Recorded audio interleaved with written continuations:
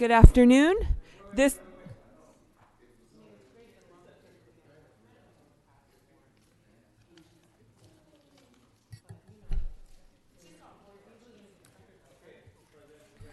Good afternoon. This is the February 26, 2020 meeting of the Oakland Unified School District Board of Education. Can we have a roll call, please? On the roll call to establish quorum, we have student Garibo, student Smith-Dahl, Director Torres, Director Harris, Director Yee, Director Ng, Director Hayden-Hodge, Vice President Gonzalez, I'm here. President London. Here. Quorum present. Thank you. At this time, the board will be convening into closed session. In closed session, we may discuss conference with labor negotiators, legal matters, pupil matters, real property matters. Labor matters, legal, pupil, and real property. Those are the issues we will discuss in closed session. We are now in recess. We intend to return promptly at 5:30.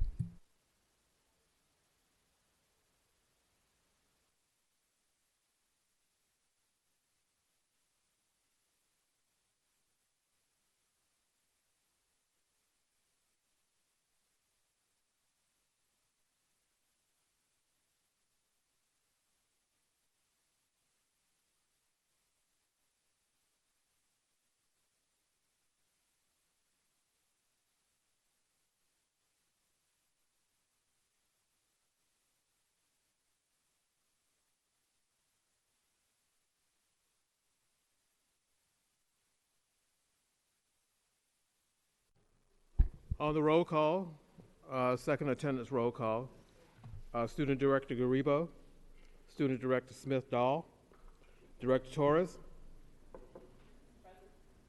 Director Harris, Here. Director Yee, Here. Director Ng, Here. Director Hayden-Hodge, Vice President Gonzalez, I'm here. and President London. I'm here. We're going. Quorum present. Thank you. I would now like to report out of closed session for February 26, 2020.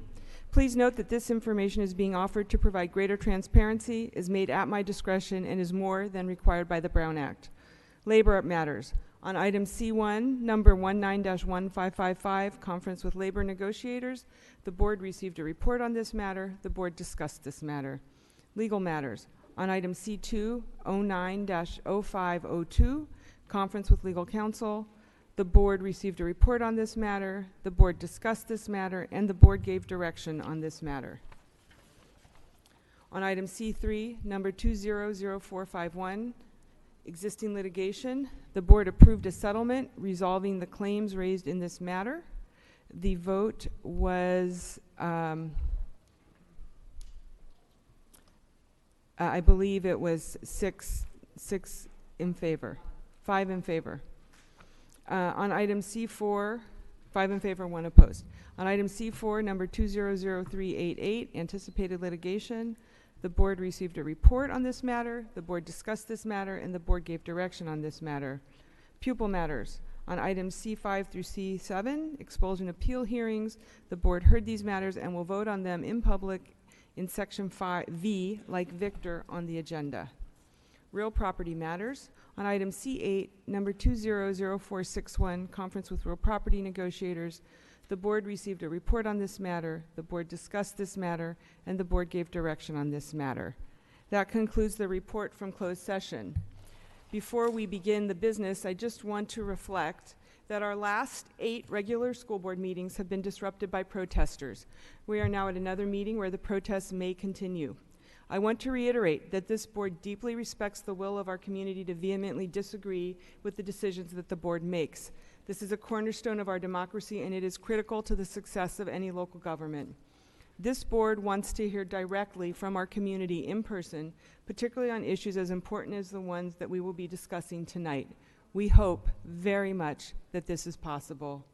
As we have done at prior meetings, we will need to leave the stage and move upstairs if anyone disrupts this meeting, either by physically approaching the stage or by otherwise making it impossible for the board to conduct the business of the district. And I am looking in the audience right now, and I see that there are many people here this evening who are here to participate in the business of the district tonight, and we very much want to be able to continue the meeting in this space.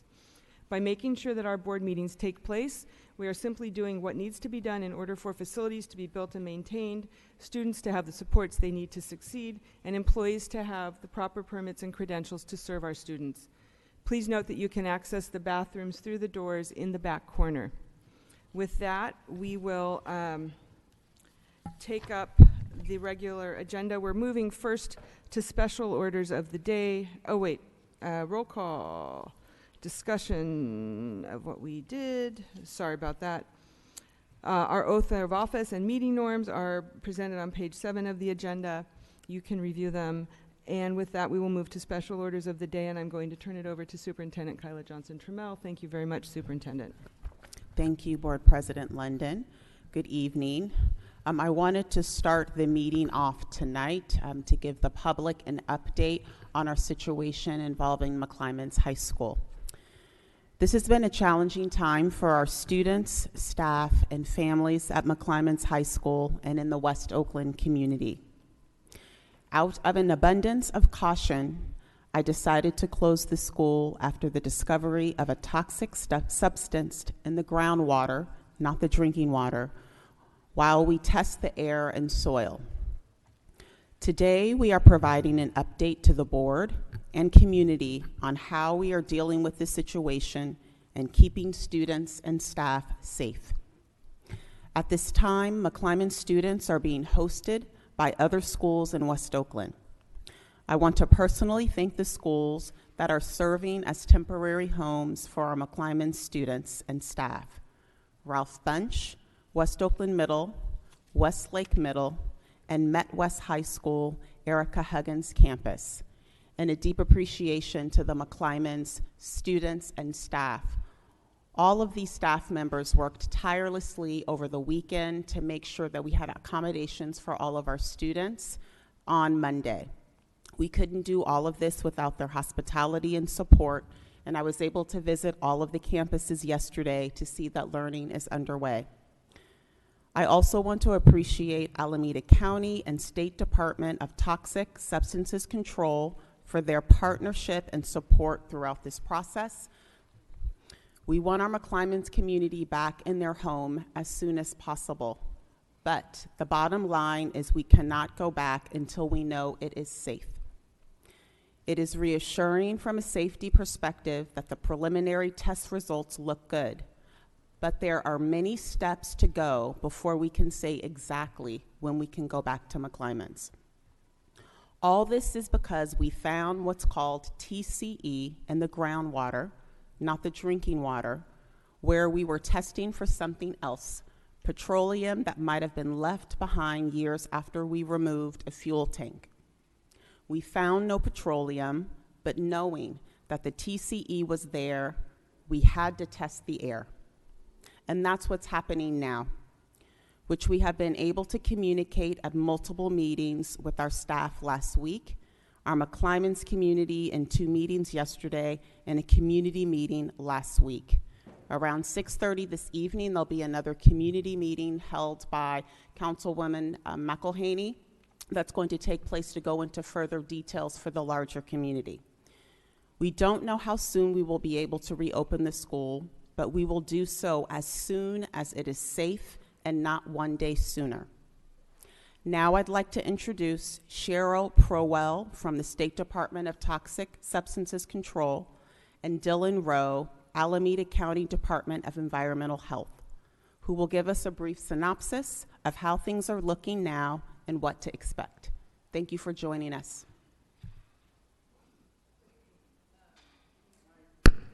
They'll adjust the microphone from upstairs, so if you start speaking, Okay, there you go. I hear it. So my name is Dylan Rowe. I am the Chief of the Land and Water Division for Alameda County Department of Environmental Health. And one of the programs that we oversee is the Leaking Underground Storage Tank Program for sites that have had releases. There was an underground storage tank at the school that was historically used for heating the pool. It was a petroleum underground storage tank, and it was removed in 1996. And the release happened during the removal, so it was not a tank that had been in the ground leaking for a long time. When the tank was removed, a lot of cleanup occurred. Water was pumped. The spill that occurred during the tank removal was pretty successful. Soil was excavated out of the tank pit, and basically the tank was backfilled in a observation well put in the middle of the tank pit. In 2019, Alameda County was working with the Oakland Unified School District to close out this case. It was a low-risk case, and we were just going back in to do some confirmation sampling under the state guidelines to see if there was any residual petroleum left in the tank pit. And during collection of groundwater samples, we did not find any petroleum or petroleum byproducts, but that is when TCE was discovered in the groundwater. There is no reason to suspect that TCE was released from the tank. It appears to be from an off-site source, and additional data is being collected to confirm that. Alameda County started, at the time the TCE was released, we engaged with the DTSC to take the lead agency role on the investigation and the air sampling of the trichloroethylene. And we have been partnering up until this time, but the DTSC is now the lead agency, so I'm going to let Cheryl Prow with the regional board take over from here. Sorry. Hello, I'm Cheryl Prowl with the Department of Toxic Substances Control. Dylan just misspoke. I used to be with the Water Quality Control Board. I'm now with the Department of Toxic Substances Control. So yes, Dylan reached out to the state agency to get our oversight of the chlorinated solvent issue. That's beyond what their oversight of an underground storage tank is, so we stepped in to provide oversight. Oakland Unified School District is still hiring the contractors. They are still performing the work. Our role is to advise Oakland Unified School District, and if needed, step in to require additional actions to protect human health and safety. Right now, we're in a cooperative mode with Oakland Unified School District. So what has happened since DTSC stepped in? There has been additional screening of the air this weekend. Dylan and I were both on site overseeing a contractor for Oakland Unified School District who collected almost 200 samples of air within the school. Every classroom and room that students spend time in that we could get access to on the ground floor was sampled. We also sampled areas where vapors might come into the school, such as sumps or storm drains. And we didn't find any TCE in the breathing zone air. So there's no reason to indicate that any children have been exposed and that there's any actual risk to the students. Let me step back and explain vapor intrusion. So we are talking about a chemical that's in the groundwater. Everywhere in the world there is water underneath the ground. At McClymonds it's about 10 to 15 feet below the ground surface. You can't see it, you don't notice it, but it's there. This is not the tap water. There's no way that that water interacts with the water in pipes. And there's a lot of confusion because McClymonds had previously issues with their tap water. This is in no way related. The chemical TCE, if it's in groundwater, it's what we call a volatile chemical that can form vapors. The vapors migrate slowly through the soil, and then they can enter the building. Often it's through something like a sump or through utility conduits. And then buildings have ventilation systems which flush out the vapors, but sometimes they can collect at concentrations that can pose a risk. The concentrations in groundwater at this site exceeded screening levels. Screening levels don't necessarily mean that anyone's in harm's way. It's where we start asking questions. It's where we start saying that testing is needed. We're doing that testing now. The screening happened over the weekend. It looks like there's not an issue. We're confirming it with additional testing that's happening today, tomorrow, and Friday. That testing that's happening now, there's additional indoor air testing with a device called a SUMA canister that can be sent to an analytical laboratory. And that will be a more a rigorous test that's certified and more reliable data than what we could get over the weekend. Also, tomorrow and Friday, there will be additional testing of soil vapor, which is vapors underneath the ground surface, as well as groundwater, to get a better sense of how far this extends on the McClymonds campus. We expect to get the results of that data the week of March 9th, which will help us inform what the next steps are. At this point, there's no indication that additional cleanup would be needed for the TCE, and there's no indication that there's an actual risk to the air in the buildings. Thank you, Cheryl. At this time, I would like for David Briggs, who's not only an OUSD parent, but manager at East Bay Mud, just to provide clarification between groundwater and drinking water.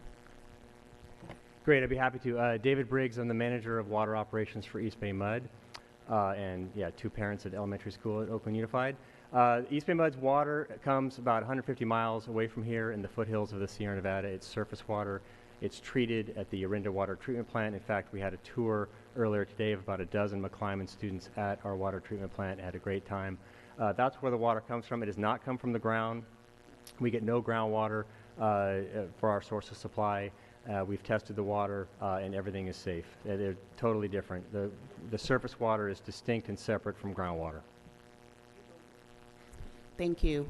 I now want to let the board ask a few questions for both Cheryl and Dylan, because they will be transitioning to a community meeting that will be held soon. Colleagues, if you do have questions, given the timing of our guests and also our own timing, I'm going to ask that we each take 2 minutes. So I would ask you to just be very succinct, and if we can get to answers, we will. And if someone asks or says what you were going to say, then please just pass. Does anybody want to start? Director Harris. Thank you for the thorough update, Superintendent, and thank you for joining us. I have much more clarity about what's going on, and I hope folks in the audience and that are watching do as well. Question relates to the students at Castlemont. So we heard March 9th test results would be completed and evaluated. Are we expecting students to be away from MAC until March 9th, at least? Again, out of an abundance of caution until the final testing, we're not going to be having the students back. And so we are making multiple temporary arrangements for students so that learning can continue.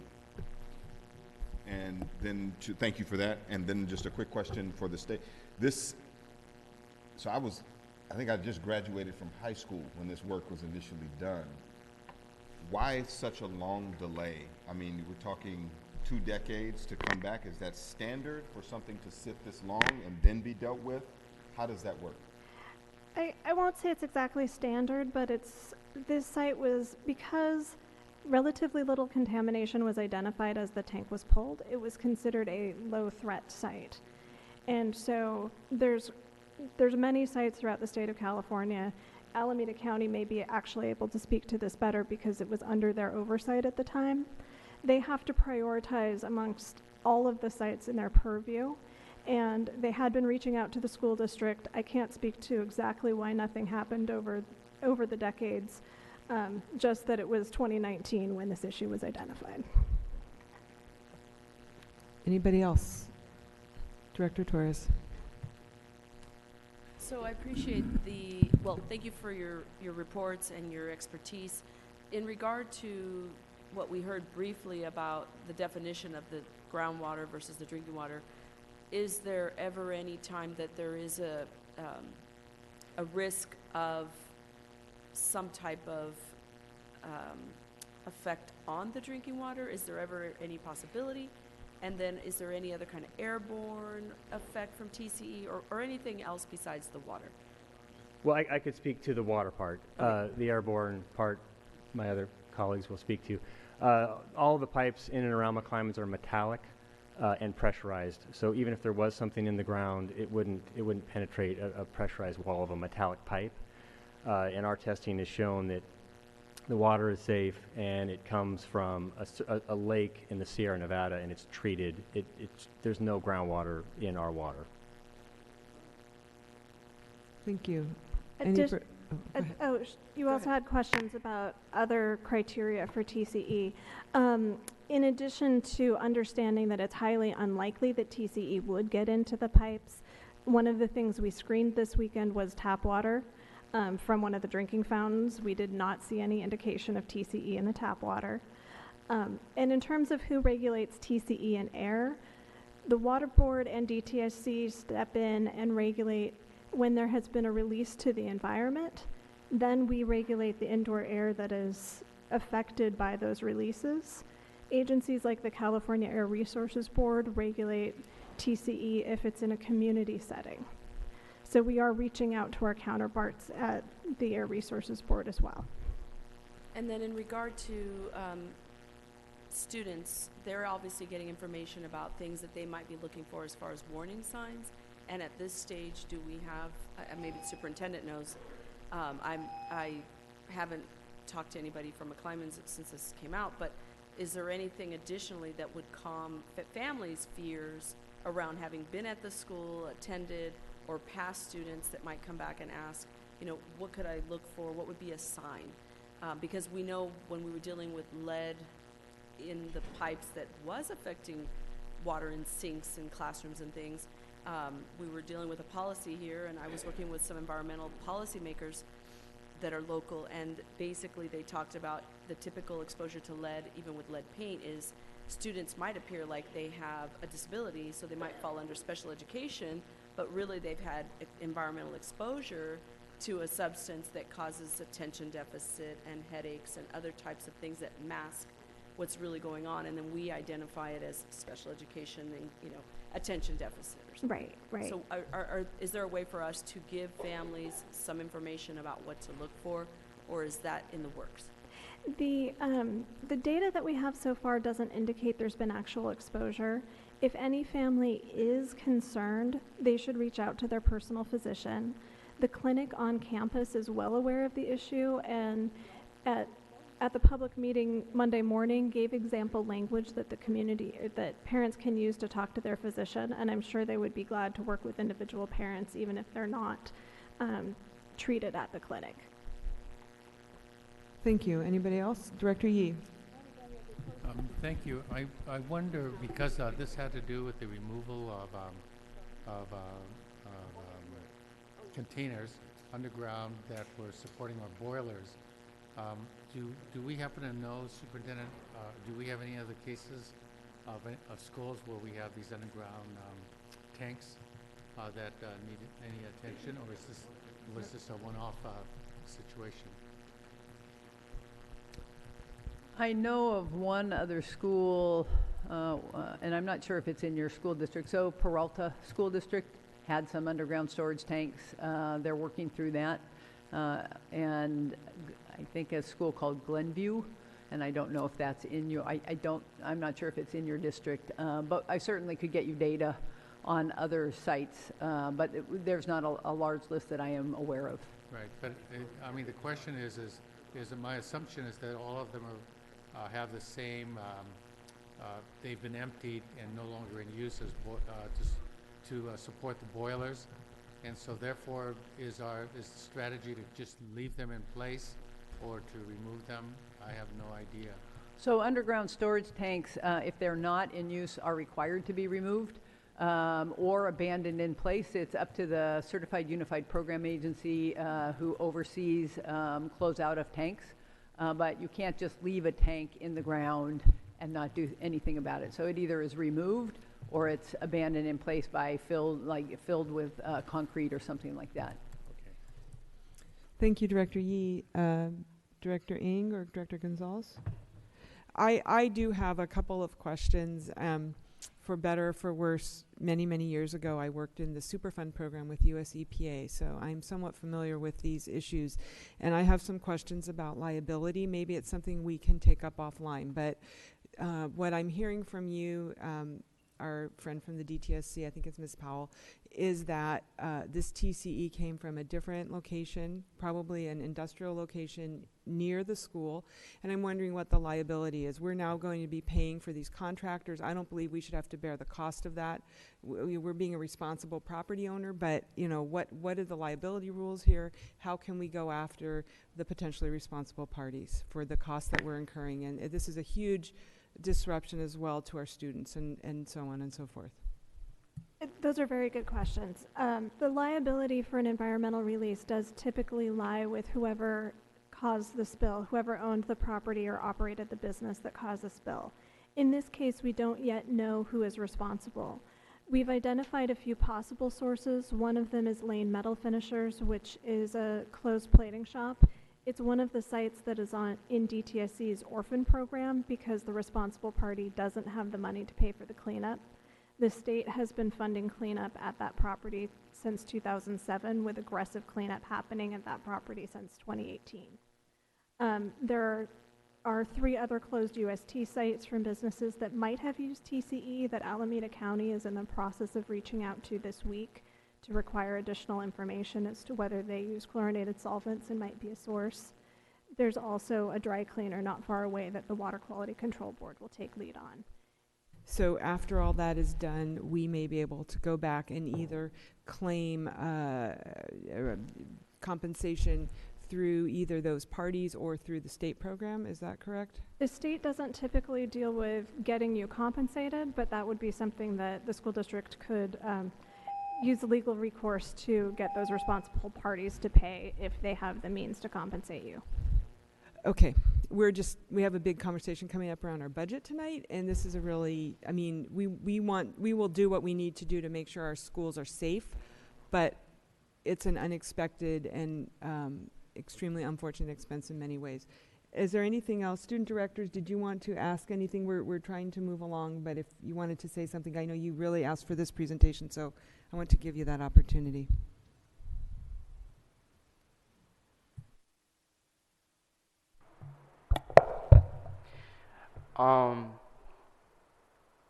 When I first heard the news, I was very shocked. I felt very just seeing because I have friends at Mac, and for them to just go to another campus to obtain the education that they're supposed to get at their own school really did make me see and question who was responsible for this. Why did it took this long for this problem to be addressed and for it to be fixed. I believe, I'm not sure, but Mac was getting tested 3 years ago. It first got tested 3 years ago. So the problem could have been addressed. The problem could have been solved. So with all of this, I just see this as it was ignored. I see this as, in a way, environmental racism, because this is happening to our black kids at Mac, and it shouldn't be happening. You want to say something? Personally speaking, I'm a member of the West Oakland community, so it's not even an issue about Mac students. It's an issue about community members. I don't really think that should be discussed, the liability or whatever. I understand that is something that is logistical that needs to be handled later on, but I think right now it's, like Donaldson said, environmental racism that has been pushed to the side for so long. So I think we need to get to the bottom of this and be asking questions of why did this happen, how did this happen, and those type of questions. And that's all I have to say. Oh, thank you for coming to present as well. No, thank you so much. Thank you. We appreciate the information. Ms. Powell, did you want to respond? Student directors, I just want to, I don't know if you were here yet, but the folks who've been presenting made it very clear that this is not affecting the groundwater. The gentleman on the far right is from East Bay Mud, and okay. Go ahead, Ms. Powell. Did you want to say anything? I just wanted to frame it for you that it is so unfortunate that McClymonds has had so many issues. And I can't address why that happened in the past. All I can speak to is what's happened since we've gotten involved with this issue. And testing for the chlorinated solvents when the tank was pulled was something that they really did go the full way to try to test for anything. it wouldn't have been common when there were the issues of lead in the pipes to expect anything in groundwater. They're so unrelated. And so the fact that it wasn't found when the lead issue was being addressed, it's unfortunate, but you wouldn't have looked for it during that issue. So it was discovered in February, and we can have a longer conversation later about why it took till February. February 14th is when it got presented, and that's only a few weeks ago. The fact that we have preliminary data and that the school has taken action so quickly based on data that was just presented to them a few weeks ago, this is the fastest I have ever seen a project move. And the number of agencies that have stepped forward to try to get the resources needed to get McClymonds reopened is really remarkable. I've never seen a project that's moved this quickly and has had so much support. So the agencies today are trying to make it right. Thank you. We do need to move on. Superintendent, did you want to conclude? Is there anything else that that the speakers wanted to add? We really appreciate you being here this evening. No, I know you guys, again, I just want to reiterate that there will be a community meeting, 6:30, I believe the time for the larger community, so that we want to do our part. I want to do my part as the head of the school district to partner with the city. I have asked the mayor to be there. She's going to be there as well, just to make sure that there's broader information for the community around what's going on. We will definitely be in close contact. I want to thank Mr. Taylor for being here tonight, who's just been a tremendous support in terms of us figuring out very quickly how to make sure there wasn't too much of a lapse for our students. And we'll be providing updates more so for the McClymonds students and faculty as we wrestle with the challenges of making sure that we have a site for the students. We will definitely be keeping information updated on our website around the testing and the testing results. And at that time, I'll probably be bringing another update back to the board. Thank you for the time. Thank you. We will take public comment on this. Ms. Floyd, do we have speaker cards on this item? This is the time for this item, so we will take speaker cards. If someone put in a card to speak on this item, we will. No, I'm informed by our parliamentarian that we need to take speaker cards on special orders of the day with the item. Is that correct, Mr. Extra? So if you put in a speaker card or you want to speak on this item, please come forward. We're going to limit your comments to 1 minute. We have quite a lot of people who want to speak to us tonight on this and a range of issues. Thank you. Look, can we go ahead? Please start, Mr. Hazard. First, I resent the fact that you're going to talk about liability to the district. What about to the families and the children? Okay? I resent the fact that when the person from the state talked about a low risk, and it's still confusing about the migration of vapor. They went inside the building. Does the groundwater and the vapor in the ambient air, what happens to that? People are affected. I resent the fact that the state said for the parents to check with their doctor when the district ought to be setting up a triage and testing the children. You don't know what the impact on the lives of those children, but you're concerned about the liability to the district from somebody else. And you're not concerned about the health and well-being of the children. Thank you. Ms. Floyd, do you have speaker cards to call, please? Yes, I do. I only have 2 speakers on this item, Mark Airgood, Mike Hutchinson. Thank you. I see there are other people who want to speak on this item as well, so we will let them. Go ahead, please, Mr. Airgood. Mark Airgood, Equal Opportunity Now, by any means necessary caucus.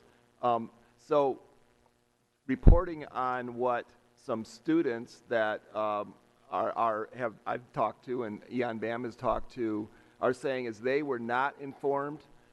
They have not been informed. There was a meeting called, but they were not told what the chemical potentially was. They've been told, I mean, there's, you know, they've been told, or it's going around that students may be, are being told to go to charter schools, are being encouraged to go to charter schools because there's so few public schools left in West Oakland. And they're being told that there's a potential for McClymonds to be closed.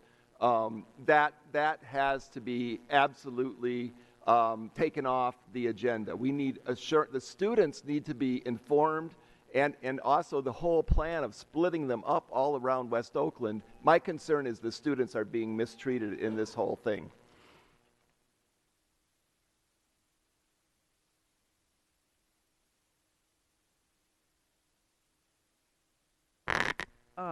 Love Life. Let me start by saying this.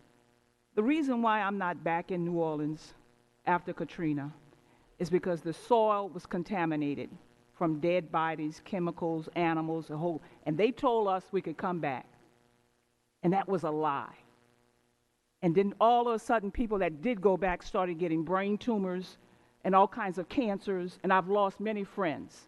So you're not going to sell me on this little simple test, because tests don't mean anything until you have absolute evidence. And let me say, Epic Charter School was just closed for this year because they had tanks under the school emitting vapors, and the leadership of the charter school was trying to keep the children in there. They went to the Alameda School Board meeting to keep the children in there. And it didn't work. So it looks like you're trying to do the same thing. You're trying to keep the kids in there, keep it open, even if it's a risk factor, because you just released yourself by saying liability. That's the number one thing. Can we be sued? But the lives of these kids are not the one priority. You just revealed it tonight.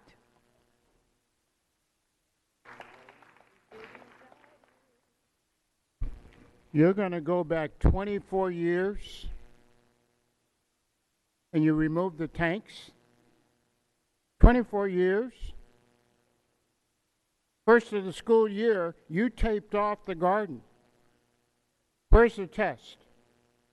The public has not been informed that there was a test done in August. You went 3 months to October. Where's the test? Then you went another 5 months. We're talking 8 months. And then you moved the kids before you tested. Your test came back saying no TCE. No TCE. No TCE. Why didn't we test before we moved the kids? Why did we move them first and then test? Something's wrong with that. And parents have not been notified, and we want the results of those 2 tests because there may be some lawsuits coming. The fact that you moved the kids before the tests is suspicious. You've been trying to close that school for almost 10 years. I've been dealing with this for 20. You have not solved the lead problem, and it's still there.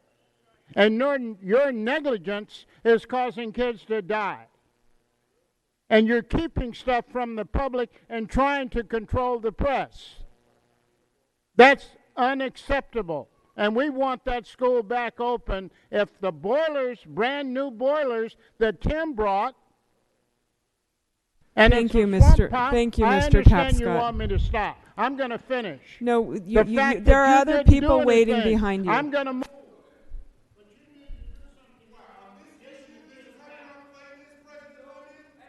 We have many people who want to address the board on this issue, and I want to make sure we have time to hear from them all.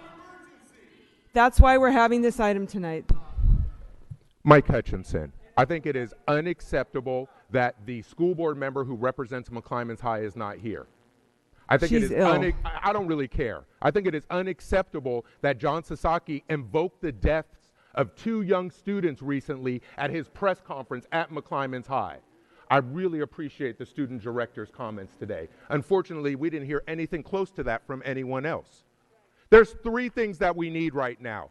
Our students need a safe place to go to school. We need to have immediate testing, because I guess the experts are unaware that the clinic's closed because the clinic's on campus. And we need dedicated money right now to take care of this. What about transportation? What about the IEPs? What about counseling services? What about all the help that our students need? You should be voting right now to open up summer school for this summer to make sure students don't fall through the cracks. Let's have a little history lesson here. In 2012 with Measure J, one of the original 10 projects was supposed to be McClymonds High. You voted not to do that. You didn't address the lead in the water until Coach Tapscott stood here with a container of dirty water. And we have test results that show you were on notice for a year before that. So you expect us now to trust you? Where is the action? Where's even the question? Thank you, Mr. Hutchinson. This is so disappointing. Thank you, Mr. Hutchinson.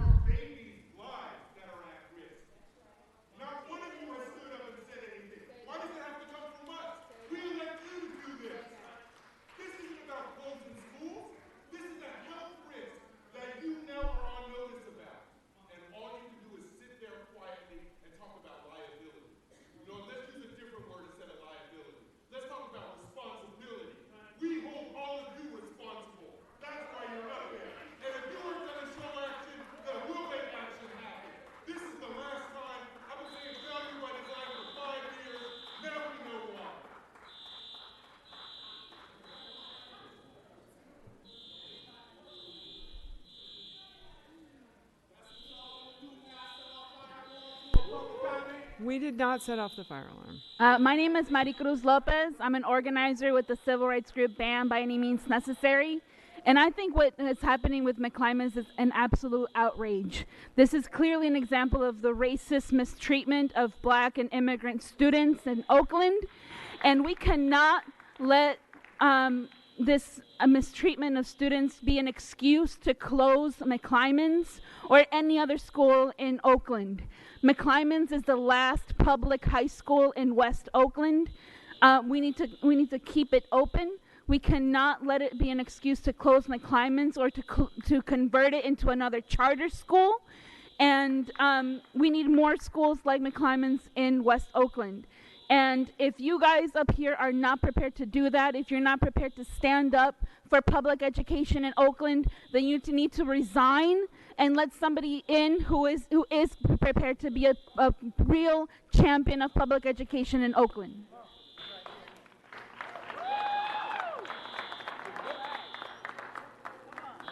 Can somebody help me with the mic? My throat kind of hurting. Can he speak for me, please? Oh, no, it's just, I've been notified that somebody pulled the fire alarm. We are waiting on the fire department to come pull it off. There is not a fire in the building right now. Mr. Tapscott, you already spoke. It's this gentleman's turn to speak. We don't have that custom here, sir. We need you to speak yourself. Thank you. You guys took them students out to school, and I understand the fact that there might be some contamination in the underground water. But what about all the construction that's going on in that neighborhood? If that water is contaminated underground, that means that water doesn't seep to other places. Why haven't your concerns been shown for the community? I know you're the school board, but those kids also live in the neighborhood. So they're still being poisoned. But then the new construction that continues on is being built on contaminated land. And it makes us wonder, well, is this another plot to steal land from the neighborhood? You know, when I was in high school, there was an asbestos scare. And the same thing went on, where I saw certain schools being closed down, but then certain new communities being built.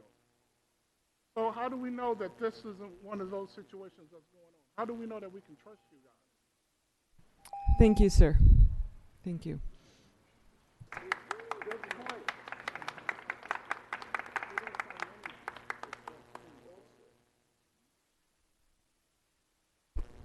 Hi, Mike Loudon, OUSD parent and volunteer.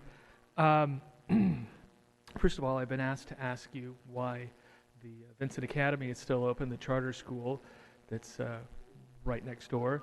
Second of all, I'm concerned about you're just concerned for the TCE. If this material came from a metal plating or finishing shop somewhere nearby, we should be testing for all sorts of contaminants at this point, heavy metals, cadmium, zinc. And you need to expand your focus beyond liability and just, you need to stop being myopic about this. Thank you. Welcome. Hello, I'm Mikhail. I'm a senior at McClymonds High School. And I'm Ariana, and I also attend McClymonds High School. One concern that I have today is that you guys said that we'll be going to our regular school, McClymonds, next week. But the test on the paper, it says March 9th that the testing will be over. But how will we be going back to McClymonds if the test results don't come back until March 9th? So when do we go back to school? Y'all say that it's a liability, but we don't understand how. Y'all been trying to shut down McClymonds High School for years now, and from what I'm understanding, we might be the last class, and that's not like okay with us. Like, we expect to graduate from MAC, come back to MAC, talk to the kids like they have, like all the alumni before us. We want to be a part of the alumni family too.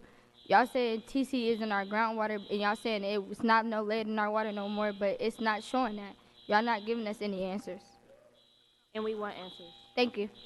Thank you. I want to ask the superintendent, do you want to address what the students just said, or do you want to wait until the end? Address them now. So we won't be letting students back into the school until we have the final test results. We have been working with the county and the state to identify exactly when those final test results, which will be certified, is going to occur. We've been given various dates, and so once we get those final test results back, which will be posted on the website, we'll have another community meeting. My hope is that those final test results will be similar to what we've seen with the preliminary test that have shown 0. And then at that point, I would love to be able to have the students go back to the school. But I don't feel comfortable knowing the risk. And I want to be clear, as the superintendent, I made the decision to remove you all from the school once it was brought to my attention the potential risk of TCE. Why did you remove us and send us to middle schools? Right. We were sending you all, we were finding facilities that we own that had enough space to accommodate all of you. Space? They did not. We had another agency that was looking into hosting you all. We wanted to make sure that we could move you as quickly as possible so that you guys weren't out of school for too much time. Will we get tested? We are working with the county and the state because we don't have that area of expertise as a school district. That is why one of the first things we did is to partner with the county and the state so that all the questions could be answered and any other concerns beyond McClymonds schools, which we agree. I agree this is an environmental injustice issue. And I also know as a school district, we are not the expert for all these areas. So that is why that was the first calls we made, was to get the county and the state involved for the concerns and requests that are coming out of this information now being brought to the community. Thank you. Thank you for your questions. Welcome. Good evening, everyone. My name is Talani King. I am alumni from McClymonds, class of 92. Hello, Mr. Yee. I have a couple of questions also because I'm a community member. My family have lived in West Oakland for numerous years. I'm concerned with the other schools that are in the area that have not been closed down. Why is St. Vincent half a block away, like 25 steps, 30 at 40 at the most, and they are not shut down? That's a concern for me. That's the younger generation. That should be a concern for us also. Is it because they're charter and not district? But that's a question I have, and I just want. And also, when will the parents and the staff and the students know what will happen next week? Last week, this time, you shut down the school with the phone call. We haven't received a phone call yet to know what our kids will be doing next week. So I think that's imperative to do today. to let our students and family know that there will be no school at McClymonds next week, because all of the mystery is not healthy for our kids to be on a what the hell is happening state, and that's very serious. So we need to figure that out soon, like right now. Thank you. Thank you. Yes, sir. Let me know. Ma'am, just so I know I'm breaking protocol, but just considering the conversation and the level of seriousness, we will be providing communication before the end of this week in terms of plans for students for next week. So you will be getting that information before Friday in terms of plans for students for next week. Hello, my name is Jose Lagos, and I'm a community member from West Oakland. And I just really want to echo what the students here from McClymonds said. My question is, can you guarantee that McClymonds, starting the next school year, it's going to be open? That West Oakland will have a high school open, not a charter school, not a charter school in place of the high school in the building in McClymonds, because you tried to do that before to offer part of the building for charter schools to come in. We have students who have mentioned that testing was done in the school in October of last year, and we still haven't heard anything about it. All of a sudden, once you start talking about cutting millions of dollars from the school budget, about merging schools and closing down schools, we have an emergency now that you're pulling students out and not letting parents know when potentially they might come back.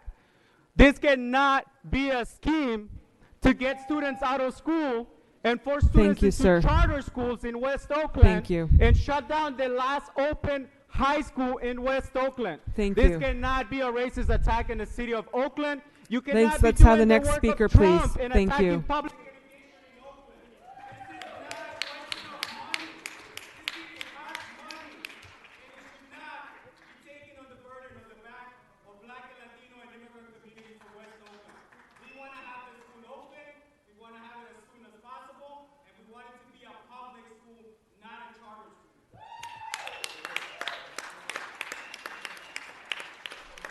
Next speaker, please.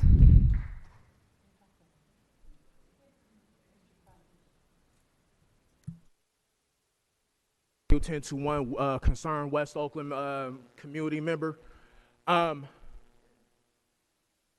gonna need for y'all to be a little more transparent, a lot more transparent with us community members, with us families, with us kids, because this is an outright disgrace.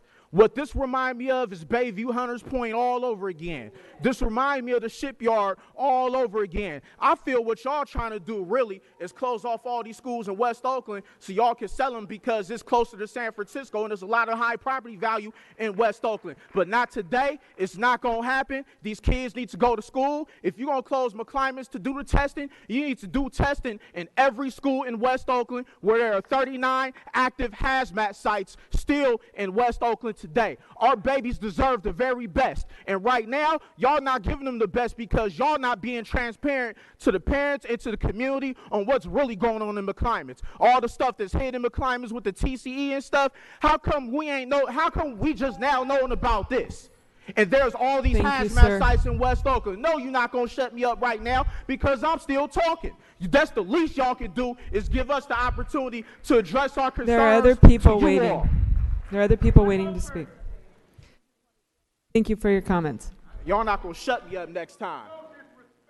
Y'all not going to sit up here and be disrespectful. Our kids have to go to this school. Our kids, our lives are in danger right now because of the chemicals that's in that school. Y'all deserve, we deserve an explanation from you all on what's really going on. Stop hiding stuff from the community.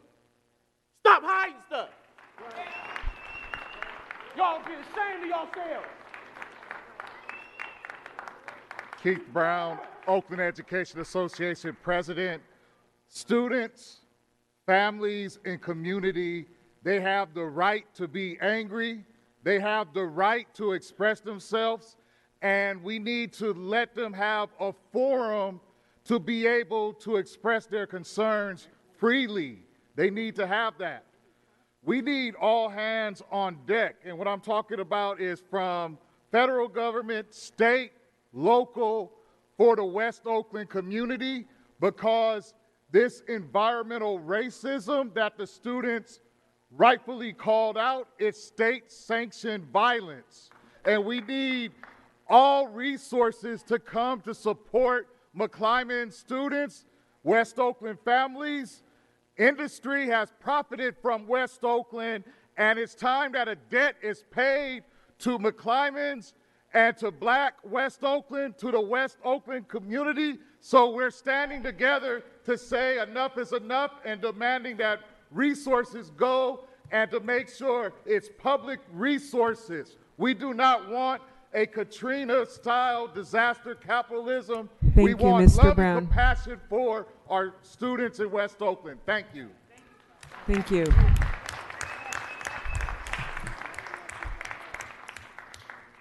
I want to thank everyone for their comments on this. The school board does take this very seriously. The actions that were taken, as the superintendent indicated, were taken out of an abundance of caution and concern for the students and the adults who work in the McClymonds building. And we are working with the other agencies that are involved here. As you heard the superintendent say, we have certain expertise and they have other expertise that we need to figure out exactly what's happening. We hear you about wanting to see testing at other schools in the area. There's a meeting that's being held in West Oakland right now. It's starting at 6:30 and it's now 6:38. So I encourage those who want to pursue this particular issue to transition to that meeting. Superintendent, did you want to say anything else? I'm sorry, I believe it's at the West Oakland Senior Center. I'm going off memory. Councilmember McElhaney sent out a notice earlier this week. Did you want to say anything more? At this point, we're going to move on to the next item. This is another special order of the day, item 20-0395, the district's annual financial audit report. Do we have a presentation, Superintendent?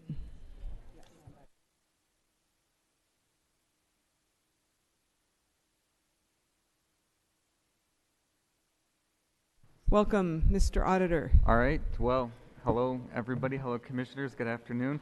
Nathan Edelman with Ide Bailey. I'll keep this brief. I'm here. What you have in your packet, you have the annual financial report with our audit report for the year ended June 30, 2019. I'll go over just a few things. First of all, I want to give credit to Luce and the folks in accounting. The people who worked to support the audit, who prepared the financial records for us, they're all temporary part-time consultants, and they deserve credit for being able to put together the financial statements. And so they did a good job. Okay, a few things. We'll go through the report somewhat quickly. On page 77 is where we list out audit adjustments. I'm not going to walk through all of those, except just to provide a little bit of context. The audited ending fund balance of the general fund is a higher number versus the unaudited actuals. That's mostly the result of just internal movement through the district. It's not the result of additional funds coming into the school district.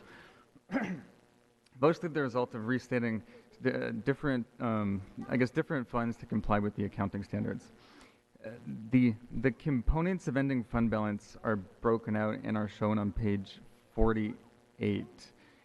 And the net effect, what you have in the audited financial statements versus in the unaudited actuals, it's about a $7.2 million increase versus the unaudited actuals. That comes from a few different positions.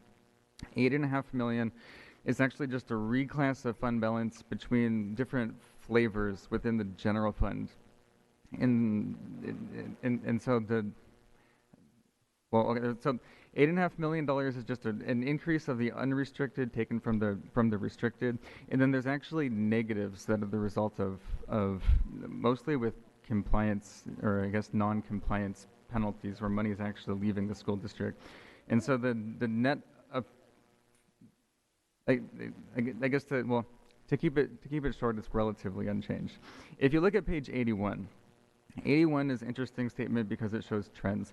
It shows trends from 17, 18, and 19.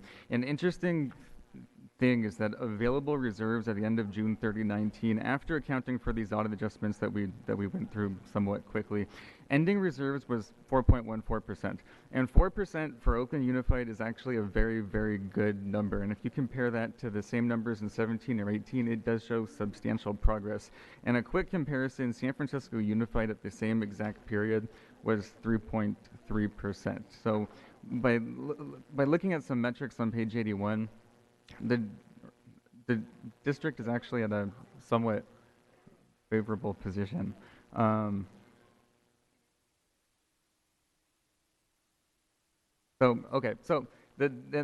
move to the actual audit opinion. It's what we call a clean audit opinion, which means that the financial statements comply with the accounting standards.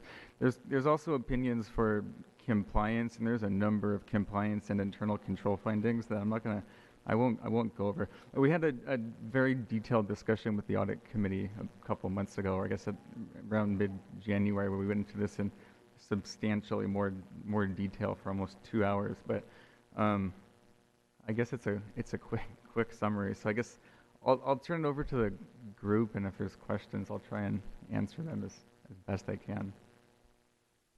Thank you. Colleagues, any questions? We'll go to Director Torres and then Director Gonzalez. We'll do 3 minutes. Probably don't need that long. Thank you for the report. And in regard to the issue of not classifying workers correctly as whether they are employees or independent contractors, could that be affecting the numbers that you are reporting, or do you have an idea, particular margin of error for accuracy based on that issue? And is that issue something that is of significant amount? For instance, you list that contractors, vendors were given $6.5 million, which is only 1% of our total general fund. So it's a small sum of the total, but in regard to obviously employees, they get benefits as well as a salary, so on and so forth. And contractors might be 1 year, 2 years, multiple years. Can you tell us if there is anything that can be done to get more exact information around this topic? Especially because as a board member for going on my 8th year, I have quite a few community members that ask me repeatedly about this idea of hiring contractors.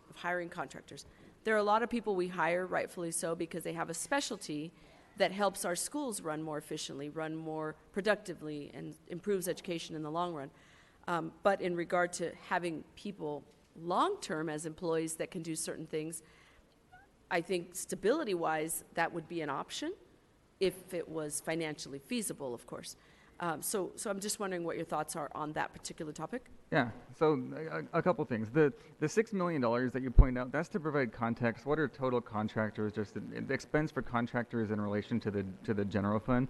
It's not to imply that there's $6 million worth of contractors who are misclassified who should be employees. Likely most of them are probably appropriately contractors or employees. And then I'd say too, the finding isn't one meant for policy. I wouldn't make a decision whether or not it's good for the district to hire contractors versus employees. But because we're identifying people who, honestly, when we look at the source documents, they look like they should be classified as district employees versus being contractors. The total expense would be unchanged theoretically. The expense, whether someone's coded as a contractor or an employee, is appropriately running through the general fund, and there's no question about that. But the risk to the district is that if people are misclassified, there could be IRS penalties, there could be pension issues, there could be other legal risk to the district. I own a company myself, and so contractors are very specific types of people, and there was a very big change in the tax code this year, correct? Or is that not correct? Well, I'm not a tax expert, so I wouldn't. Okay, so ultimately the fines could be significant if we misconstrue what someone's doing with our district, and they're really an employee, but they're listed as a contractor, is what you're saying, correct? Yeah, that would be the risk Thank you. to the school district. Thank you. Director Gonzalez. Thanks, Mr. Edelman, for the report. So it seemed to me, reviewing the findings, that many of them were repeat findings we've had year after year.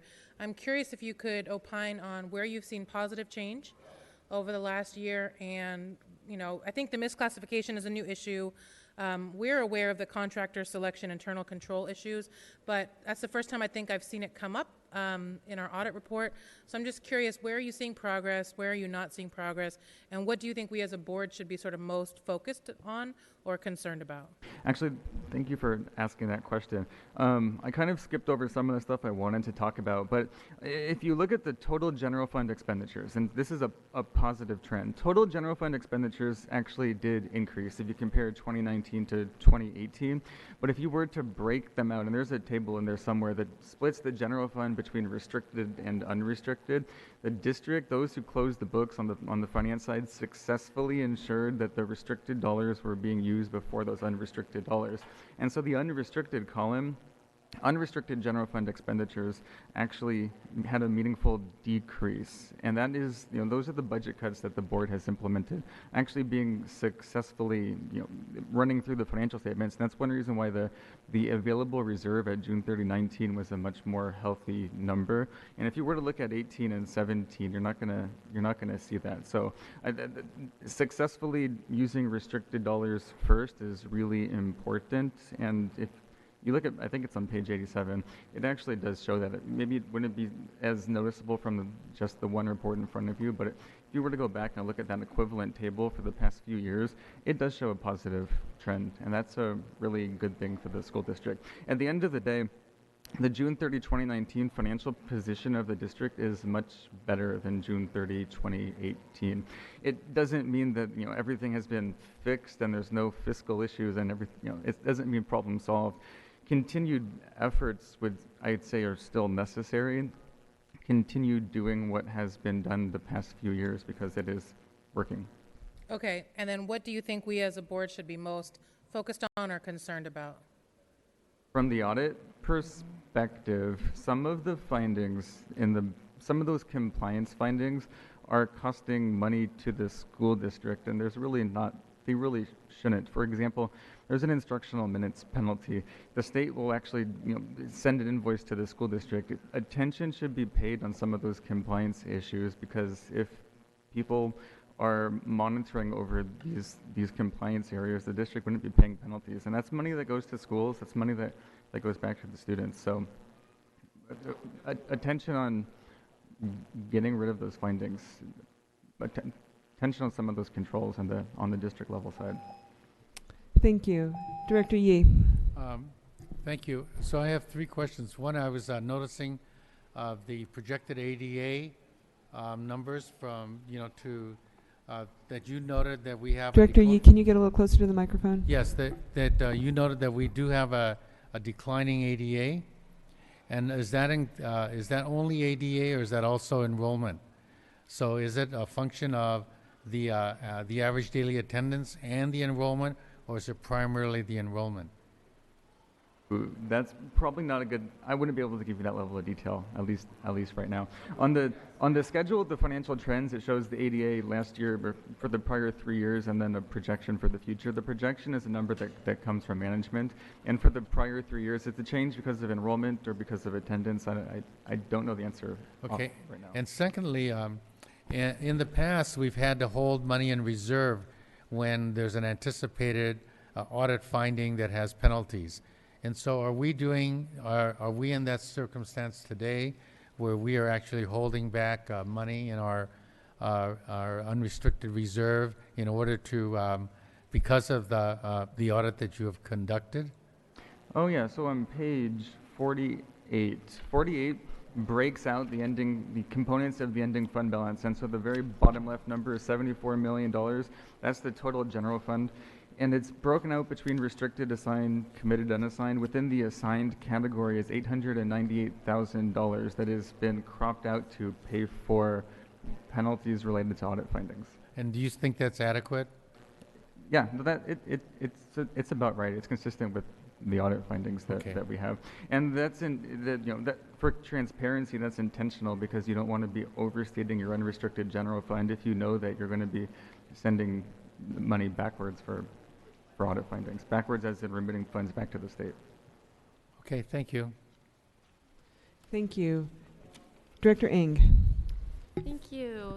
This question is for our staff. This is just a follow-up to the comments around the compliance issues costing us money. I wonder if we could have a response from staff about how we are looking to address those issues. I know the instructional minutes issue is something that we've had showed up year after year, and so if we could have either Mr. Thomas or Superintendent Jamel talk about what our plans are to remedy some of the compliance issues that are costing us money, especially those that are repeated findings in the audit, so that obviously we are in budget cuts. We want to be able to minimize this as much as we can for the future years.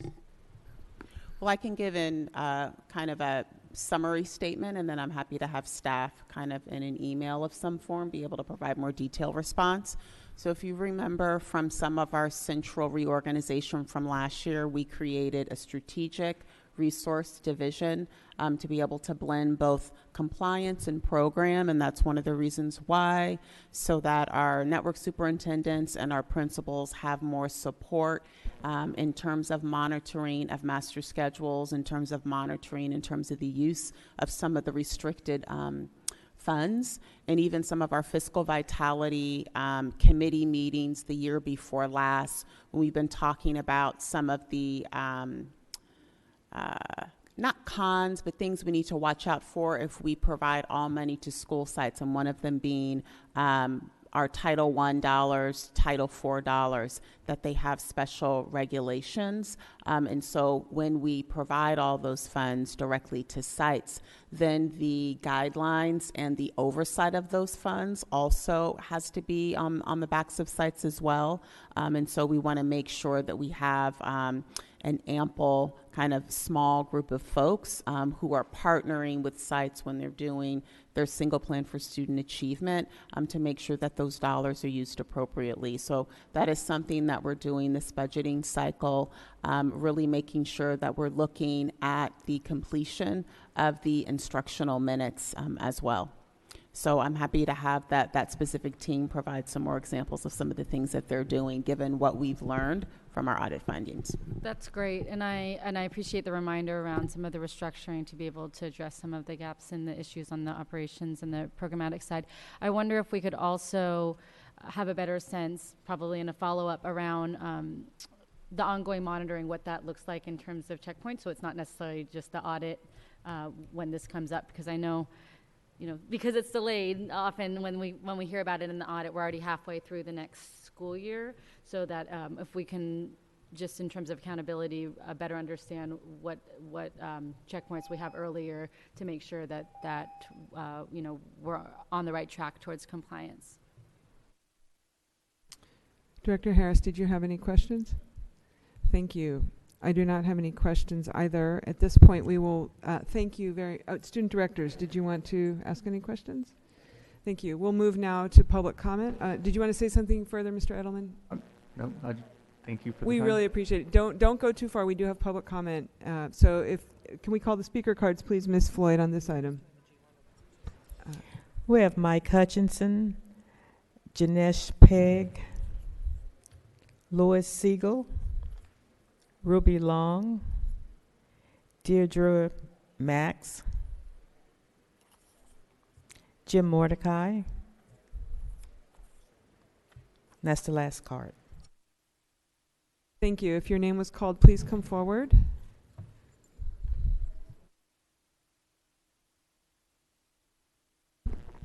Mike Hutchinson. I think it's really interesting, that audit report, because actually, if you listen real closely, what we just found out is we had even $3 million more in our ending fund balance than you even identified at the closing of the books. So we ended 18-19. I just heard $74 million. Before, the ending fund balance was $71 million. That's the money we had left over at the end of 18-19.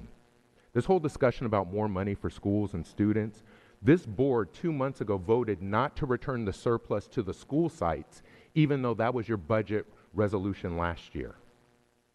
And so now, where is the decision to vote for $2 million of this to pay for what's happening at McClymonds? The students didn't have bus passes or transportation provided for them. What about their IEPs? What about counseling services? What about graduation help? What about counseling help? And instead, we're talking about asking about $800,000 to pay fines, and not one of you asked a word yet about money for McClymonds. Your Thank you, priorities Mr. are clear, and we Thank know you, who's Mr. responsible Hutchinson. for this. Next speaker, please. I want to know if we have asked our state superintendent, are we going to extend the number of days for students that are missing class at the end of the year? Or are we going to ask the state to waive those hours that are missing? Every district has a certain number of hours they must meet, and if we don't meet those hours, are we going to ask for an extension, which could affect summer school, or are we going to get those waived so that they can graduate on time? That needs to be determined. And for about the 50th or 500 times, I have asked this school board for an independent audit so we will know how much money we have, so we'll know how much money we can spend. And we're still waiting, just like on the lead. Thank you. Next speaker, please.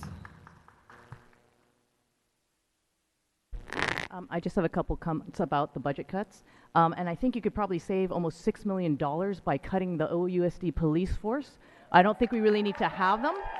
You could probably save a lot more because there's also some legal fees that come up with them, with all the lawsuits that are happening because of like unjustly brutalizing parents and teachers at the last October board meeting.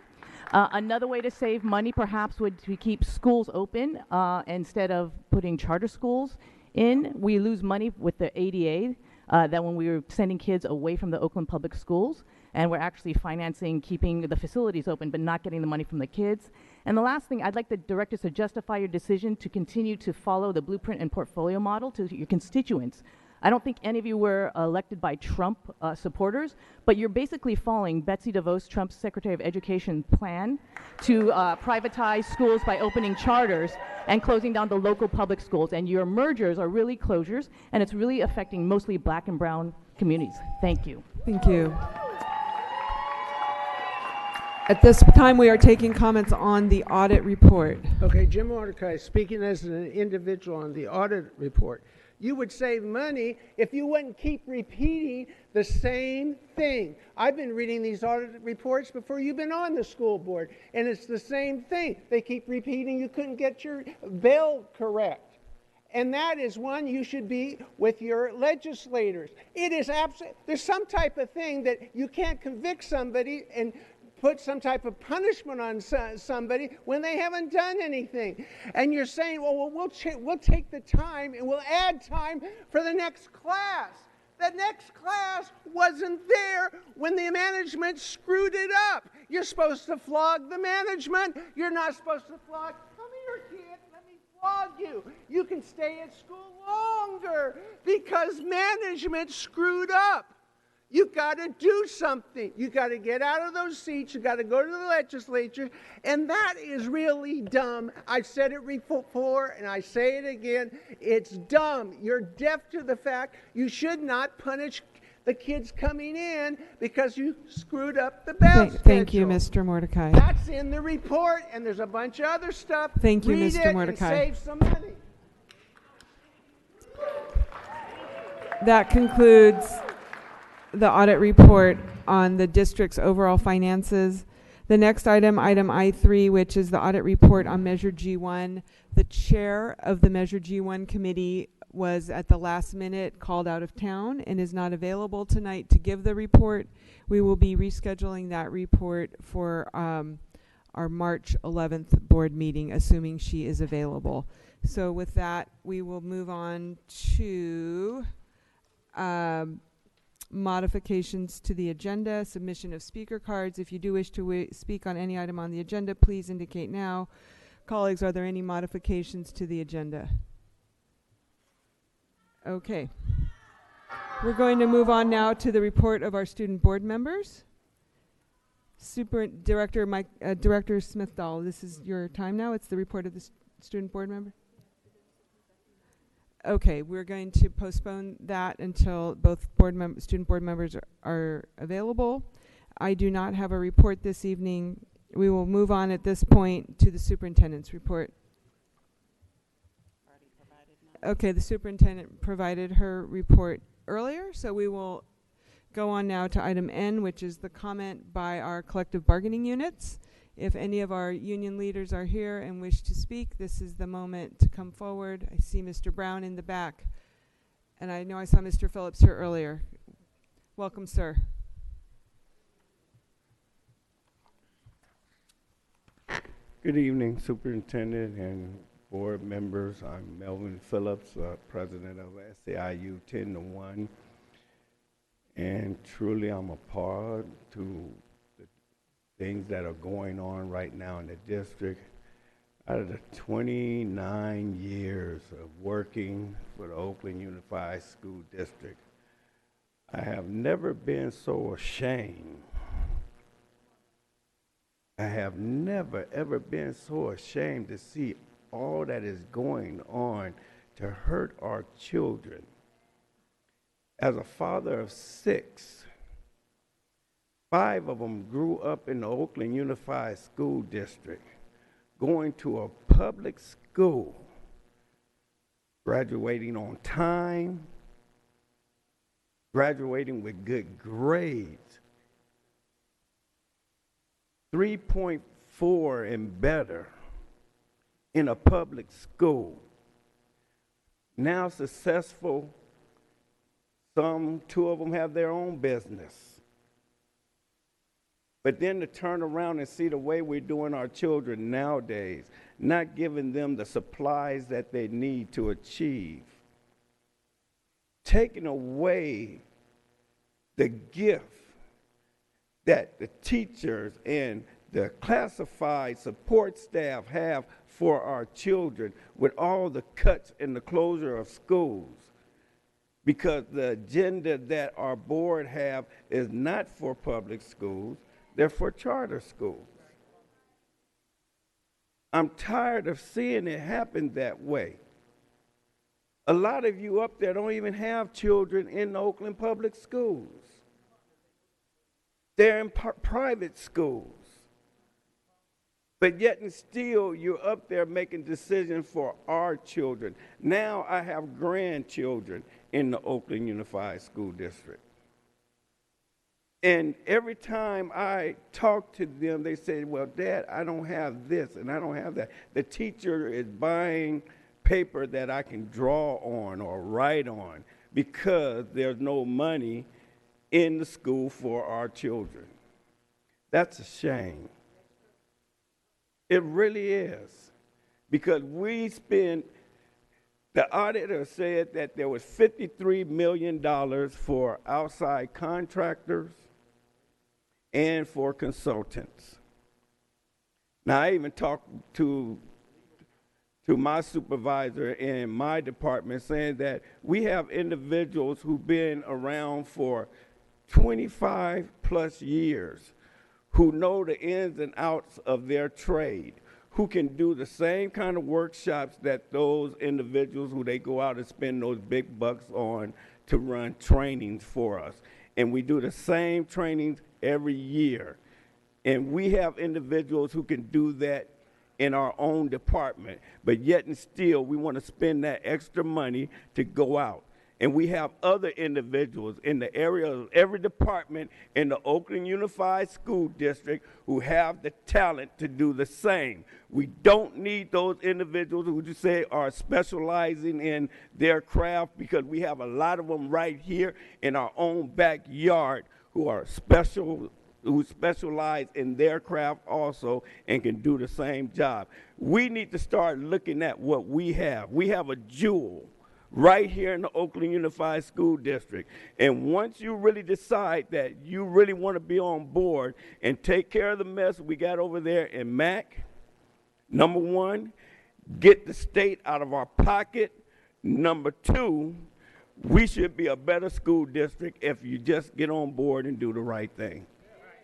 Thank you, Mr. Phillips.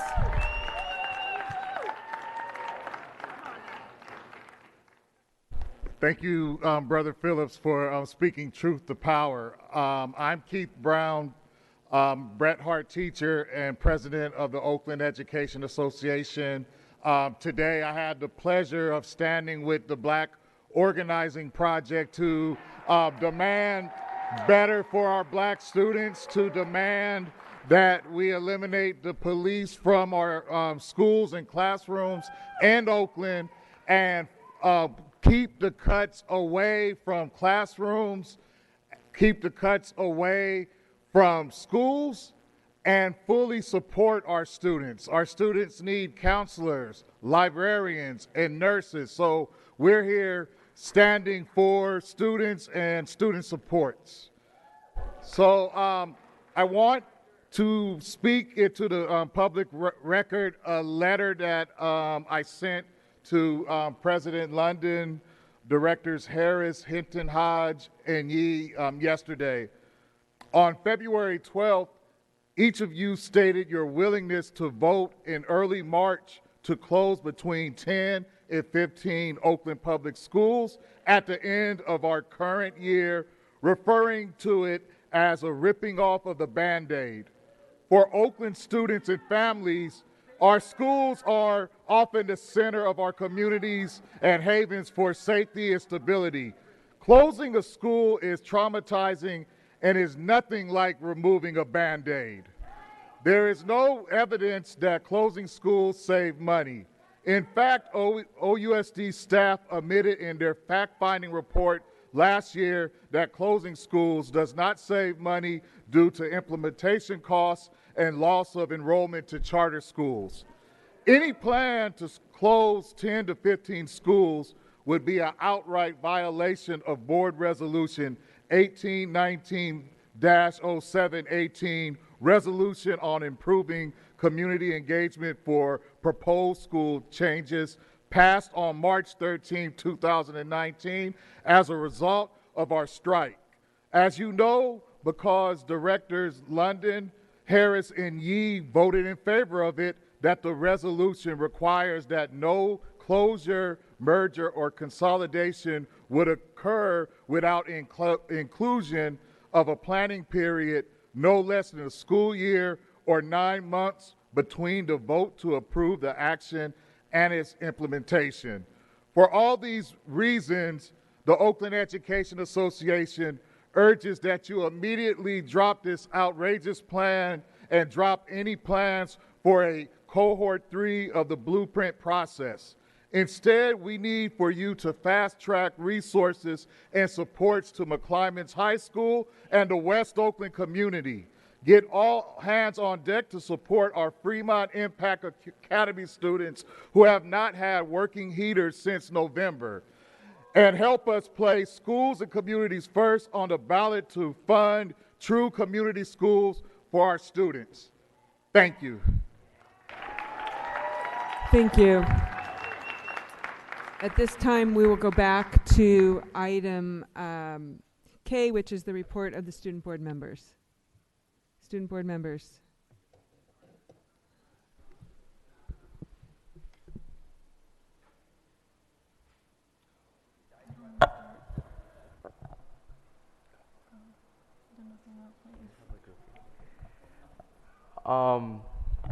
We want to take a moment and appreciate the community for being here on the issues that are affecting us on our everyday journey in our education.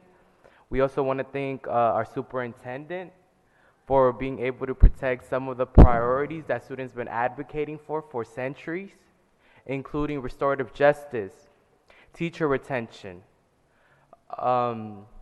college and career readiness, and RJ.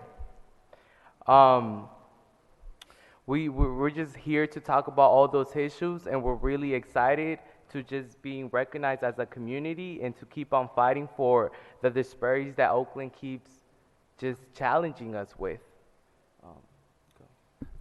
Once again, we would like to thank you, Superintendent and Superintendent's Office, for protecting many of the students' priorities, but we want to ask the board to uplift the other ones, things like support for teacher coaching, how to save this, and if this is cut, how will teachers support after it is cut.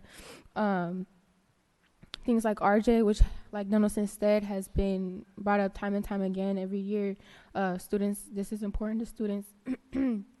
What is the board doing to protect something so important to students, and the power of RJ and student leadership throughout so many things? Like people have to talk about like the police being in our schools. RJ helps build community. RJ helps with conflict. RJ helps with so many things.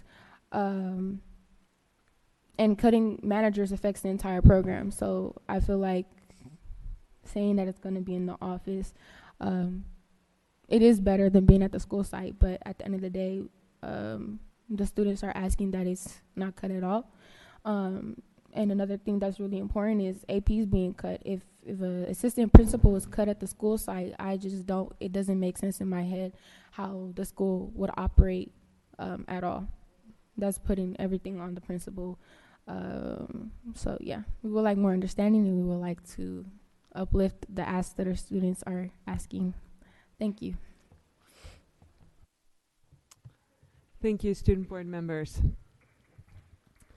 So we will now move to item O, which is public comment on the, this will be public comment on items that we have heard previously. So that would be the from item, we already heard the special orders of the day. So it's basically from the superintendent's report and the student director's report. Do we have speaker cards on this, and the comment by collective bargaining units? Do we have speaker cards on item O, Ms. Floyd? Yes, we do, Madam President. We have 4. Ben Tapscott, Jim Mordecai, Asada Olabala, Mike Hutchinson. Thank you. If you would like to offer comment on item O, this is your time to please come forward.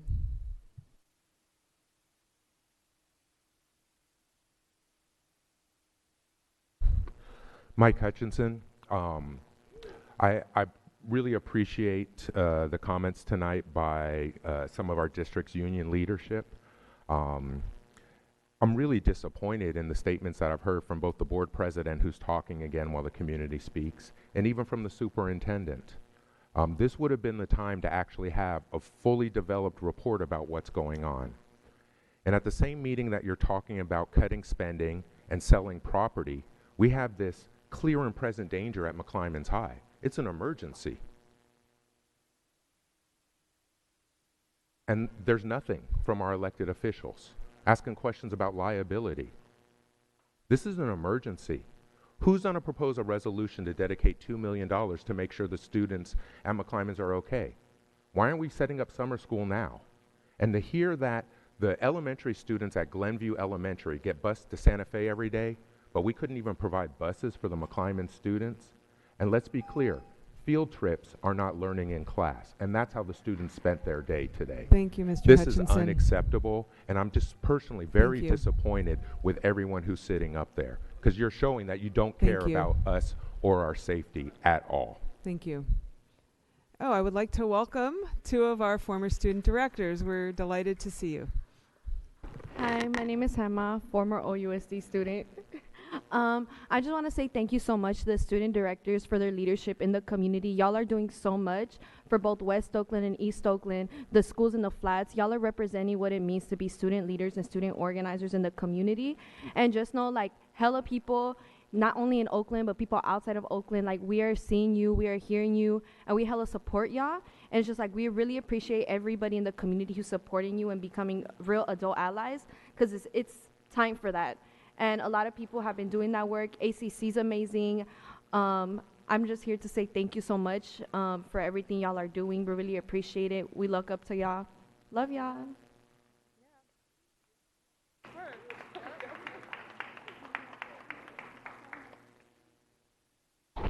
Good evening. My name is Jamie Turback, and I'm the director of the Oakland Public Library. I just wanted to speak briefly on an item that will come towards the end of the evening around the CDC at the near the Piedmont Avenue Elementary School.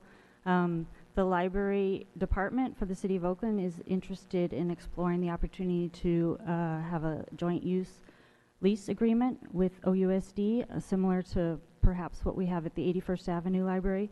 We believe that the library services, if it were expanded in that location, would be able to serve the Piedmont elementary community in a deeper and more meaningful way, as well as serve the broader community. So I encourage you to keep that door open so that we can explore lease negotiation. Thank you. Thank you. Hello, Deirdre Moss with Councilmember Dan Kolb's office. I also like to speak to the item that'll be coming later regarding the former Piedmont CDC site. As you all know, and Councilmember Kolb's January letter to you all, he's very excited about this opportunity, having many conversations with the city attorney's office and city staff. Obviously, he can't commit funds should this process move forward, but he's wants to communicate that he does see a path forward should OUSD partner with the Oakland Public Library. Thank you.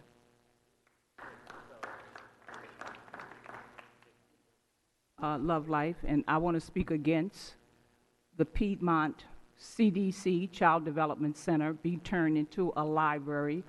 It is constructed for early childhood education. It is not a library. The children that go to Piedmont School are mostly African American students. The white community that surrounds it, most of them live in Piedmont, and Piedmont doesn't have a library, so they want to take our Child Development Center and turn it into a library for Piedmont people. But if you vote for Measure C on this Tuesday, that's to get funds for early childhood education and early childhood health needs. We need to stay on the agenda of children, not white folks wanting to take away from children so they can have a library. My name is Louis Siegel. I was born in Oakland. I've raised my kids in Oakland. I was a custodian for the Oakland Unified School District for 8.5 years. Through that CDC that is closed, I signed up. Technically, we're technically right now we are speaking on items that we heard earlier in the agenda. Well, what just happened right now? A lot of people are out of line, so I'm just going to let all of you who want to talk about the Piedmont Avenue CDC come Well, this comes forward from right my now. heart. This Right, comes I from my- understand, Mr. Siegel. We're going to restart the clock for you. Please. You're a part of helping them get it. You've been meeting with them, with Cobb, to help get this done. The clock has been stopped. Mr. Siegel, please resume your comments. Mr. Siegel, please resume your comments. I don't care to know you. I care about those children. I care about the children too, so don't give me that. Mr. Siegel, if you're not going to speak, then we will move on to the next person. I would like to speak. Please resume speaking then. The clock has been stopped so that you can have your time. Okay. Go ahead. Please start. What, it was 35 seconds? Yes, please speak. Ms. Olabada, please allow Mr. Siegel to have his time. Okay. I am from Oakland. I was born in Oakland. I raised my kids in Oakland. My kids went to Oakland schools from K through 12. And I am a reading partner at Piedmont Avenue Elementary School, which is overwhelmingly people of color, overwhelmingly people of immigrants. Why you dumping Ms. on me? Olabada, please allow the speaker. You stop meeting behind closed doors with these people. You haven't. That's what you've been doing. I've been trying to meet with these people for a long time and I haven't been able to. That's why you came Mr. Siegel, I need to ask you to please address the board and try to ignore the audience. Let me just say this. I would like to support the report that the 7-Eleven plan made to the school board to consider a joint program between the Piedmont Avenue, Oakland. That's not Piedmont. That's not Piedmont. Never has been Piedmont. I would like to have the report go to the superintendent, and the superintendent comes back with an informed understanding. So later this evening on the agenda, we will be considering that. We understand it will come up late in the evening. So I haven't been able to say my piece.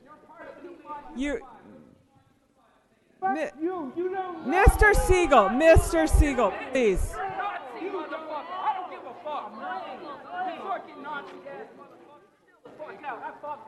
You don't know me. We're going to recess the meeting for a moment. This is the kind of meetings that you've led us to now. May I speak now on the item 0? Director And Yee? let's make a very... Yes. Director Yee? Okay. Vice President Gonzalez Yes. and President London. Yes. We have a quorum present. All of the board and the student board members are present, and all other board members are absent. Thank you. Now we can resume comment. Please continue, ma'am. Thank you. My name is Peg Janosh. I live near Piedmont Avenue, not the town of Piedmont, for over 30 years. I'm a reading partner at the Piedmont Avenue School. I've seen the connection of the school and the small library that's temporarily on the school grounds. It is a wonderful relationship, wonderful for both of all. It is not the city of Piedmont that uses that library, except for a fairly small number of people. It is not a city of Piedmont library. It is an Oakland library and a great resource for the community. It is a great benefit and asset to the Piedmont Avenue Elementary School and has love and support from the students in that school. Thank you. Thank you.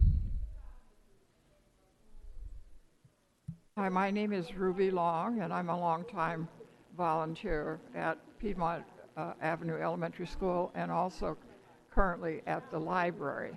And I want you to know that the library that we have is 1,900 square feet. That's the whole library, 1,900 square feet. Sometimes we have 50 people attend our meetings. So it's pretty cramped sometimes. Folks sit on the floor and make the most of it. It's a very popular library. Actually, it has the 4th highest circulation in the whole system for the libraries. So it's the smallest in square footage and the 4th highest in circulation. So it shows you how hard our librarians work, and they deserve your support. Thank you. At this point, we're going to move on to item P, which is adoption of the general consent report. Do I have a motion? Move adoption. Been moved and seconded. Can we take public comment, please, on the general consent report?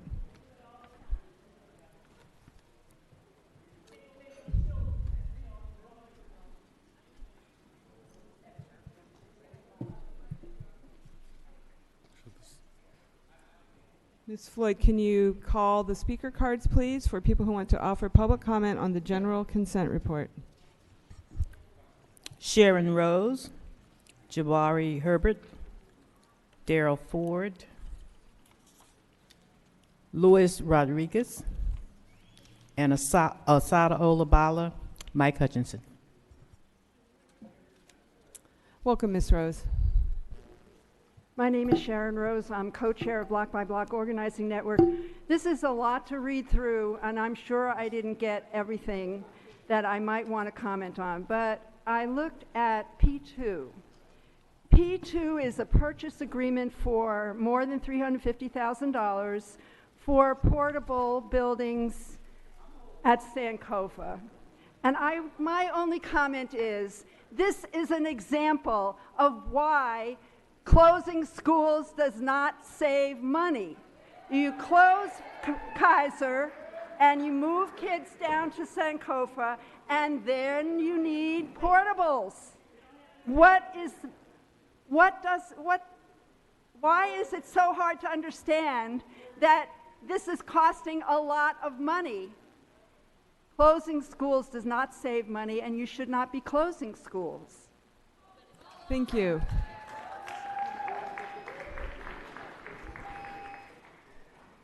Good evening, directors. My name is Jabari Herbert. I'm calling.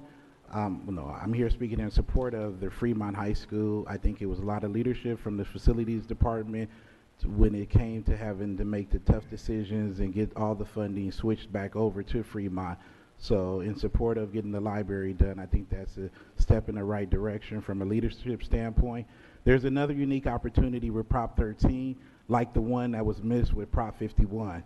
There's been resources offered to the district, and I hope this time the district takes advantage of it. Clearly, McClymonds High School needs it, and some of the other high schools like Castlemont needs it from the district side. $15 billion is a lot of money. You just have to apply for it. So I'm hoping that, you know, the resource or the offer to assist the district, find a consultant and pay for it is taken up this time and not ignored or not missed and fumbled by the staff. Thank you very much. Thank you.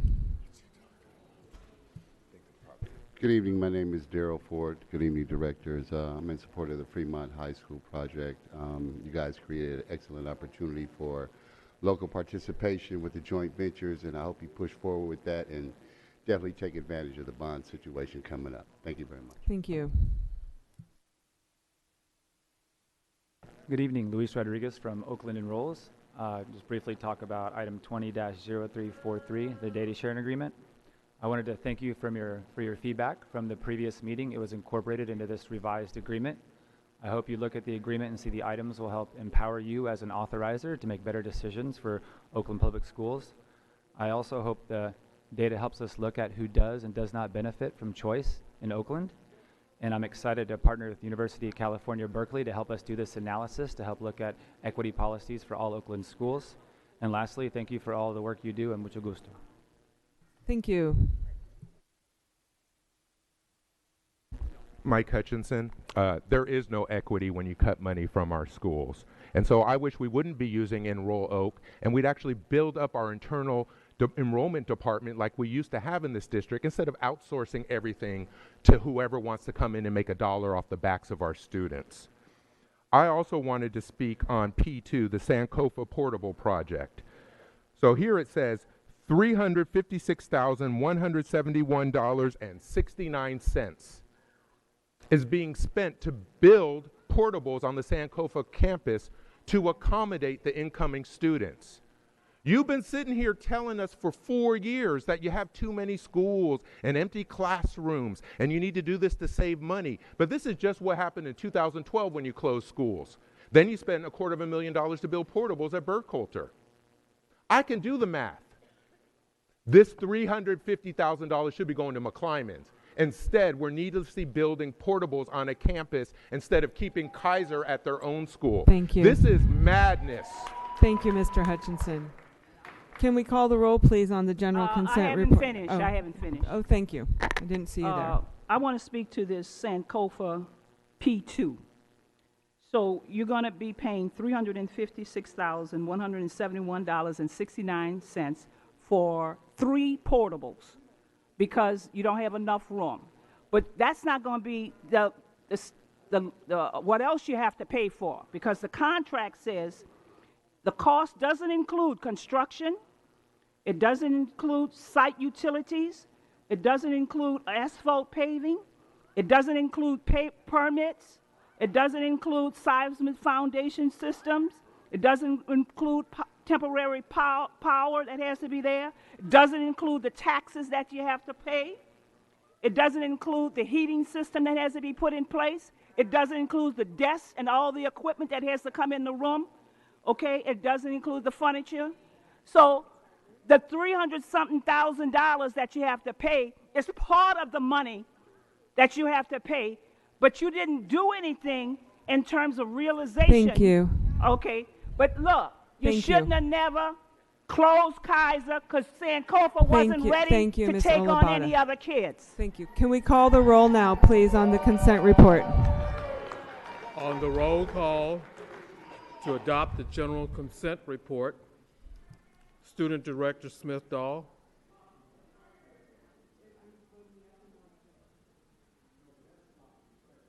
Yes. Student Director Garibo, Yes. Director Ng, Yes. Director Hinton Hodge is absent, Director Yee? Yes. Director Torres, Yes. Director Harris? Yes. Vice President Gonzalez? Yes. President London? Yes. The consent report is approved. Thank you. We will move now to item Q, which is public comment on all items that are not on the agenda. Ms. Floyd, can you call the speaker cards, please?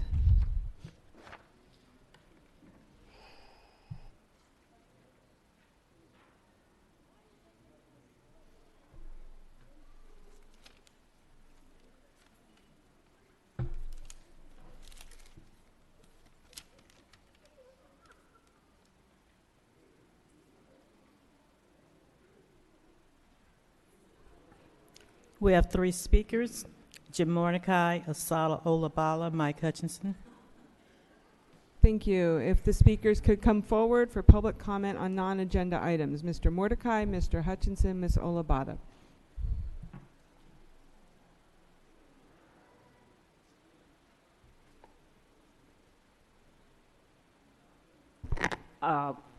Love Life. I just want to encourage everyone to support Measure C on the ballot next week, and for everybody to get out and vote. Before you vote, do your homework. Do not vote for Measure S, increase of appropriation limits. What is in that measure is that the city of Oakland has collected too much money in terms of taxes. And they're saying this will not increase taxes, but it's also saying that you're going to allow them to keep the money that they've over-collected. So be careful. Do not vote for Measure S. Do not vote for Measure Q. Measure Q is a 20-year tax that can be increased annually. It does not have the capacity to do with anything about homelessness. It says in it that they can take the money, 35% of the money, and reallocate it into the general fund. Do not vote for Measure Q. Do not vote for Measure S. Do support Measure C. Thank you. Okay, Jim Mordecai speaking as an individual. What just happened was that you sat there as a board and somebody came up to you and presented you a figure. And it said, oh, you're voting on something that if you look at it, it seems like all the money's included. Doesn't matter if you would vote it up or down. You went and voted for something that you, what do they used to call it, a pig and a poke? You don't know what you're voting for. Come on, folks, you got to get a higher standard. Say no. If you can't bring me the bottom line, I'm not going to accept it. I want to hear some no votes. When they don't give you, when the staff screws up, don't cover up for them. If they can't give you the bottom line of what it's costing, you're supposed to be on top of the money. Say no. What are they supposed to say? No. Thank you. Thank you, Mr. Mordecai.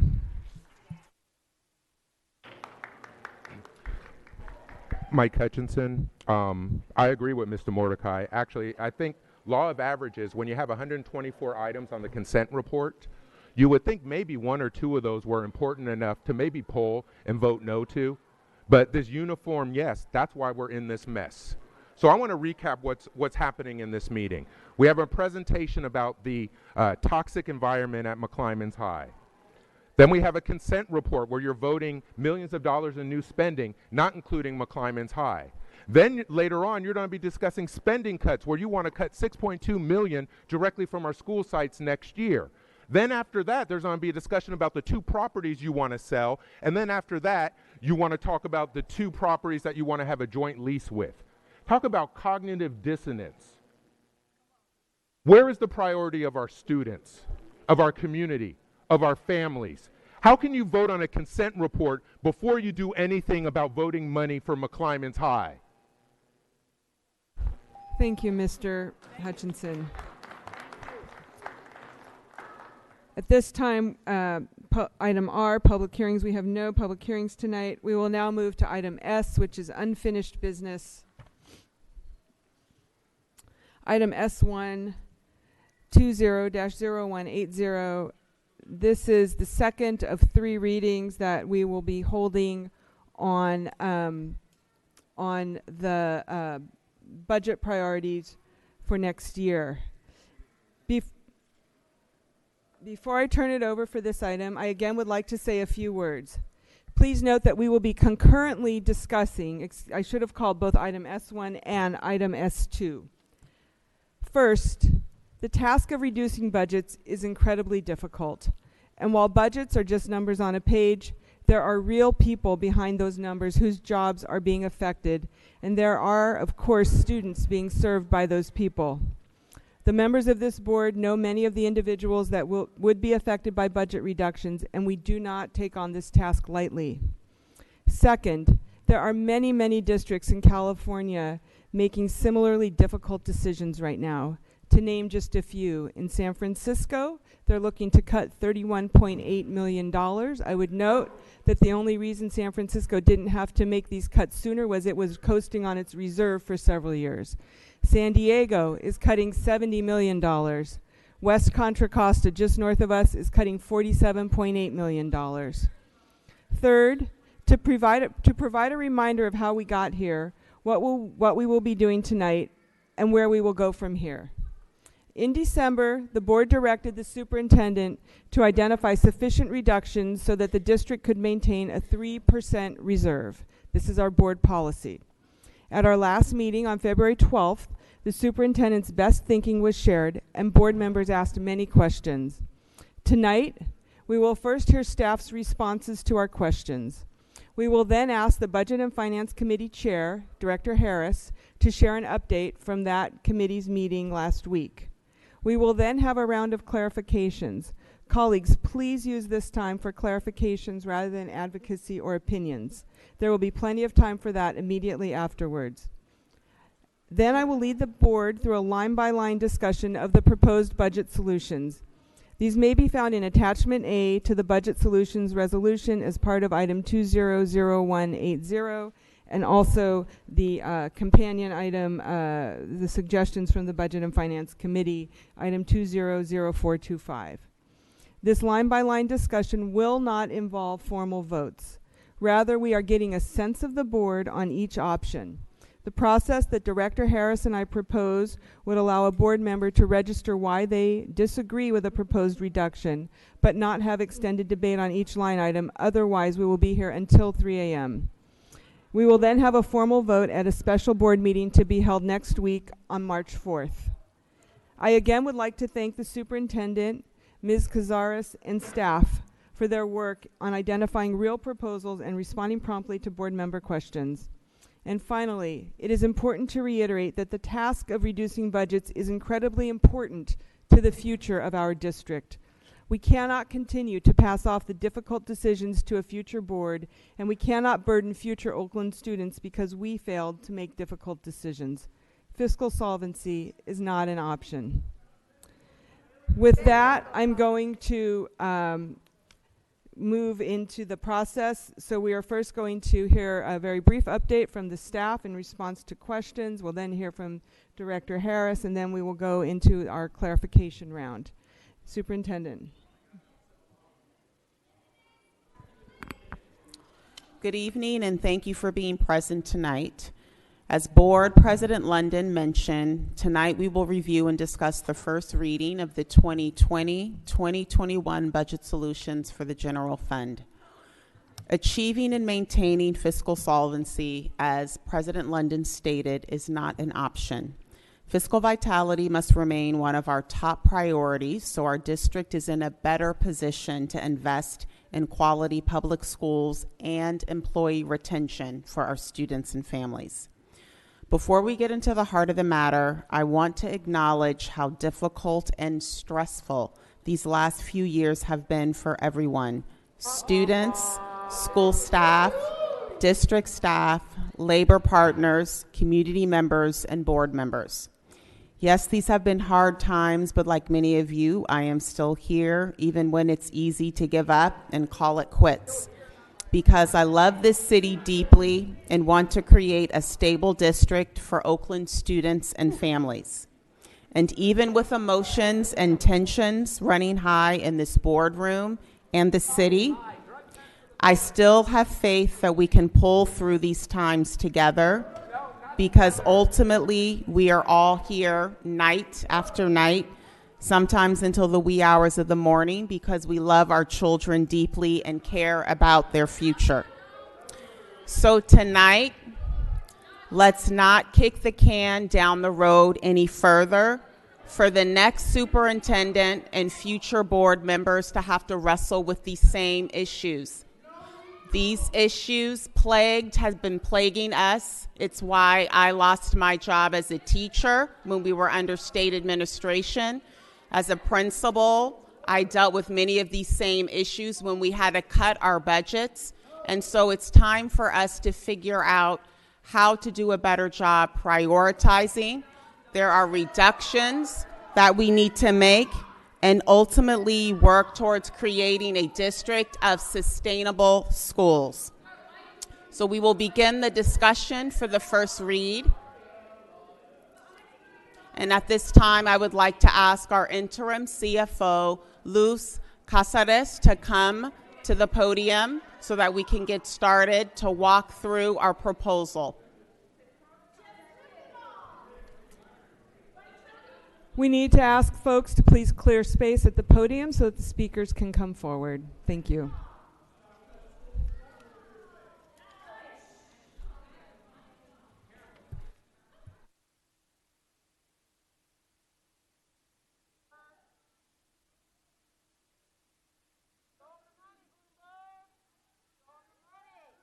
Good evening, board. This is a continuation of the incredibly challenging conversation we've been having, where we recognize, again, that fiscal solvency is not an option. And I want to keep reminding us of that, because these decisions are really hard decisions, and nothing is easier than to stick our heads in the sand and pretend a problem's going to go away, because it's hard and people don't like it. And so I am committed to that understanding that fiscal solvency is not an option. I want to remind us all that as an organization, as a system, we can do anything that we want to do, anything. We just can't do everything that we want to do. There are priorities that we're going to have to make choices about, and so that is the task of staff to bring forward recommendations, and it is for the board to take action.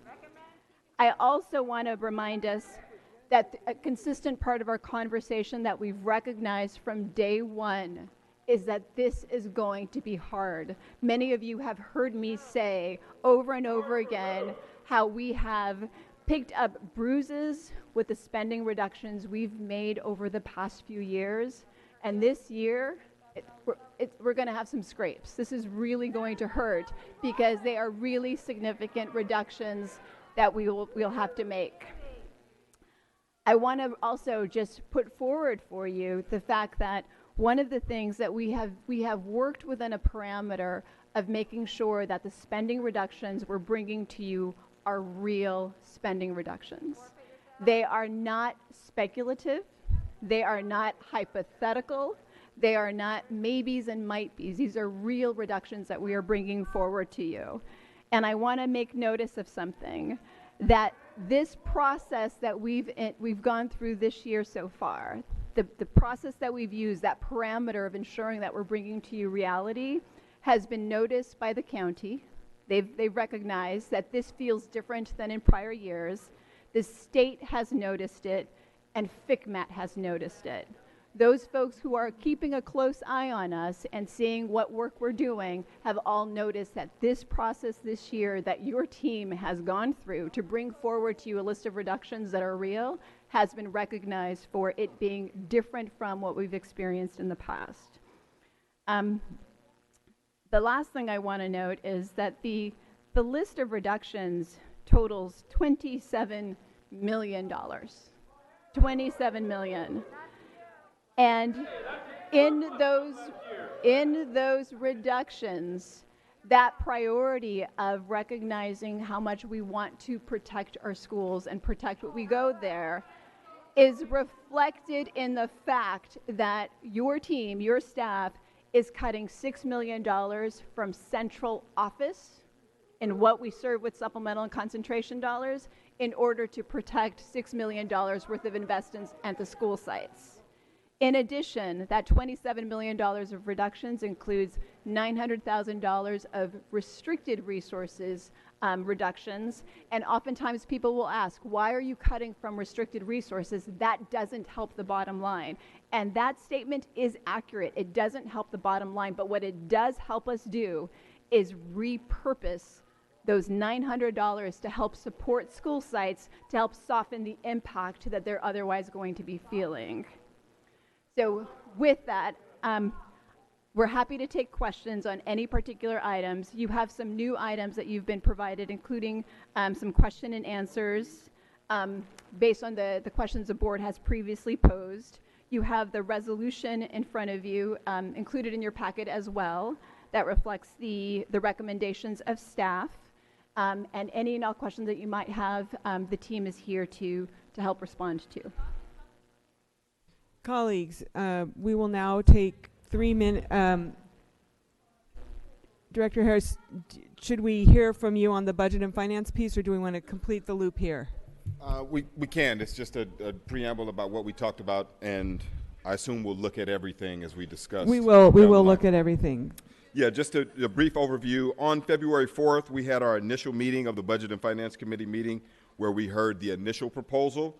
On the 18th, the budget, which was last week, the Budget and Finance Committee asked for a comprehensive analysis. I'm just going to read what I have here, an explanation of all the recommendations made by the superintendent last board meeting, February 12th.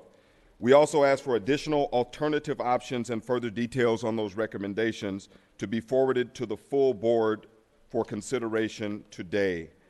Some alternative options included a clear assessment of all savings realized from cohort 1 and 2 closures and mergers, and a sense of what savings and closures in the next 2 years would yield.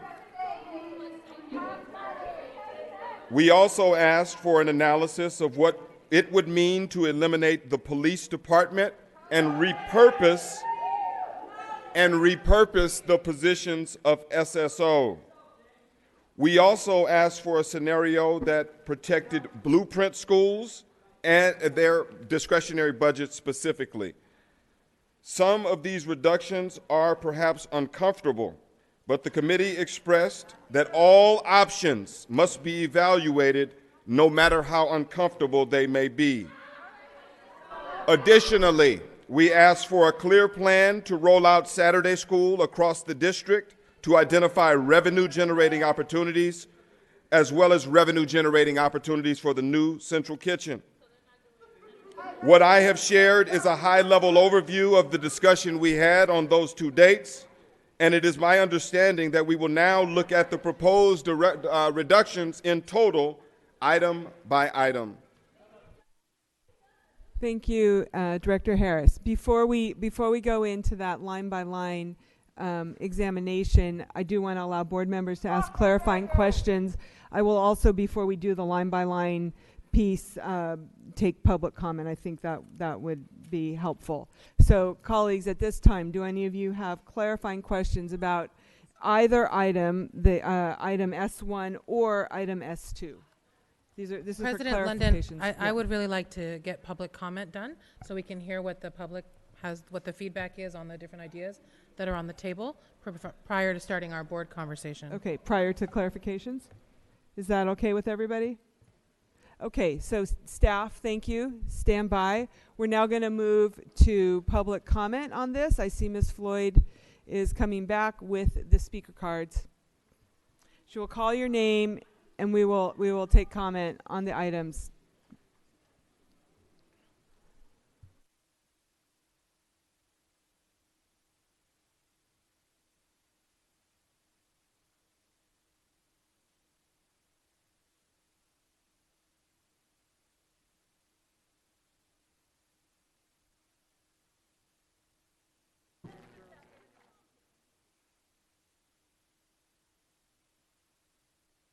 Y'all, Ms. Floyd. I'm waiting for the time to go. Asada Excuse me, we're calling the names of the people who put in speaker cards. And then so they know that their names have been called. But just hold on a sec. Go ahead, Ms. Floyd. Asala Olabala, Jim Mordecai, Ken Angelo, Angel Palencia, Mike Hutchinson. Okay, I see we have many other people here as well, so we will let them proceed. Sir, now you may speak. Thank you. Thanks for your patience. My name is Kamari Kazi. I attend McClymonds High School, and I'm a West Oakland resident. I resonate in West Oakland. And I've been working with BOP. I'm a BOP youth leader. I work with the Black Organizing Project. And BOP has been dedicated to fight and protect our students and all students from the police since 2011, AKA, or sum it up to when, Raheem got popped by and then black students, and we feel black students and black families been criminalized since the Black Panthers, really. We feel like we've been criminalized, stripped out our dignity, protection, everything. Like, we can't do nothing. We don't feel safe in schools. You got people walking around with guns just in case you do something bad. If you get angry, you're going to get dropped, shot, handcuffed, whatever.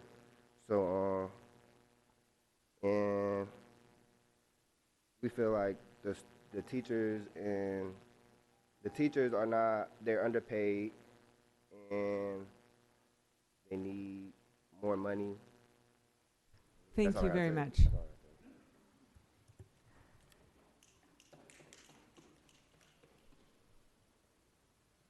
My name is Desiree Mims, and I'm with Black Organizing Project. You guys have seen me before, obviously. But we wanted to thank Rosie Torres and Shanti Gonzalez. We wanted to thank you guys for your efforts. Rosie for publicly advocating for us and your continued bold stance and solidarity. And Shanti for recently bringing attention to the possibilities of eliminating police. I know you guys have brought that up as an issue that you want to analyze, but we're here to urge you that you guys need to stop wasting time analyzing things and eliminate police now. We've made it very clear, and you guys know where we stand. We care about the students. We care about protecting black students, stopping the criminalization, and freeing up money that you guys are always looking for. $2.3 million at least that you're investing in police if other people don't know. So we are urging you today, don't analyze it. Don't put it on the back burner for 21-22 school year. Eliminate police now.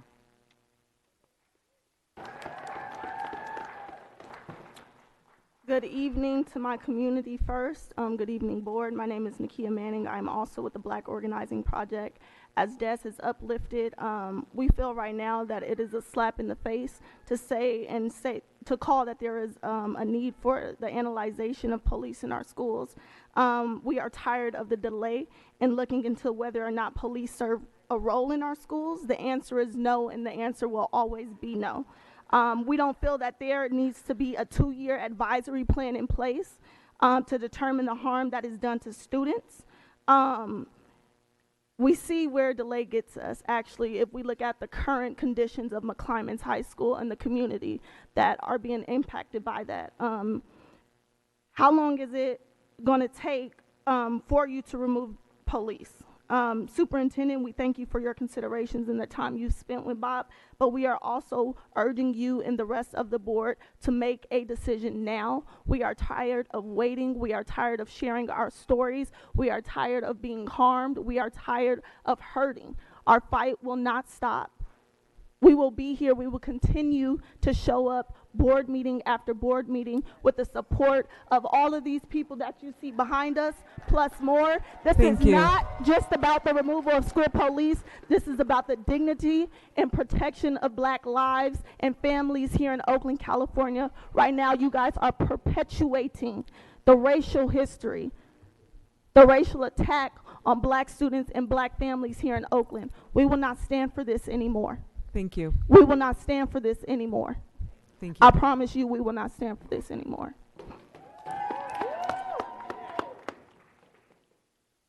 My name is Ro. I'm born and raised from Oakland. I live in Oakland right now. I got my wife here from Bob. Y'all seen her before, Desiree McSwain. I got my daughter and my son as well. I just wanted to read a letter from Rebecca Kaplan. Dear Oakland Board of Education, with Oakland Unified School District facing budget cuts that may deeply impact student learning, I support the efforts by the Black Organizing Project who seek to reinvest money from Oakland Unified School District's police force to restorative justice, mental health, and school counselors.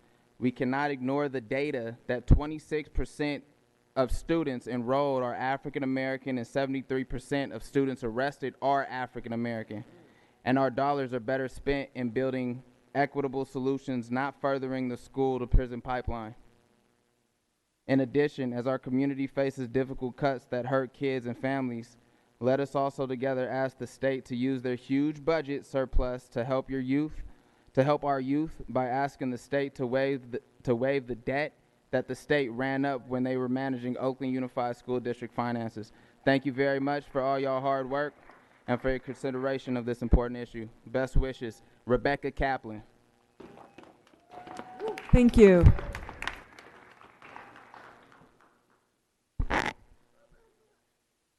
My name is Angel Palencia. I'm a senior at Oakland High School. I'm also a youth organizer with Californians for Justice.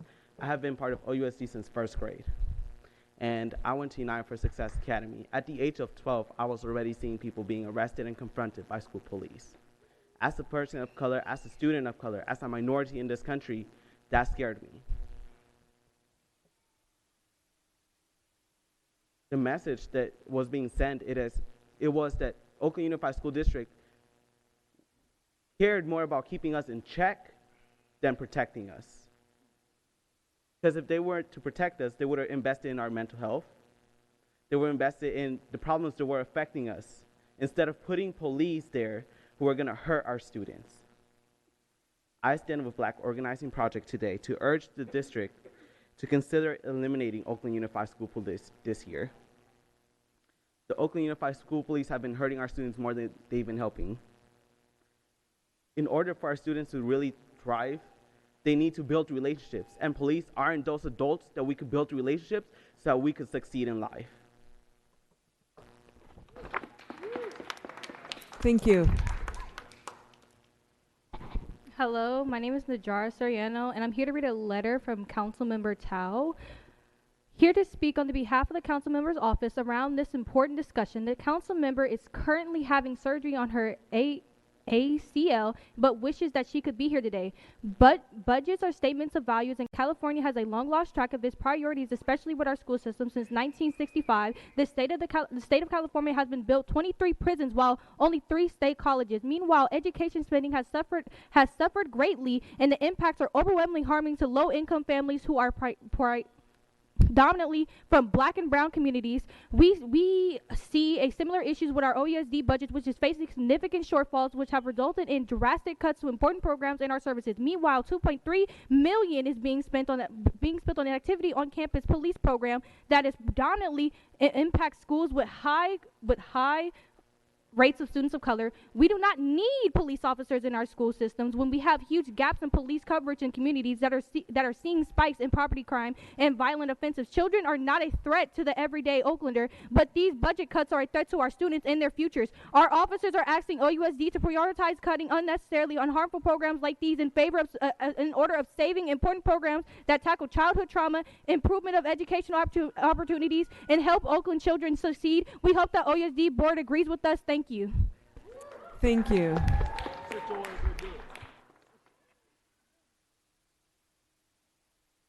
Jessica Black.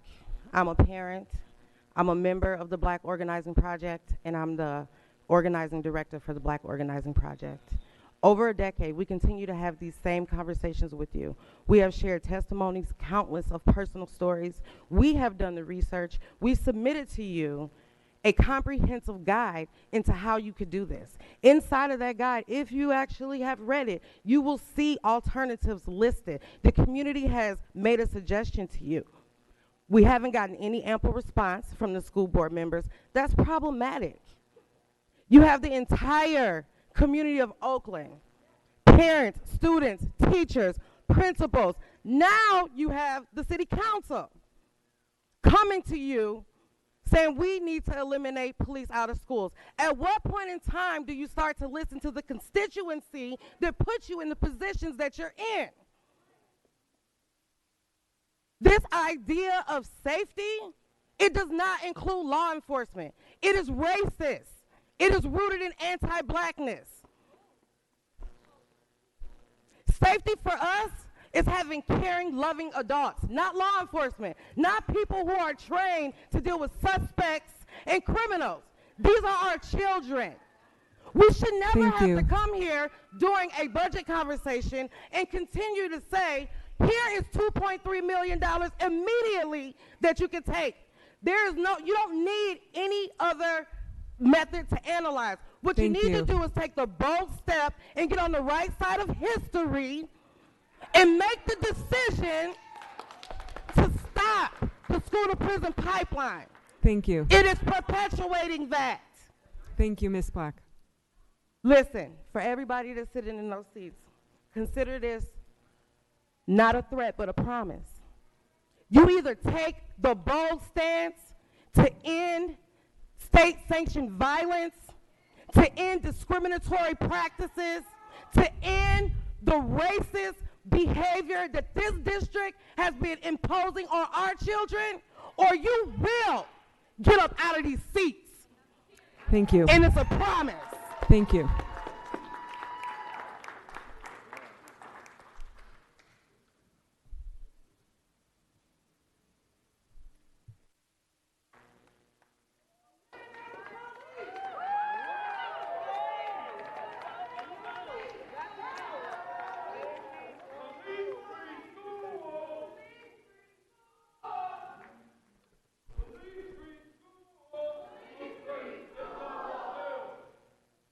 Please continue. Okay, Mark Airgood, Equal Opportunity Now. By any means necessary caucus. Please continue, Mr. Airgood. Mr. Airgood, if you do not wish to speak, then please step aside and let the next person come forward.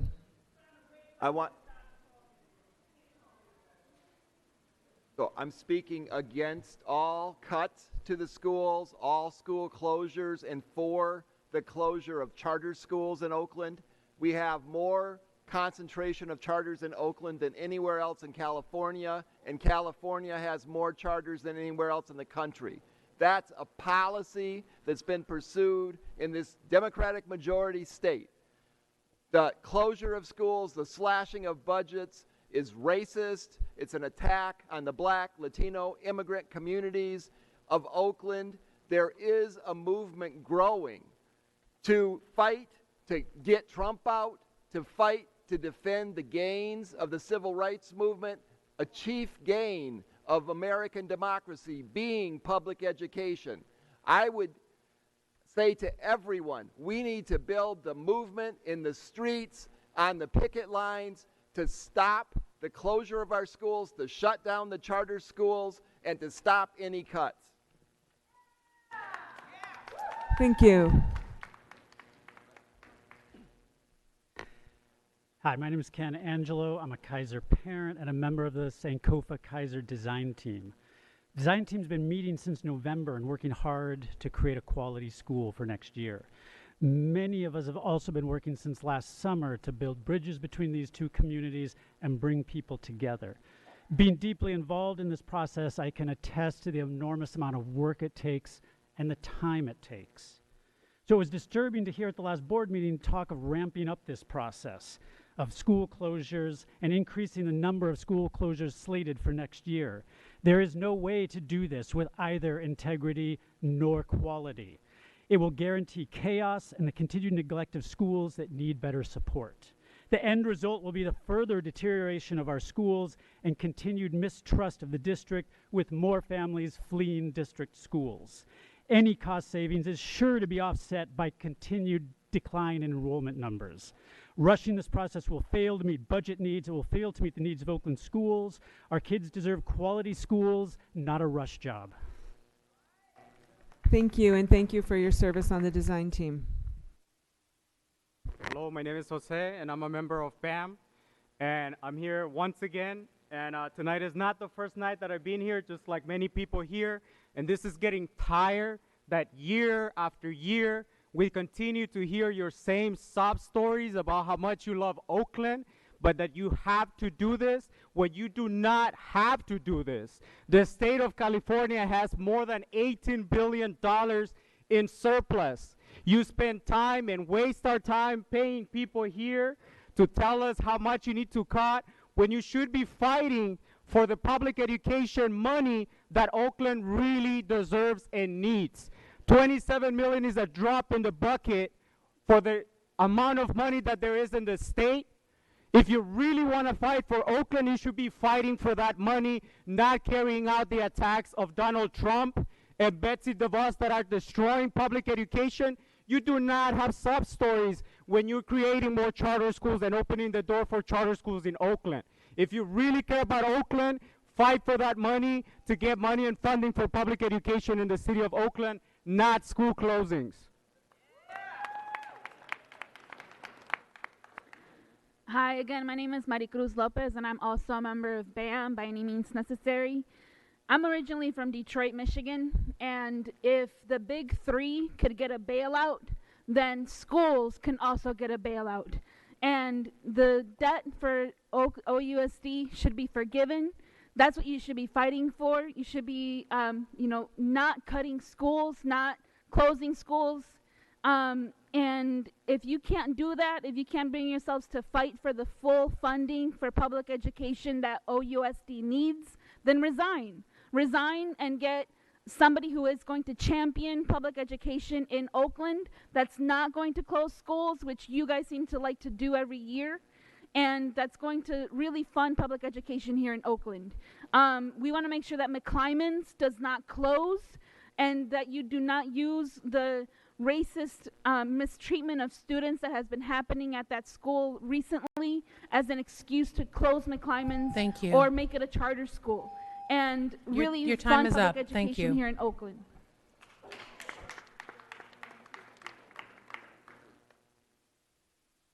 Next speaker.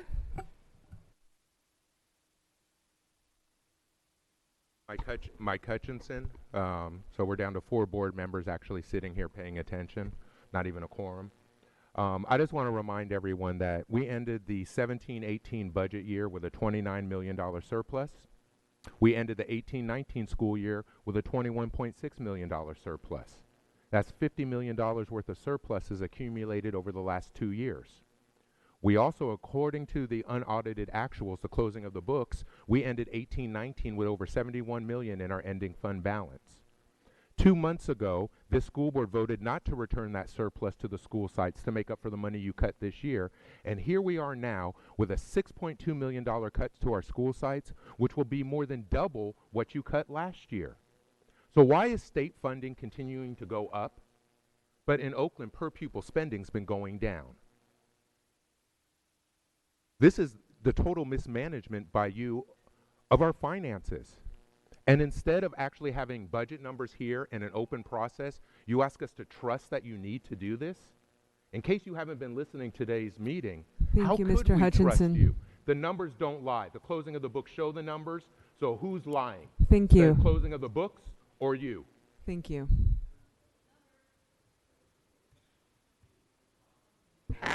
So, Mr. Harris, you want to know how much money you saved from closing schools? None. You guys did this 8 years ago. You closed 5 elementary schools at one time, swearing it was going to save money. Here we are, 8 years later. It didn't save any money. Closing schools don't save money. Stop blaming the state. The state has said over and over again, they did not tell you to close schools. This is your decision to close schools. You don't have to do it, and it doesn't save money. All it's doing is traumatizing our kids. This is actually the definition of insanity, doing the same exact thing over and over again and expecting to get different results. Now it's called the blueprint. It was called something else 5 years ago. It doesn't work. Stop closing our schools. Stop traumatizing our kids. It doesn't work.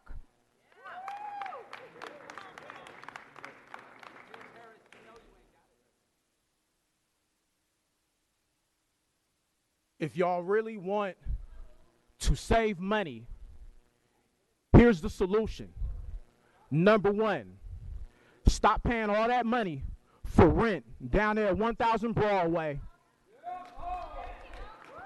If you want to save money for rent, number 2, stop selling off our property to charter schools. What you guys are doing right now is you guys are pulling away resources from our district schools and giving them away to charter schools. You guys are participating in the gentrification of public education, and we cannot have that.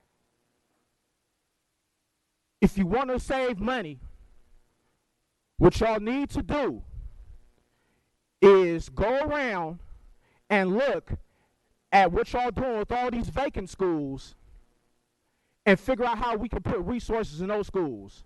Finally, if you want to save money, if the district plans on saving money, we don't need police officers in the school. Every school district in America, for as far as I know, have school security officers. They don't have armed law enforcement officers.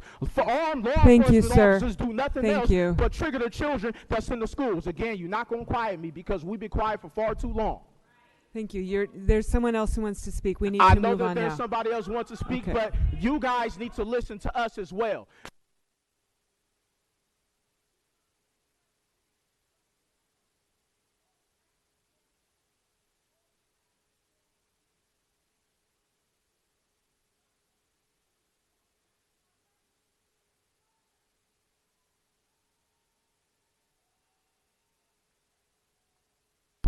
Love Life. I was reading the report by Lighthouse in item S4. In that report it says, in Oakland, only 57% of African American students and 59% of Latino students graduate from Oakland high schools in 4 years. 22% of students drop out before graduation. And my question to you is this: if you have these kind of statistics, and you're going to have less staff, less administration, less supplies, less support, less resources, and how are these statistics going to change? You're going to have more failure, more children unable to reach their maximum potential. So these statistics say you need not less, you need more. And you need to be finding a way to present more for these young people in these schools. Not less. Thank you. Hello, I'm Hema, and I just want to say, like, in support that we should cut police from our schools and redirect that money into programs that are going to support young people. Police in schools is not going to help our young people. It makes them feel criminalized. It makes them feel like they're in the prison. We know the history of our schools. Oakland, come on, like, Oakland is like where the Black Panther Party was formed. We know the history of police. We do not need OPD and OUSD police in our schools. It does not make our kids feel safe. We need to be supporting programs such as, you know, the Office of Equity, Restorative Justice. Those are the things that we need. Our young people need to be uplifted and empowered, not criminalized and shut down. And so it's just like, I'm supporting BOP on this, and I just want to make that comment. That's $2.5 million right there. If you want to cut something, cut that.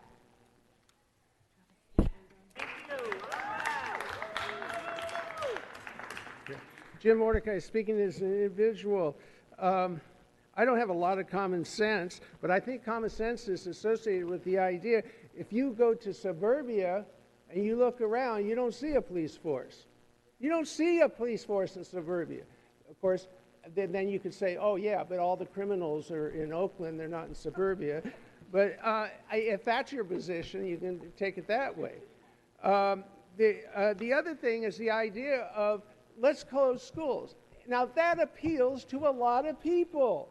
It's just common sense. If you got too many schools, just go ahead and close them. Except there's Prop 39.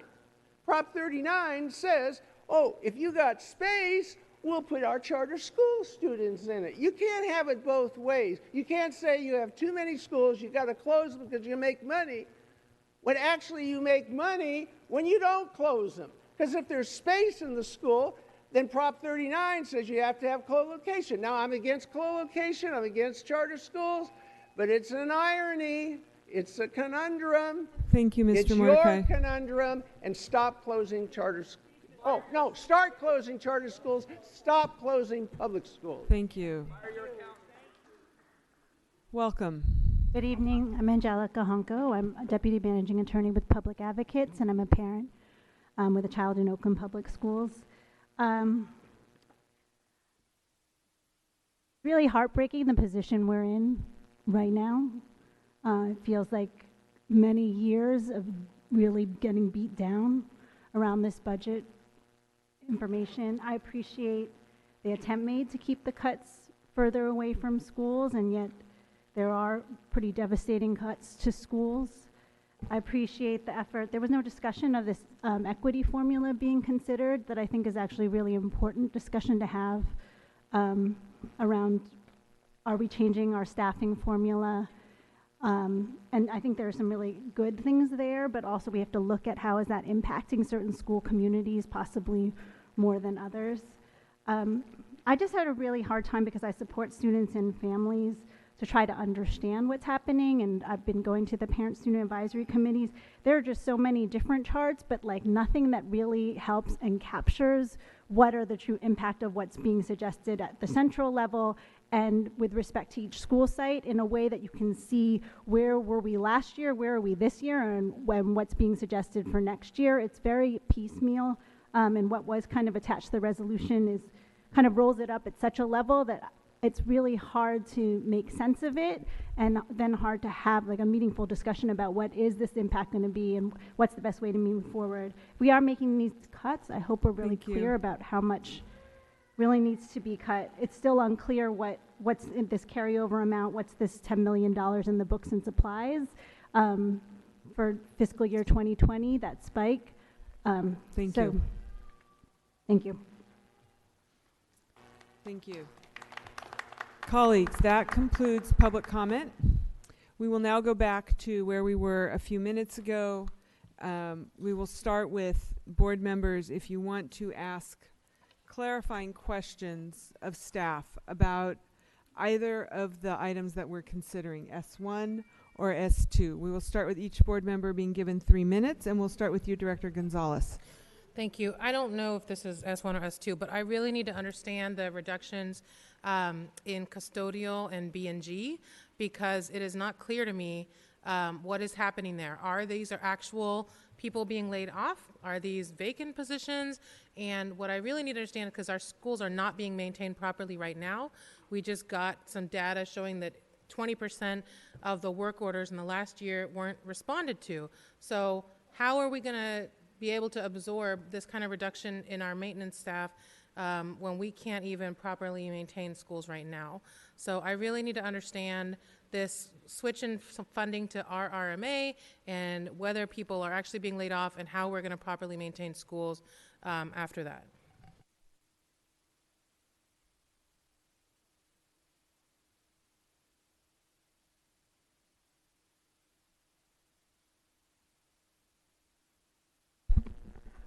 Good evening, Preston Thomas, the Chief Systems and Services Officer.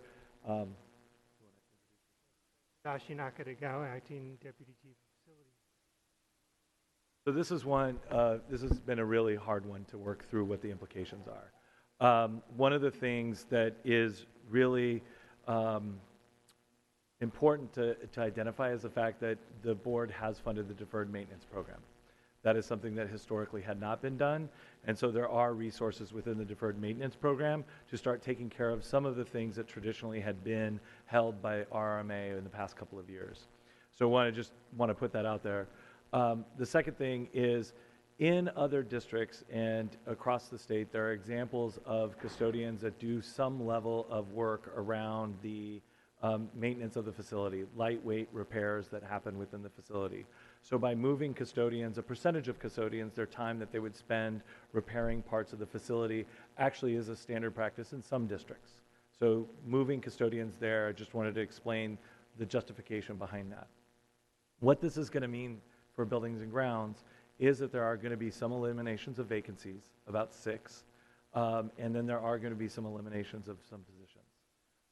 The reason for that is to accommodate some of the costs that will be incurred by the custodial. There are implications to that.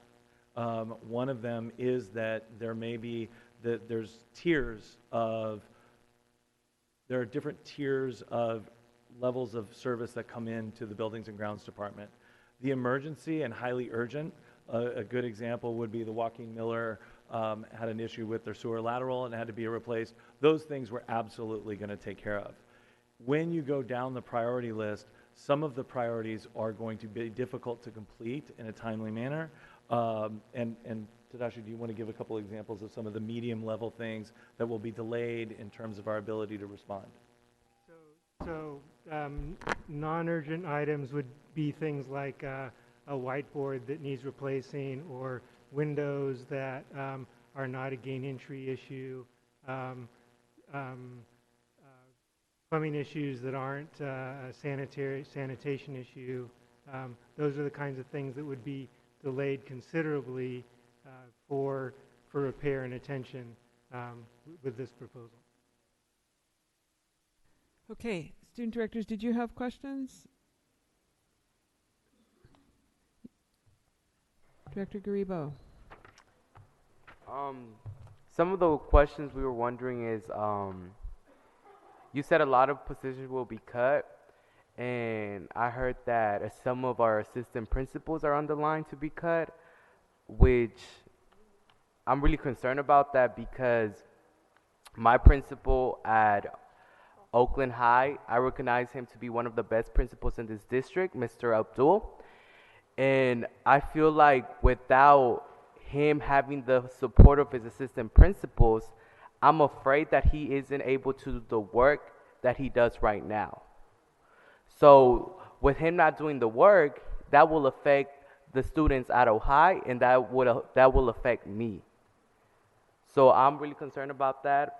I'm also concerned about the multi-language, the English language learner programs about to be reducted, and I've mentioned this before. I mentioned this how our newcomers about to arrive. Many newcomers are about to come to Oakland, maybe. Oh, well, for sure. And just how are we protecting them with us reducing these funds? Are we positively impact? Is this positively going to impact them, or what's going to happen? You have any questions? Speaking of that point, I think that is super important to highlight the fact that many more will be coming in the coming years. And currently, you know, a lot of them are Spanish speakers, Hmong speakers. But if you think about it, we're going to have a lot more newcomers from Africa. There's a lot of Eritrean, Ethiopian people in my community, Yemeni people coming in, a lot more. And so it's like, if funding is going to change, if the support system is looking at supporting a certain group of people, and then now it's going to be looking at supporting a bigger group of those people and new demographics, then how is taking funding away from that going to help support them in any way? And yeah, support for teacher coaching. I think that's a super big thing if we want to be uplifting our teachers and teacher retention programs. I don't understand how taking support away from teachers to make sure that they're getting better would benefit them, or that that thing that we have highlighted that is important to us. And yeah, just RJ already mentioned that even taking away from management is going to affect the whole program, and this program is super beneficial to students. Yeah. Thank you, though. So just wanted to agree with you deeply about Principal Abdul Khali and the work that he's doing at Oakland High. And I'd like to invite the Chief Academic Officer up to answer your question. Good evening, Sandra Aguilera. So just in terms of the assistant principal reductions, we currently have 40 assistant principals, and what would happen is that we would reduce by 10, 3 of which would come just from the enrollment changes that naturally happen when we do the projection for the number of students that the school will serve in the next year. But there is a reduction by 10 altogether. The questions you have about the language supports at school sites. So there is no direct school support that is going to be reduced. We have what's called a specialist, and those positions are being maintained, so that way the teacher coaching, and there's different positions that do the teacher coaching. So there are coordinators in language arts, so the reading programs. There are coordinators in STEM, so the science, technology, engineering, and math. and they're specialists in the ELMA department, which is the language department. So those services will continue. What we are reducing are the management level positions. So the people that, they do a whole slew of work, much of which is reporting out on compliance issues. They also lead work that involves implementing policies. So with those reductions, we still have to do that type of work. We have to spread that across fewer people is what is going to happen with those reductions. And then for restorative justice, the grants that we receive, instead of paying for management level positions, we are eliminating those positions so that way we can send funds to school sites. We're still working on that piece. I've estimated with that department that it's approximately $150,000 to $200,000 worth of services. That would be financial support for our schools that are investing in restorative justice facilitators, and that means that they would get a little bit of support for that investment. And I think the overall teacher support that you mentioned, those are the coordinators and the specialists that I described earlier. So there are different departments that help out teachers with the specific subject area support. And I'm happy to talk to you more about that if you have more questions. We can talk outside of the board meeting if you'd like. Most definitely, because what makes us concerned is that restorative justice is only one component of a whole department. So what we're questioning is what is being prioritized before RJ? Because we constantly see students fighting for restorative justice. We have created press releases. We have organized meetings to save restorative justice. And we are seeing all these funds that could be used for restorative justice being wasted on our school police department, which is useful and is very triggering for our black and brown students. It's just, I don't know what like us as students need to emphasize more in order for restorative justice not to be on the budget cut list, because what we're doing right now, it's like, I don't know, because, yeah. Thank you. Other clarifying questions? These are clarifications. Director Yee. Yes, I had a. Okay. Sorry. Can we go to Director Ng first? Director Yee, thank you. I had a question on the multi-year projection. So I think that would probably be Ms. Cazares. I had a question on the. This is in response to a comment we got from Ms. Hunko.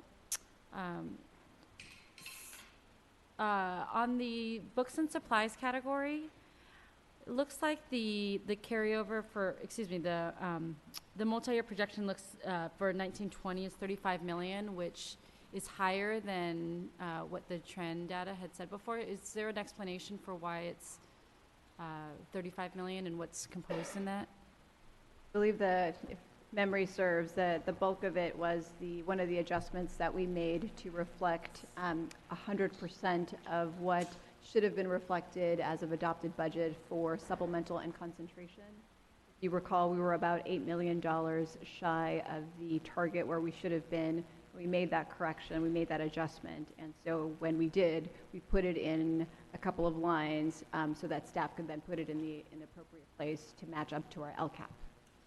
So it's just a one-time adjustment. It does not represent any carryover dollars that we believe might. It is another place where carryover dollars go. So when school sites get their carryover dollars, they're always placed in a line item where money actually cannot be spent. And then as school sites determine how they want to spend their carryover, they will take it out of that one line and then disperse it to, if they want to use it for professional development, they'll move it to a 1,000 or a 2,000 line.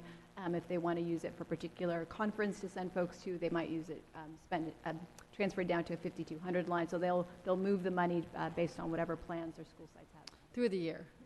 So if there are carryover dollars from the school sites, is it my understanding that they may, they may be available for the school sites for next year? I thought I remember hearing that. Yes, so typically when school sites have any dollars left over at the end of the fiscal year, those dollars come back centrally and then it get redistributed the next year. We had an ask from our principals specifically whether they could, if they could change their spending plans in the current year with their title dollars. The ask was if they can change their plan and have some dollars left over at the end of the year, could they then carry them over into the new year to soften the impact of the reductions? And the answer was yes. Okay, so that's just for title dollars. What about for their discretionary dollars or for any of the other, unrestricted or any LCFF dollars? Is there any, besides the title dollars, is there any, are we exploring whether or not they could carry those dollars over to help lessen the impact of the discretionary funding cuts? No plans at this moment. Is that something we can explore, or what is the impact of that? You can certainly ask staff to explore whether or not that would be an option for school sites. We can do that. Okay. So I guess this would be for later on in the We can do another round. It would So be, right now we're yeah. trying to clarify. If we need more clarifying time, we can do that. Okay. And then we're going to go through S1 and S2, both have attachments. And we're going to go through line by line if we need to. There may be some areas where we can move more quickly, but we want to make sure that people have a chance to indicate whether they support or don't support those line items. We want to get a sense of the board. We're not voting, we're discussing. Okay. Thank you. So we'll make a request then? I just wanted to... Yeah, I think that would be the Okay. place to make a request. Okay. Thank you very much Yes. for that. Director Yee. So I appreciated having Mr. Nakatagawa and Mr. Thomas to basically represent the operational impact of the budget cuts. I appreciate Ms. Cazares for, showing us the extent and scope of the money. Yeah, but it really is helpful to hear, and then also Dr. Aguilera's comments about how services are being shifted. What I think we have, there's two big buckets naturally that we've been talking about. One is the money that is spent at the sites, but now today we've been talking about central services which actually impact the sites. So sometimes we think of central services just being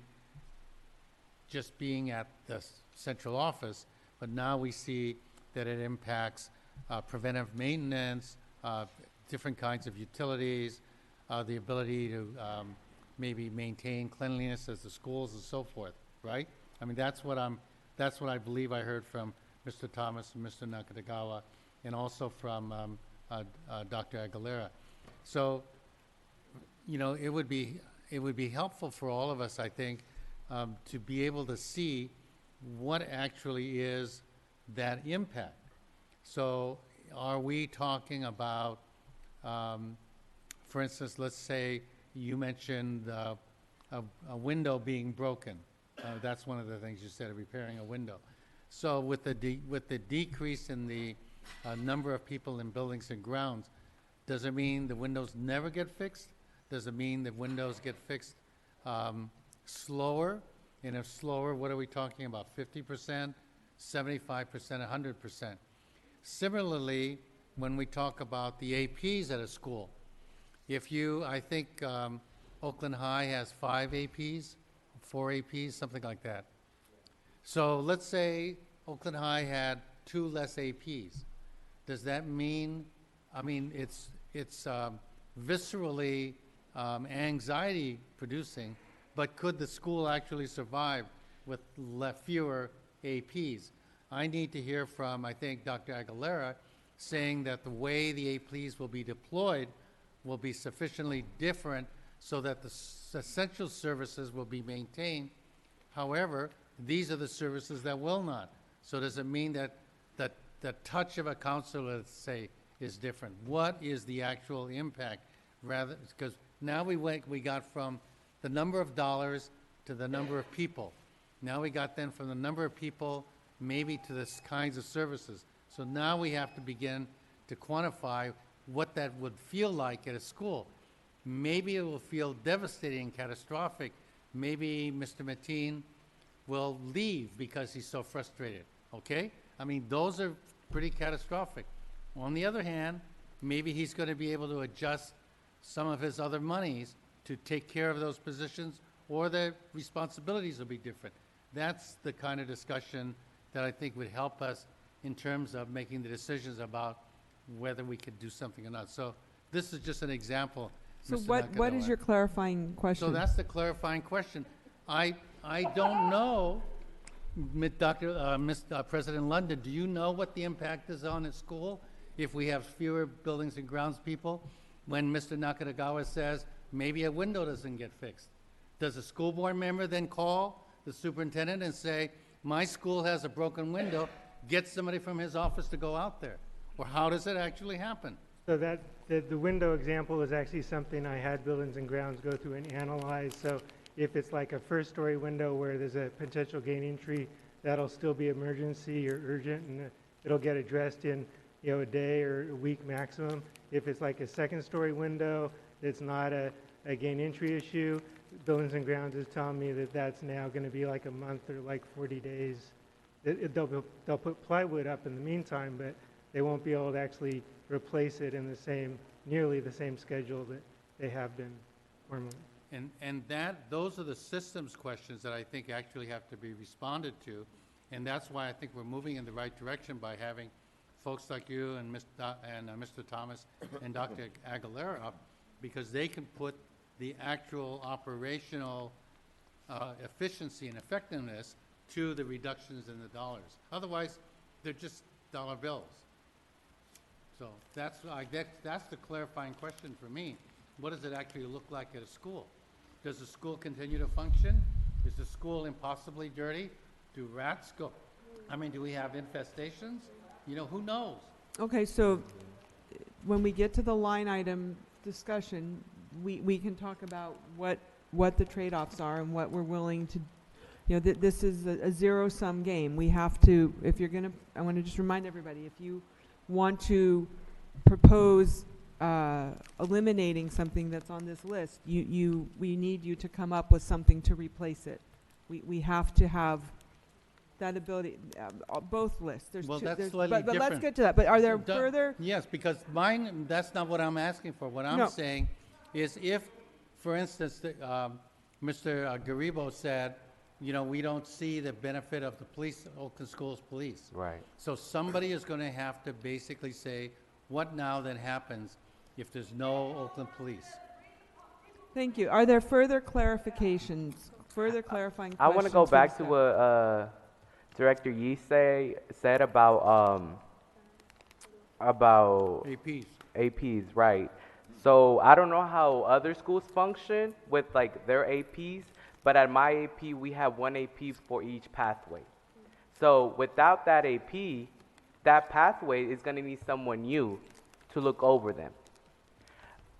What I understand Director Yee's point, like what is the plan on looking for that new person? Exactly. What is the plan on like watching, right, on like controlling this like pathway and like making it function the way that it does with the principal originally? Yeah, so. Thank you. My school has 400 students, and my school is a middle school and a high school, and we already have 2 APs. And so that just goes to show compared to something like Oakland High, where it's huge. Life Academy, very small, 35th Avenue, East Oakland. Point is that it's just thinking about that small school, our APs do so much, and so I don't really understand that. I can speak on also what Director Yu was speaking about with the custodial staff. Personally, like, for example, last year, the ceiling was falling inside of a classroom. That didn't get addressed for a while. There was a bat at our school just roaming. Didn't get addressed for a while. There's rats at our school. Didn't get addressed. Still isn't addressed. And so it's like reducing that, I don't know how that's going to look like, especially comparing it from a small school to a bigger school, like a Skyline or Tech. And yeah, our facilities are messy, just as it is right now. And not that people aren't doing their work and trying their best, but like reducing it is just gonna, I feel like it could lead to chaos in both the AP situation and the custodial situation. And how is that gonna look like with our school very messy and not functioning in that way, and our school not functioning with a proper amount of APs? I also want to answer of, like, for example, what you said of what is the next plan of eliminating school police, and I feel like we've been emphasizing that, like, the next plan is providing more funds for restorative justice. The next plan is maybe getting connected with the Bob campaign, you know, having these kids and having mentors who actually like look like us and to guide us through the right path. Because like from our community, because someone, a community member said that we can't have connections with police. How are they teaching us something? We are not getting, we are getting criminalized by police. That's all they're teaching us. Yeah.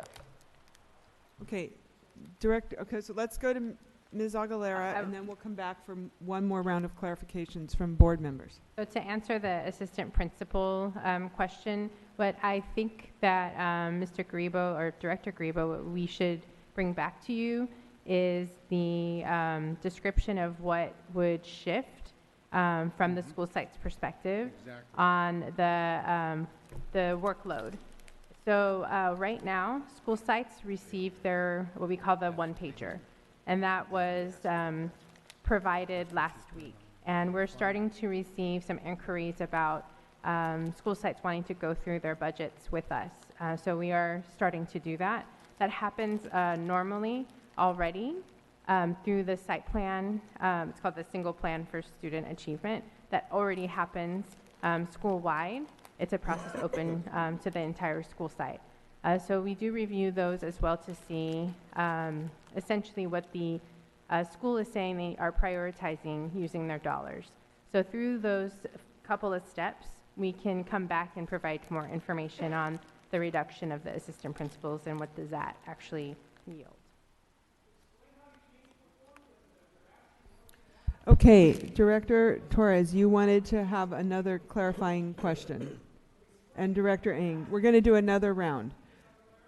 We'll start with Director Ng.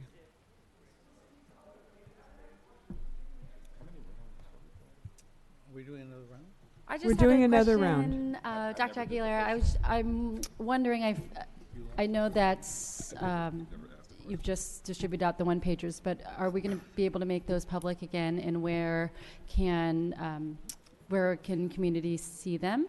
And are the one-pagers from last year also available still on that site if folks want to do a side-by-side comparison? So for the one-pagers, yes, we can provide those publicly. What we generally do is get feedback from our school sites to say, oh, it looks like there's a student missing from this line item, and so they're just fact-checking a lot of it. So we usually have to do a couple of runs on that, on the first draft that we provide. So yes, we can provide that. And I would say that we could probably provide that by the beginning of next week. Okay. To provide the schools at least a week to finish looking through and what the implications are to some of the numbers that they're seeing. So that's the first part.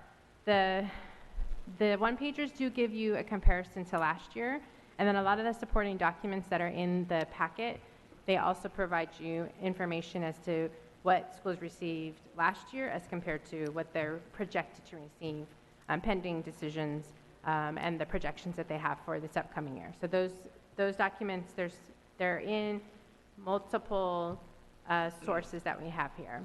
And also some of the formula questions that were raised, Director Garibo, they are located in the packet as well, and happy to go through them more deeply with you, so that way we can say how we did the AP ratio, how we also looked at clerical, and how we looked at the concentration funds that our district receives and how we're administering that to send it back out to school sites. Great, and I actually had a follow-up question on the equity formula. Thank you for providing a lot of analysis around, or information around an equity formula. I know that that's something that was asked about the last couple years. My question around that was that, you know, there has been a lot of community discussion around what should be included or not in the equity formula in past years. And so while I'm excited to see that the equity formula in there, I wonder about, you know, I know we are so late in the budgeting cycle. I know we're not able to really have a very robust conversation now about the equity formula, but is this, I do believe it warrants some greater discussion around what's included and what's not. And so how do you see us using this formula going forward in terms of what's included in the equity formula? I do believe that we should refine the work that we've done so far in this area. Something that I was thinking about around the literacy rates for our lower grades. Something that came to mind after a lot of thinking around what we should include in the formula was perhaps adding preschool participation at the lower grades instead of the literacy rate, because at a younger age we have different assessments that are being done. And so to answer your question, yes, we should be refining what we've done so far. And we've done surveys with our principals. That's how we even started to come up with how to do this. And also, instead of giving block grants, we give a per pupil grant. And that was a request, and there's different tiers for that. So we're happy to continue talking about it. It was a huge shift to go from the Z-score, which was outdated because the data that we were using was old, into coming up with a new way of looking at this. So still definitely a conversation. So just to confirm, so the equity formula replaces the Z-score? Yes, it does. Is that right? Okay, so I actually, Director or Chairperson Harris, this actually might be something that would be good to come back to Budget and Finance Committee, because during our community, our Fiscal Vitality Committee meetings is when we got a lot of feedback from the principals around the Z-score, wanting to do updates. So it might be appropriate to agendize for feedback and just better understanding of the equity formula in that setting versus coming to the full board an upcoming meeting. That could be a good venue, I think, for us to get more information and see how it could be refined. Further clarifying questions? Director Yee, and then we'll go to Director This is a Torres. really quick one. Director Smith-Dahl said that Life Academy has 2 APs for about how many kids? 400 kids. And Director Garibo has 1,600 kids and how many APs? Okay, so do you guys see any inequity in that? Because you have an AP for every 200 kids. He has an AP for every 450 kids, right? So how does that work out in the new redeployment of APs? In other words, do small schools naturally get more APs? So we do have this information in the equity score description. I'm just going to pull that up.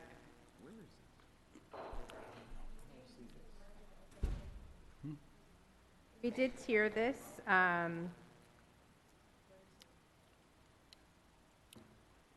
It's in the site allocation information. I think what I'm trying to get to is there must be something more in the deployment of APs than just simply the ratio. So the equity score did play a factor into this. What we did with the equity score, it took the what we call the duplicated rate for students. So our LCFF formula has us look at the unduplicated, which means that if I am a foster youth language learner, I only count towards that score for unduplicated once, but for duplicated, I would count twice towards that. So we factored in all of the demographic information that a child brings with them. For the administrators, what we did is also added the percent of students with individual education programs, so IEPs, so that adds in the special education factor. We did receive a lot of feedback from our principals that this is an added layer of duties at the school site. So we factored in the percent of special education on the campus and the percent of students reading multiple years below grade level. So with that, then we took the enrollment into consideration.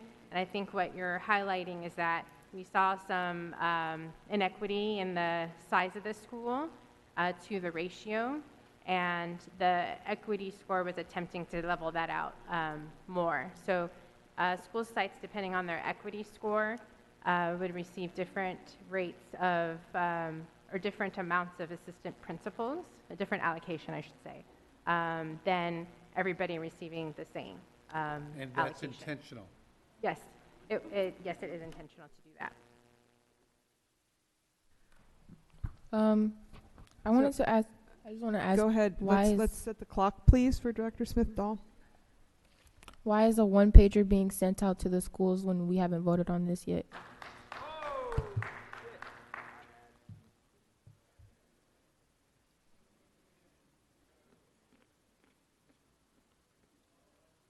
So that was a specific ask from principals. Principals asked us if we could get them the one-pagers back in the time frame that they're accustomed to getting them. And so in order to do that, the agreement we came to was what we'll do is share with you the one-pager that reflects what proposals are coming to the board and assumes them. They understand that they haven't been approved yet. And so that was understood, it was given, and it was us trying to be responsive to the request made by the principals. And just to underscore that point, principals are aware that they aren't final until the board makes the decision. But what they wanted was essentially, if the board makes this decision, how will it impact me? Because as you can see through doing the comparison between your two schools, it's very different how the cuts fall out for different sites. So some schools, for instance, our middle schools have Salesforce funding. So that's additional funding that they can use to try to figure out how they might impact. High schools have Measure N. Elementary schools don't have any of that.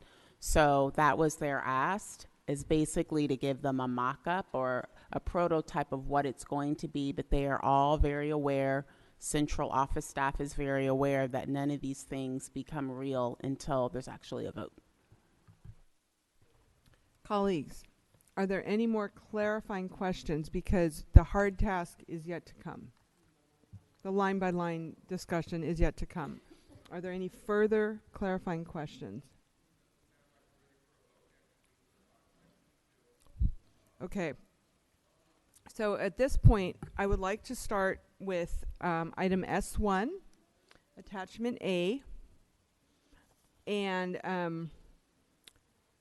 I'm going to ask that we start with the central office solutions. What we want to do here is try to have a relatively let me start this way. We have several items in the central office solutions where we may have agreement. So again, we're trying to get a sense of the board. So I'm going to start with the first one, which is to consolidate and streamline some of the business services functions, particularly budget and accounting, into a single department and streamline the management throughout. This produces savings of about $2.1 million. It's basically a reorg. And I want to get a sense of the board as to whether this is something that you would be able to support. We're not voting, we're just getting a sense of the board. And thank you very much, Mr. Seychow, for pulling that up. That is exactly what I needed you to do at this point in time. I need to ask each person to verbally indicate whether this is a reduction that you will support, that you think you could support, not that you will support, but that you think you could support. That attachment is on item S1. It's at the back of the resolution, so it's behind.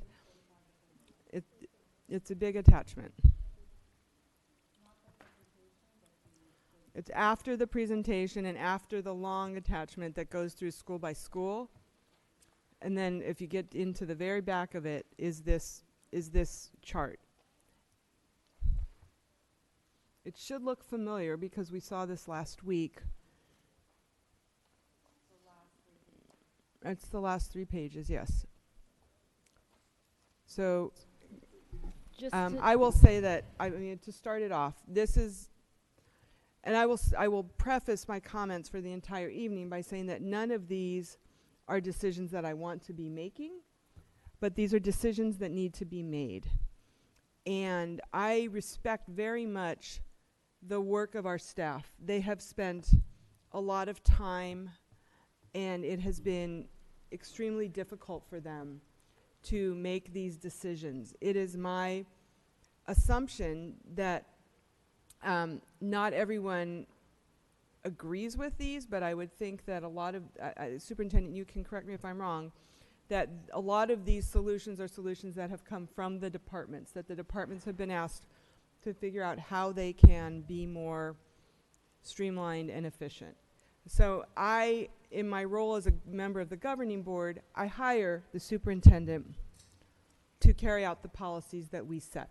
And one of the things that we directed the superintendent and her staff to do was determine how to make these cuts. We agreed to do this, and I respect very much the work that has happened, and I'm not going to, for me personally, I don't think I'm going to be getting involved a whole lot in questioning, but I do respect everyone's ability and right to do that. But I really do want to remind us that these, if you are to say as we go through this exercise, you know, I really don't support those reductions in talent, then that means that there's $743,000 that we have to find somewhere else, because we need to realize these reductions. So, President London, in light of all the other agenda items tonight after this and how far we still have to go, I would propose that you just ask us to indicate what of this are there things that we can't live with? That's a great way to proceed. Because it's going to take forever to go through each one. Okay. So, colleagues, looking at the central office solutions, we have this page here, and then if you could scroll down, Mr. Seychow, on the next page, I believe there are some more. There's several more. Are there any central office solutions that you cannot live with? And I will call on you when you tell me you're ready to be called on. Director Harris. In column 2, consolidate and reduce communication, strategy, and support services. I feel like at a time like this, the last thing we can do is start talking less and putting more stress on a smaller group of people, particularly when it's about trying to communicate. So I feel like we need to look somewhere else for money. As we do more board meetings, as we do more engagement, we will need more support and more communications. So I think that one is one I would like to, I do not feel comfortable. Okay, I will ask you, I'll give you some time to think about it, but we do want to see if you have suggestions on where we can make up this difference. So you have a little bit, do you have some ideas on that? Yeah, I just gently want to disagree with that practice. We're all up here, not one of us is a superintendent. And so I caution against saying, well, we should fire the plumber. I don't agree with that practice. I'm sharing my feedback with my colleagues and the superintendent, and I think that is the decision of a professional operator of schools. So I don't want to bring my bias and all of that to this. I'm simply expressing how are you going to do all that we want to do and communicate less and be less strategic. So this is an area where we're looking into our fundraising efforts. So again, one of the shifts from last year is really thinking about how these cuts were a system, like a human body. So even an area of cut in one area, even if it appears to be far away from schools or core functions, it has a direct effect. So it means when we think about where we have typically done fundraising for some superintendent support, we're going to have to prioritize fundraising around communication because we're no longer able to invest in the same amount of positions with some of these dollars that we need to free up to meet the bottom line. And it is going to mean we may have to pull back on some of the level of engagements, just given the reality of the dollars that we have. And back to priorities, if we're making certain places where we're not cutting at all, nurses, academic counselors, special education, a lot of the appeals. So there's the staffing that you see in the one-pagers, but many of our schools, even when they get their budgets, there's still funding they need to complete their master schedule. We went round and round. This is one of the areas where we tried to see creatively if we could reduce. We realized we couldn't because that would be impacting kids meeting A to G, PE in middle school, ensuring for some of our small elementary schools that there wouldn't be combination classes all the way across. So that's about $5 million, correct me if my number is wrong, out of supplemental just to make sure that schools have basic master scheduling. So I do want to keep emphasizing, and I think what Tadashi brought up in terms of the RRMA, the level of service or the level of responsiveness in the past is not going to be the same. That is the translation of this is going to hurt more.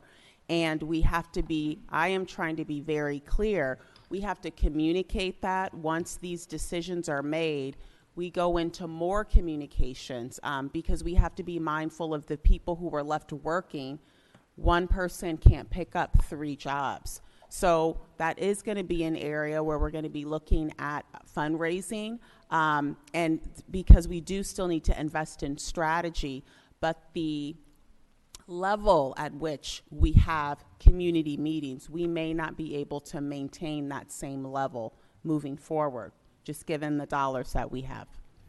Okay, I would like for people to indicate things on the list of central office solutions that you do not anticipate supporting. And I'd also, as you do that, please try to identify how you would make up that difference. Director Torres. So I do support the reduction of the police department, 2.3 million.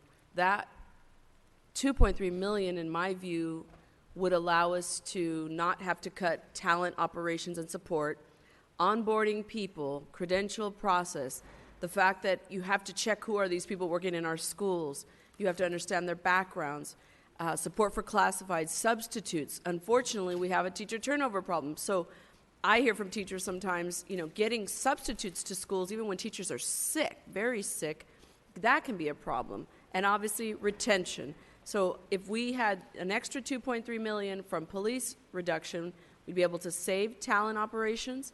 We'd also not have to reduce management support for academic services.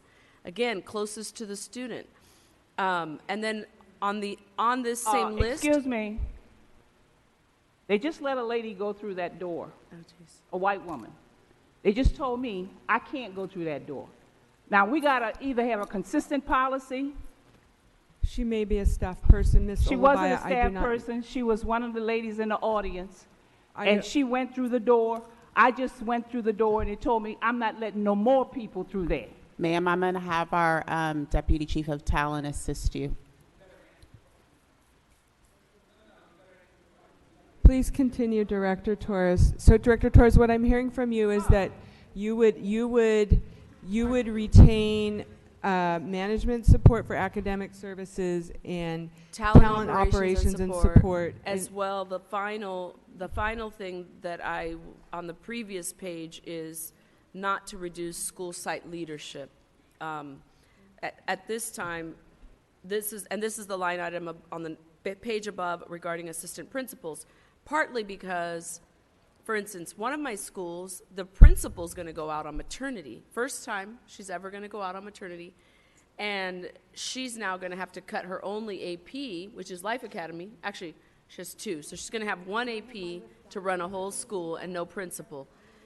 So those are three categories that worry me as far as closest to students, services. I mean, of course, communications is key, being able to tell people what's going on in our schools, as Director Harris said, but I definitely think the assistant principals, it's varied by school.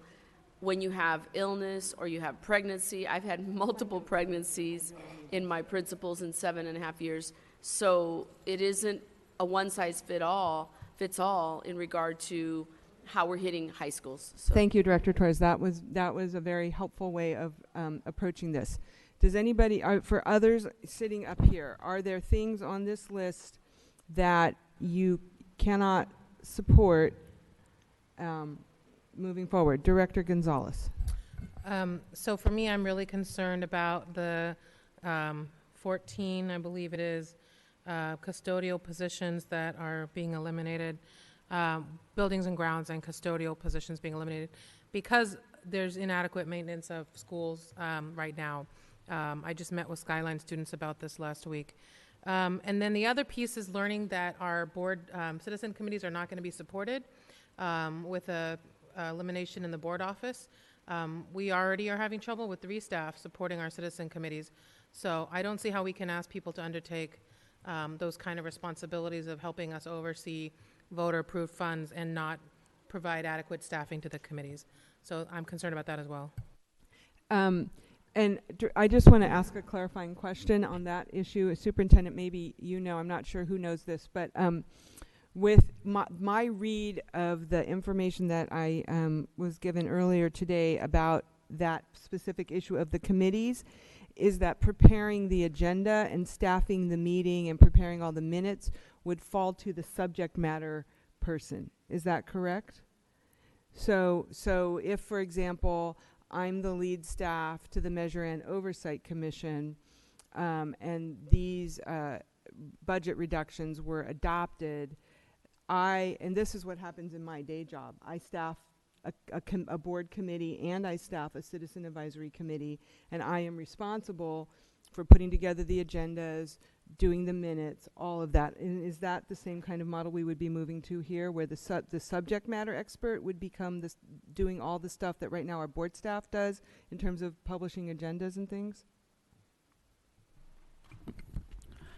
Yes, to a certain extent. I think the main impact would be how many of our committee meetings are going to be videoed and televised if we don't have the same level of staffing to actually be present at all of the committee meetings. I think I still have 48 seconds left. Okay, so I'm sorry, Director Gonzalez. That's okay. But I just want to point out that even now, with 3 board staff, we have issues getting staff to be responsive to requests for information, showing up to committee meetings. So I think this is just a bad idea. And part of that is, again, this is now 3 years of reduction in central staff. So that just becomes one of the impacts, is as we're reducing central staff, the number of staff to actually be present at all the various committee meetings isn't necessarily possible, and so having to prioritize. So I think to your point, President London, being able to think of, there may have to be other means of being able to respond virtually versus actually having someone present, physically present at all of the various meetings. And I'm not talking about board staff, I'm talking about program staff for the various meetings, if we're still gonna schedule the same frequency, because there's going to be less staff in central to be able to be present. Okay, Director Gonzalez, I'm sorry, we did eat into your time. Did you have more? Well, I just think we're legally required to hold these meetings because there's language and measures adopted by voters. We are legally required, I believe, to have an audit committee. So I just don't understand how that could be, that we would just say, well, we're not going to have, meetings, or they're going to be done virtually. I think No, not the meetings. I'm talking about if there's certain historically what we've done is we have had various staff members attend the various meetings for presentations. And so that may be the piece that we will have to adjust. Not necessarily that the meeting wouldn't be held, but finding other ways of making sure the information.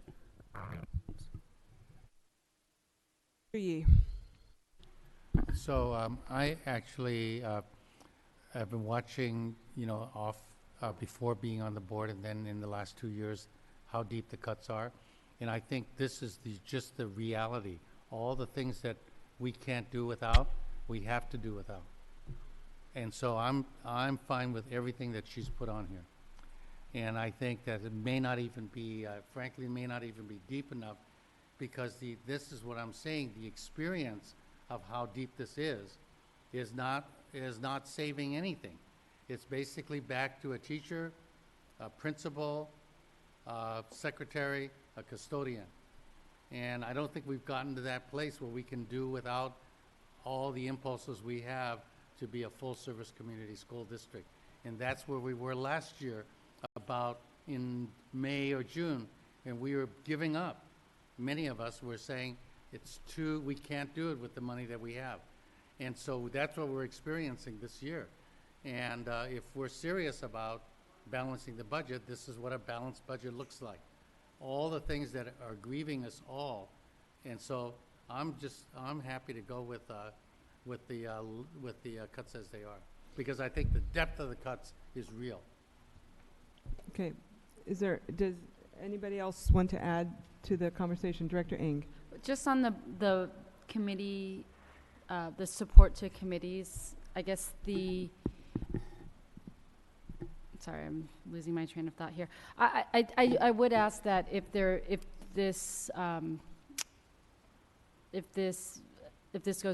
recommendation goes through, that we have clear communication to all of our committees who are volunteering their time, and many of which have gone through many years of having not only instability and some staff turnover, but approaching many of us around complaints about the lack of staff support. And so I think there is some reality around staff constraints and capacity and bandwidth, but I think that we need to work really closely with our chairpersons of each of our committees and see what can be worked out, and making sure at a base level that we're being legally compliant with the generous tax dollars that we're receiving, especially as we're going out for another, potentially going out for another bond, but that also we're working with the committees to problem solve and identify solutions, because they are volunteering a lot of their time as well, and so we want to make it a worthwhile experience for them also as they're serving on our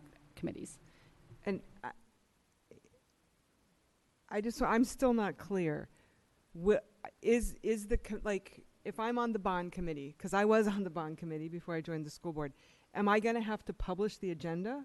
Who's going to put that agenda together? Is it going to be someone in the facilities department? Is it going to be me? How is that agenda going to come together? Because that's what I'm saying. There are other government agencies, and I'm speaking now. I'm an employee of Contra Costa County. I staff a sustainability committee of the Board of Supervisors. I staff a citizen advisory commission. I publish the agenda.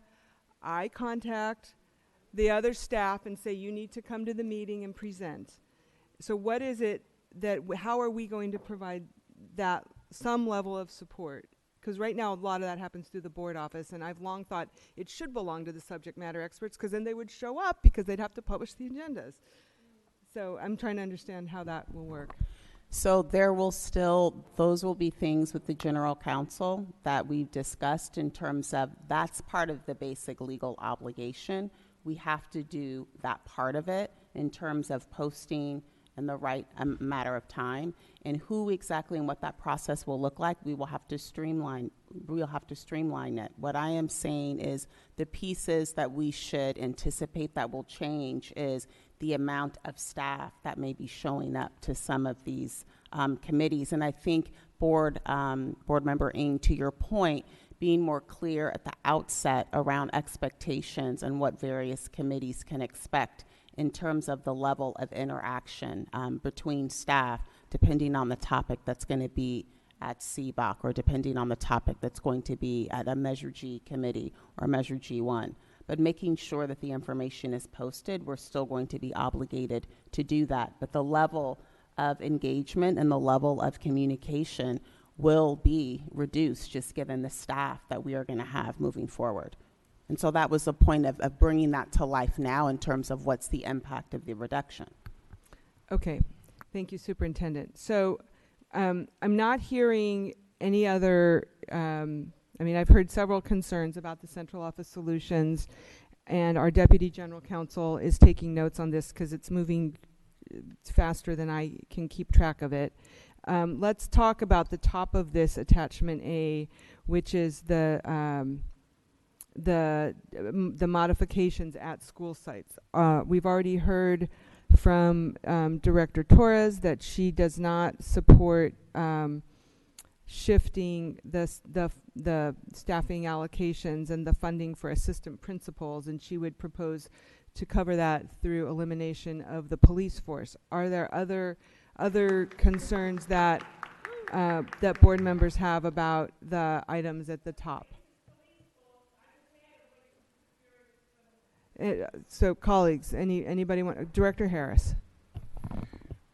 Yes, and so since Director Torres brought up the police, later are we going to look at what was requested, that we look at what it would mean to decouple the police department from the SSOs and what plan would be to Yeah, support we're going them? to go through later? the Budget and Finance Okay. Committee recommendations To as that well. point. I'm trying to get a sense of the board on all of I this. got you. I Okay. just wanted to, that Yeah. was a clarifying question.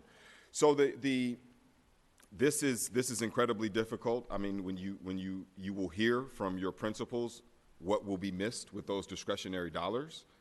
It's pull-out tutors, it's push-in tutors, it's the things that don't come up on paper. So I think we'll get more sensitive as this conversation deepens and gets closer to the 4th. But I understand. But what came up for us in the Budget and Finance Committee was, is there a way to protect the blueprint schools so that they would have no reduction in their discretionary budget? And obviously that would mean that the rest of the schools would share the discretionary cut. That's something I support and would ask that we look at what that means, and that's for schools that are taking on even more work than the other schools in that they have merged or consolidated or are trying to support a community building process. So I think that's important. The piece around APs also makes sense. I appreciate the equity formula. What is missing for me and what makes me uncomfortable is the mechanics of the concept. I don't know how APs who do all the things that administrators do are going to be replaced in settings like Oakland High and settings like Skyline, where they're losing them. How are they going to replace, particularly teacher review, professional development, all those things that an AP makes happen? How are those things going to happen at schools that are now less APs? So that's more game plan, more what Director Yee was talking about. Understand the equity formula, but how is it going to work? So without that clarity, it sounds like that clarity is coming. That is one area of discomfort. I think it's all an area of discomfort, but that's at least my initial thoughts. Other folks want to weigh in on the school site reductions? Director Garibo. I just feel like all of us have a lot of questions about the school sites, meaning we're not sure if these cuts should happen. So I feel like we should reconsider every step of these cuts and not automatically say yes, because it's not of something that you think, it's something that we know is going to work. So if we're doing all of this, like if we're still questioning about the assistant principals, we should reconsider that instead of actually going through it. Because we need to stop experimenting these budget cuts. We need to stop. We need to actually address them and actually know if they're going to work. So, Director Garibo, can I clarify with you? In this, in these three, can we move it up to the top, please? Oh, no, that's not it. Go down, go down. Okay, wait, maybe I'm missing a page. Oh, I am. Okay, on the school site solution. So is the part that you are are you concerned about the assistant principal piece? Is that which of these line items are you finding problematic? Shift school site leadership positions, reduce management support for academic services, and what else? I mean, I have questions about all of them, to be honest. I Okay, don't have so- enough time to review all of them, but these are the ones that came to mind right now. Okay, thank you. I will, others, Gary, Yee, sorry, Director Yee. Let's just go down the line. Director Yee. Okay, so, you know, I'm going back to the site work. Are we serious, or are the students serious about balancing the budget themselves? Because we had schools of 2,000 kids that didn't have 5 assistant principals. And so the reality is we staff our schools with the belief in what we want our schools to be. We no longer have the funding for those schools. We have the funding for a very bare bone basic school and basic education. That's what we have come to in the state of California. That is the reality that I'm saying that we have. And we can get to May like we usually do, and then we scramble around to get those last few dollars. Or we can actually say, what can we actually live with? And that's what I said, we have to, and you're right, this should not be an experiment about cutting APs. This is not about APs or not APs. I used to be an AP. So this is not about a particular position. This is about how deep the cuts are. And so the superintendent is basically putting forth a balanced budget with the cuts that we need. And I'm as despairing as you guys are, all of us are, as the president of the board said. None of us like any of this, but if you want to see what a district is like with a balanced budget, with the number of schools we have, and the kinds of programs we have, that's the dilemma we're in right now. And so that's what I'm struggling with, and that's why I have to basically say, that's why I hired a... Please stay on the microphone, Director Yee. That's why... So I think it's that I'm excited to talk about the alternatives, because the cuts, like you said, are deep now, but then there's going to be even more cuts next year. And so it's like, then what was the point of the cuts this year? And so, yeah, exactly like Director Garibo said, it can't be an experiment. It has to be something we're for surely like 100% positive about, that it's not going to have to be like another cut next year. Yeah. So we might be reducing this type of position and then reducing it again until it's nothing next year. So what's the point just of a even second. doing that? That's why I asked Dr. Aguilera to come up and tell us that if we make these cuts at the schools, our schools will still survive. And that's her professional judgment, and that's the superintendent's professional judgment. If it's not, then I'm agreeing with you. But if they say they think that the schools can be reorganized to do it, then that's the assertion that I have. I think it's not just about professional judgment. All respect to you guys. You guys are doing amazing work. But it's also about the people that are in the schools as well that are going to be facing these things. And it's supposed to be a conversation where we can both come and collide and be like, well, I think blah, blah, blah, blah. I think this and that. And we come to a agreement. It can't just be a statement. And, yeah. And Director Yee, I totally understand where you're coming from. And it's like, we're not just addressing these budget cuts, we're trying to address the impact of these budget cuts. Are we prepared of the impact, and are we ready to know how to control the damage it can cause? We're not. So that's what we're trying to say. We're trying to move it piece by piece, and we're trying to question everything on these on this list to know how is it going to impact us. How is it going to impact our students? Because we can't just simply be put in a box anymore of just getting that basic education. Bare minimum. That basic education, no. And that's why we need that. We need to question this. We need to question this because it's like, we want that higher education. Yeah. Thank you. Superintendent, did you want to say something? Well, one, I would like our interim CFO to come and explain when we make that tagline statement, fiscal solvency isn't an option. Let's play this all the way out.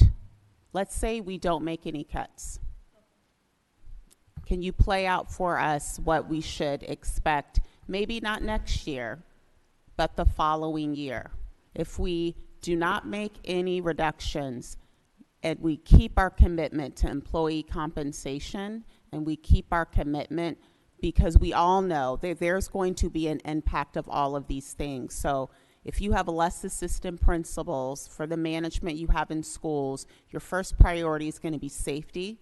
What will be impacted is your teacher professional development. What will be impacted is the amount of the interaction with parents and community. What will be impacted is that one-on-one relationships with students. Those things are real, because the first thing you're going to do is maintaining, whether you have 2,000 students, 400 students, that you have some level of safety. So the quality of the professional development, as an example, those are some of the things, because there's only so many hours in a day and you're going to have less staff. That's part of having these conversations, is being really real. Now, how every single school reprioritizes is going to be different, but there's going to be an impact, whether we're talking about teacher interactions and coaching, whether we're talking about student interactions, whether we're talking about the number of, different meetings that the assistant principal may be assigned to. If there's less assistant principals, those things will be reduced and some of those things will be eliminated. So I do want to be very real about that. That would be a concrete impact of having less assistant principals. But back to the question, if we make no reductions at all, but we proceed with our commitment around employee retention, what can we expect as a district? We'll have a negative certification as of second interim, so that's in a couple of weeks. And it would mean we do not meet our reserve requirement in the upcoming fiscal year. So we would actually be in the negative. And then if we have a negative certification, let's just carry that out. Say again? If we have a negative certification and we do not have our minimum state required 2% reserve, then we are subject to going back into state receivership, correct? That's correct. So that comment about fiscal solvency not being an option essentially means that we cannot, while other folks might have the option of ignoring the facts before them, that's not an option that you have as a board, right? You are the fiscal stewards for the school district, and you have that responsibility of making those decisions that will determine whether or not we meet our 2% requirement. Because again, we know fiscal solvency is not an option, which means specifically that 2% reserve requirement is not an option. I mentioned earlier that we have the county, and we have the state, and we have FCMAT all paying attention to this process. And what they've told us so far is that they recognize that we are working hard to ensure that we do make ourselves fiscally solvent and we do solve the problems in the long run. And so that for them is it's a turning point, right? It's something that they see as different. It's something they're pointing to as positive. And that's the thread we want to make sure we stay on. We don't want to lose that. There is no question that list of reductions is really hard. It's really hard. It's really hard to think about how we're going to live with them. It's really hard to think about how we're going to implement them. But I promise you, we are in a better place when we get to make those decisions as opposed to the state. Right? That's what happens when the state takes over. It's not that the hard decisions won't need to happen anymore. The hard decisions will still need to happen. It's just not going to be made by us anymore. Okay, thank you. We're going to continue now with Director. Yeah, the second interim will be negative. Then what's the next step after that? She hasn't finished the story. Luce, do you mind coming back up and walking through, should we decide to not make the reductions and proceed with investments that we've made commitments to execute? After the negative certification, can you just walk through the process, the projected process over the next year or 2 years? Was that your question? Yes. The projected process if we do not make the decisions. So the county would be stepping in relatively quickly. We already have a state administrator, now a county administrator assigned to us. So the process would start to look like a deeper intervention than the stay and rescind power that our state administrator currently has. They would then go through the process of just essentially helping us make those hard decisions by making the hard decisions for us. And I would imagine at this point, it would be a relatively quickly moving process. And I say that only because we were qualified at first interim. If we're not able to provide a list of solid reductions to the county in time for second interim, we were going to show at that point that we're not going to make our 2% reserve requirement. So we're talking the span in a couple of weeks. So in the span of a couple of weeks, we won't be able to show that we'll make that 2% requirement. So it would be a pretty quickly moving solution that the county and the state would come up for us. Okay, thank you. Let's keep going down the line. Director Torres, this is, we're now talking about at the site solutions, things you cannot live with, and what you would propose in lieu. And we did hear from you earlier, but if you have more to add, this would be the my the only moment. question at this stage was that when we first started to have these discussions, and a previous board meeting, we were told by Ms. Cazares that we were going to be weighing these different options. I think there were a couple of board members that said, what if we had furloughs and what would we save? Because I've been on a board of a nonprofit and people literally voted, instead of losing a third of their coworkers, they all chose to do a furlough of their salary and work one less day a week. And it lasted, I want to say 18 months that these people took this pay cut, as opposed to losing a third of the staff at the nonprofit. So how much could we potentially save?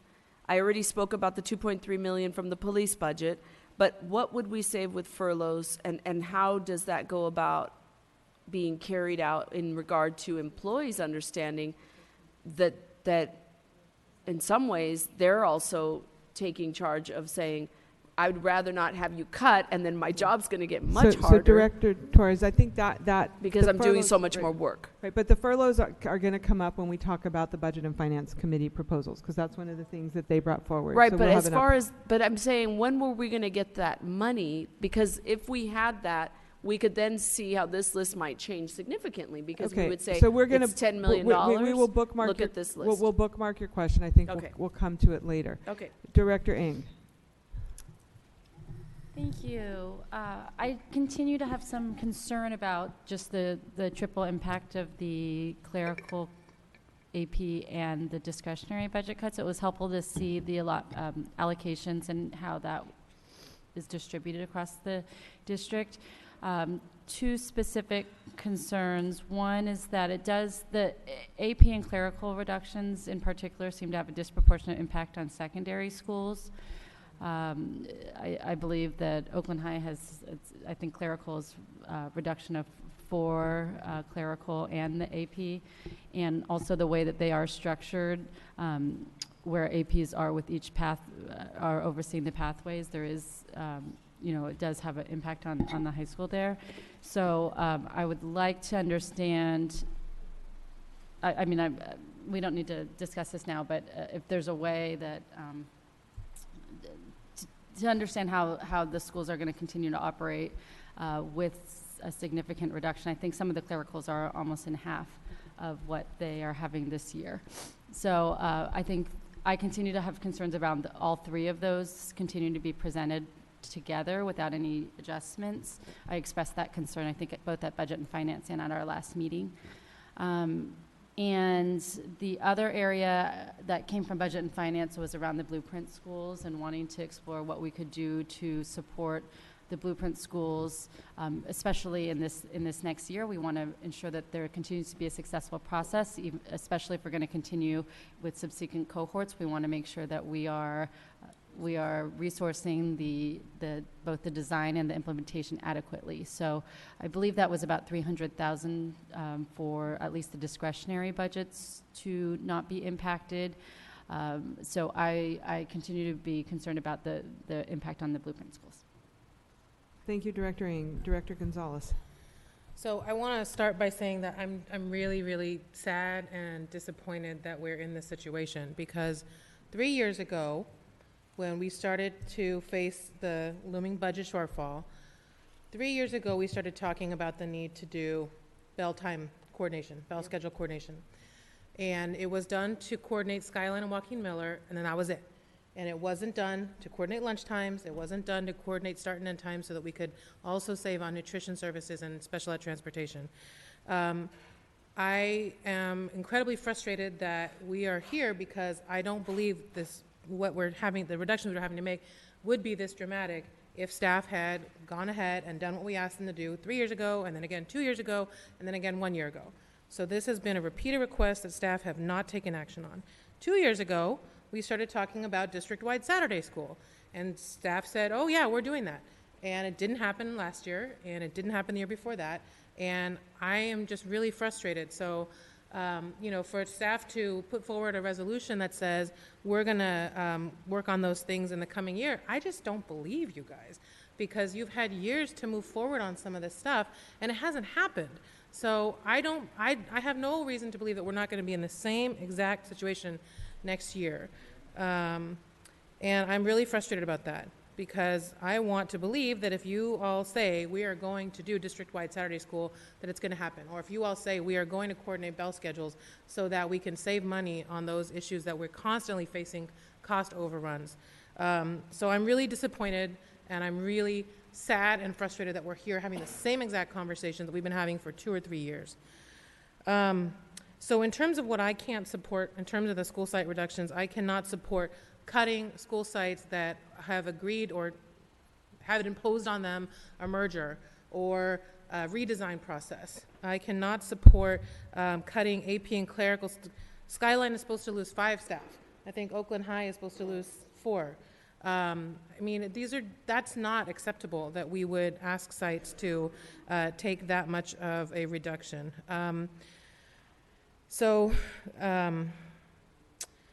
The other piece is, I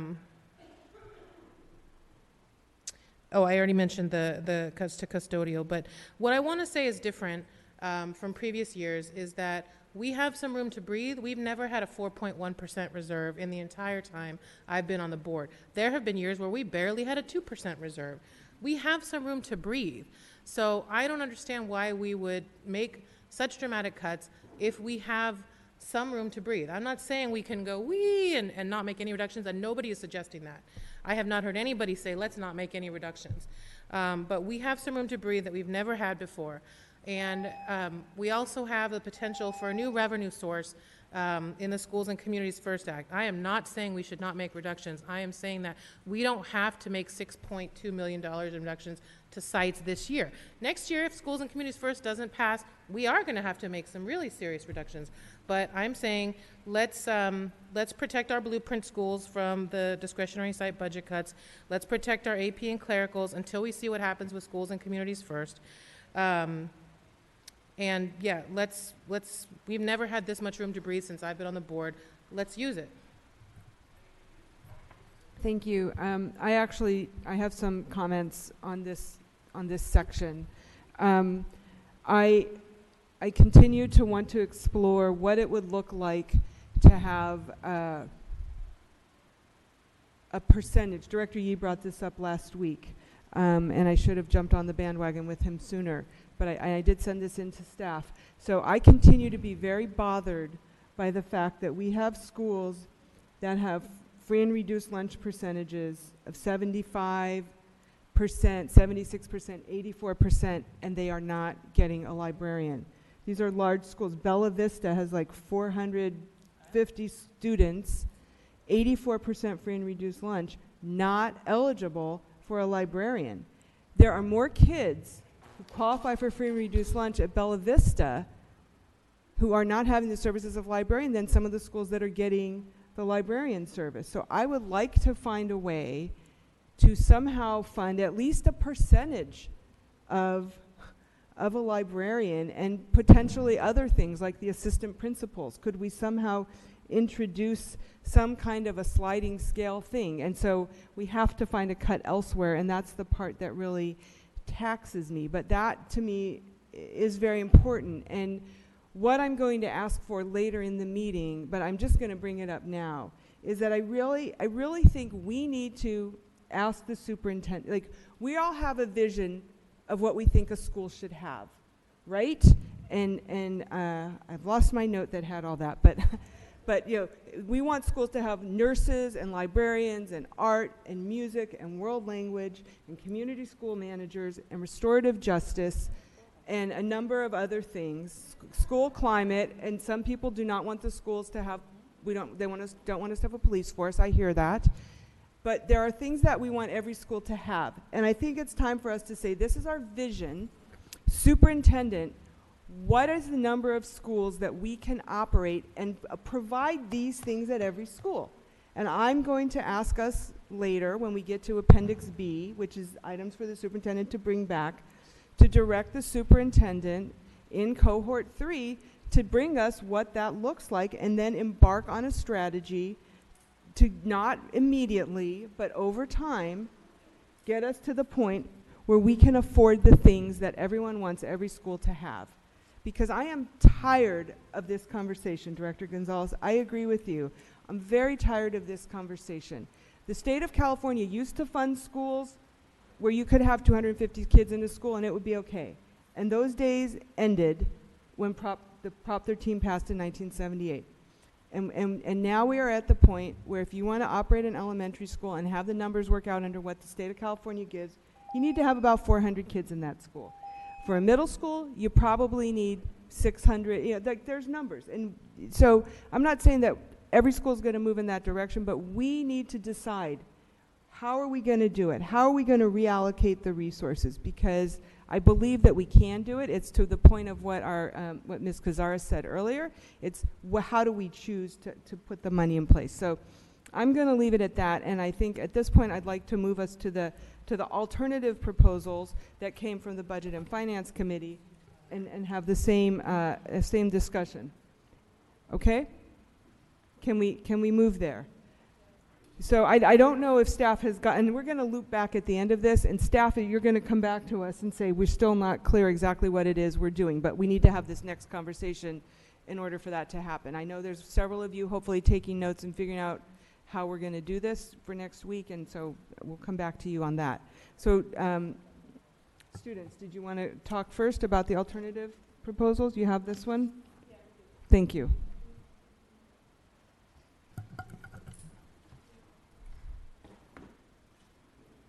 Do you want to offer comments? They want to listen first. Let's go. Who wants to start? Director Harris, Director Gonzalez, Director Ng. You all were on the Budget and Finance. What process are we using for this? Same thing. You know, I mean, I assume that you've seen. You all were the committee. There was also some response from staff to the proposals that were put forward. The biggest one on here, if you want to take it first, if we want to take a sense of the board, is this proposal to eliminate the police force for July 1. I believe the other alternative would be to phase that in over time somehow. So you know, you all take it how you want, but those are the discussions. Director Ng. Just on the, if we go down the carryover, this is just a follow-up to my comment that I made earlier, is just specifically about carryover funds to school sites, if it's possible, if we could use as a strategy, not just for the Title I and Title II dollars, but for if school sites, if they do not use all of their discretionary funds this year, if they could use the carryover dollars for general fund dollars for next year. I'd like to, I know that we're not at the exploring strategy stage anymore, but this, I guess it's a more narrower version. version, more targeted version of the carryover fund. So building off of what was discussed about Title I and $2 that school sites are able to carry over. I know that at the end of the year, usually the school sites' budgets are swept, right, for our ending fund balance. So what would it mean if school sites were able to carry their unspent dollars, general fund dollars, to next year to be able to lessen the impact for next year's discretionary budget cuts? I'm not sure if Dr. Aguilera or Ms. Cazares could speak to that. Is that something that we could reasonably look into? I think every year it's about $1 million. I want to say, I'm not sure in the last year, but I know, I remember like 2017, 2018, it was around $1 million that was swept from school sites. I don't remember last year's data. So I don't have a sense of magnitude, but in terms of the request, can we look at applying the idea that was requested for titles to supplemental as well? Yes, we can explore that and see what that might mean for school sites. So the process we used with the other one, with the other list, was, are there things you cannot live with?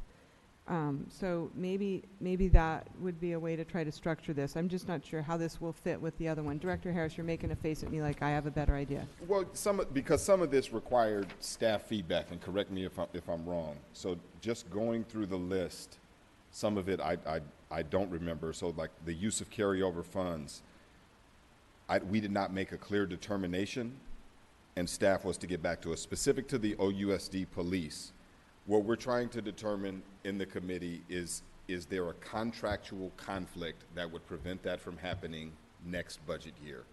If so, what's the plan that would allow us to eliminate the police?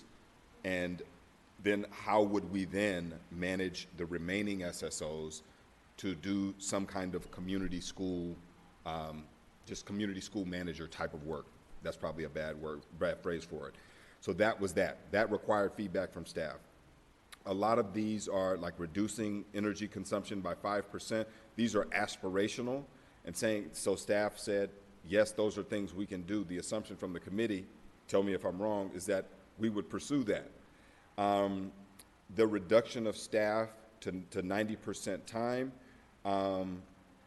we heard from staff, and tell me if I'm wrong, that wouldn't be good for morale. It wouldn't be good for the retention efforts. Bell schedule coordination, Director Gonzalez just spoke to that. We believe there is a savings, but we don't have an accurate number of what that savings could be. What we're looking, just going down to the next line, in terms of cost savings and potential revenue from cohort 2 mergers and closures, it's my understanding that today we're at least supposed to see some preliminary numbers on what the savings from the closure of routes has been.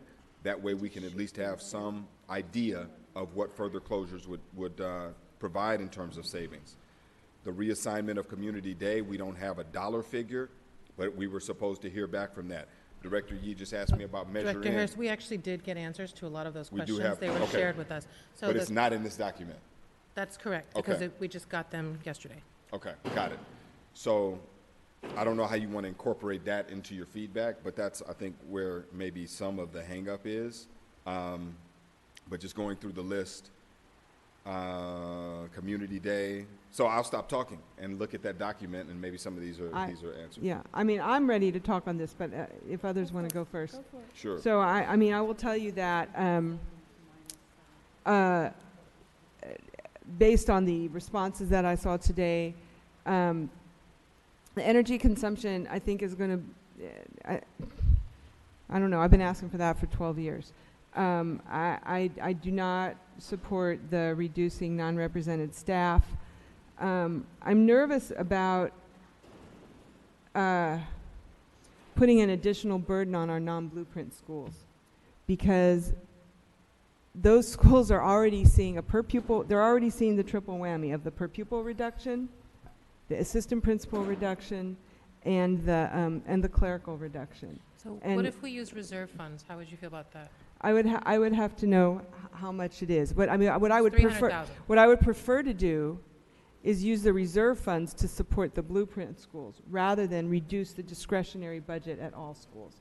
I would like to, if we wanted to go that route, I would want to flip it around so that all schools are following the formula and the formula is in place, even though I'm not sure how I feel about the formula. And then we decide, okay, we want to support the blueprint schools, we're willing to dip into the reserve to do that. That to me would be a better way to proceed. I agree with bell schedule coordination. I think we are going to see that there is data, Director Harris, if you go in there, you'll find it. I do not support reassigning Community Day. I'll be really clear. I think that it's very, I think we do those students a disservice by asking them to get to Hayward. Even if we provide transportation, I think it's unlikely. And I think we've seen very decent results for the students who go to Community Day and return to our district. We already decided on moving to Cole, but so we have to figure that out on terms of the school site thing. I think we definitely need a better plan on free and reduced lunch and on the Saturday school. I agree with you, Director Gonzalez. That definitely needs to happen. So, and then I'll come back to the issue around the police. I would, I talked about this with a group of principals from my district yesterday morning. I had a chance to meet with them, and they said there are times where they do need assistance from the police in certain situations. And their concern is that if we're relying on the Oakland Police Department, they are not trained to work with students. They don't have the right sensitivities. So their question was whether we could work with OPD to train a unit of officers who would be able to somehow be more responsive. They also agreed that they agreed with a lot of what I have heard from Black Organizing Project about retraining and repurposing the school security officers and so forth. So I'm just not sure where I stand on that one. I can see it over time. I'm not sure I'm ready to go boom right away. Let's keep going around this whole list. So things you can live with, things you can't live with. Director Torres, then Director Yee. So I think that when on the last topic, which was not where I was going to start in regard to the police, the fact that there are new people on the city council, those new people on the city council that supported the press conference by Bob today around removing and repurposing that 2.3 million or whatever it ends up being to have it be put back in the schools for instance, what I do not support cutting, or what I agree with on this, as far as changing the different way of cutting, the city leaders would tell the police department how they would have to work with our students to make up that gap. They should be funding police because that's what cities do. School districts around the country and in Canada are removing police departments because it's the right thing to do. We're Oakland. We're a place that was about a progressive movement, and now we are very conservative on this issue. It doesn't make any sense. We may need security here, but that would be twice a month that we need security over these board meetings. That doesn't mean we need Monday through Friday around schools and kids. So I would support, as I already had said, about not cutting the APs, the assistant principals. I also don't believe clerical staff across the board. There are some schools with much more complicated student bodies. We have a lot of mom speakers in District 5 schools that not even clerical staff who speak Spanish have an easy time. But when you start cutting, it's going to make it difficult for families and students. But I think it's very disingenuous for staff to say that it's going to be a morale issue to furlough. That is what is used from many organizations, and it's $4 million. How can you say that losing a coworker is not a morale killer? When your coworker is gone and you're working extra hard and working your butt off for the same pay, you may wish you had just taken that furlough so your coworker is there doing their job, and you're not doing their job. So I find that to be disingenuous. And I think that that's not a good enough answer. That's $4 million of keeping services. And the earlier one that I had said about onboarding our people, we know that that is a big problem. I get those emails every year. I wanted to work for you. I took a job. Then I didn't hear from anybody for a long time, and I had to go work in Hayward, or I had to go work in Berkeley. And I don't understand what that means, that for a month and a half someone doesn't get a call back because we don't have enough staff. So we can't cut places where we're constantly hiring. I don't think it's genuine to say that. Furlough is not permanent, it's temporary, but it can help the district tremendously. So I definitely feel that those two issues on this list that you came up with at the committee, I think those two make the most sense. I don't agree with this reassigning Community Day either. I also don't understand how the bell schedule hasn't been done. So it is unusual to be sitting up here saying things and then they don't actually happen. Director Yee. So 3 things. I never, I'm looking at the OUSD police cuts. And, I'm trying to weigh that against the AP cuts, for example, because it's roughly the same amount. And this is more. AP cuts is 1.3 million, I believe, and police would be, I think, 2.3 Okay. million. Well, it just shows on this list, it says eliminate police 1.5. So I'm thinking if I'm the principal of a school, how do I balance off the choice of those 2 things? And so I need the superintendent or Mr. Thomas or whoever, somebody to say what are the police services that will be eliminated by eliminating this. I just want to be clear that we know that we haven't gotten the city council to agree, the staff for our schools to come and all the rest of that. So what are we talking about losing? It's not that we want to, it's not about repurposing the police to be RJ coordinators. Are there essential functions that the police services does that provides a level of safety that the superintendent says that we cannot do without? So that's something that's important for me, for you to communicate to me whether it's essential or not for the safety of the schools. That's the first thing. The second thing is the one I fear, which is the big one, which is the carryover funds. Those carryover funds, if I'm not mistaken, get rolled into our reserve in the next year. Is that right, Luce? If we took the carryover funds out of general purpose and turned them into 1-year contracts, then that would basically reduce our reserves. So, that's the way it looks to me, because you use the carryover monies to boost up the reserve to the 4%, I believe. That's right. So if you look at the multi-year projection as a first interim for next year, you don't have that unassigned portion of your ending fund balance. Right. So we should just be aware that essentially taking that 2.8 million and filling one-time positions reduces your reserve by 2.8 million, which is about 1%, if I'm not mistaken. Your 1% is about $6 million. Oh, okay. And so that's why I was, when this question came up, my suggestion to you is that if you're going to consider actually protecting some investments on a one-time basis, and I'm going to say that again, on a one-time basis, then we use that one-time portion of the reserve that's actually there, and that's that 1% above the 2%, right? That's real, it's there, and so it would be a one-time to one-time. Right, but just for us to be aware that it's going to reduce the carryover reserve, or the reserve for the subsequent year. Yes. That's the first thing.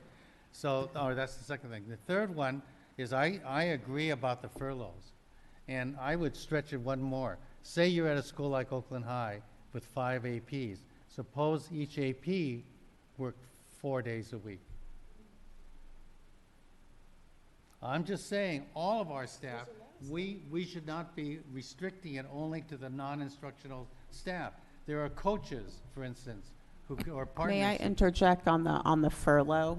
So one, I want to say during the 17-18 mid-year, I asked confidential staff to take essentially a furlough or a pay cut. We did that on a one-time basis. One of the things that I pushed back to my staff around this recommendation is you can't have central staff take a furlough and work 4 days and still have schools working 5 days. So let's just play this out. Kim, I'm going to pick on you.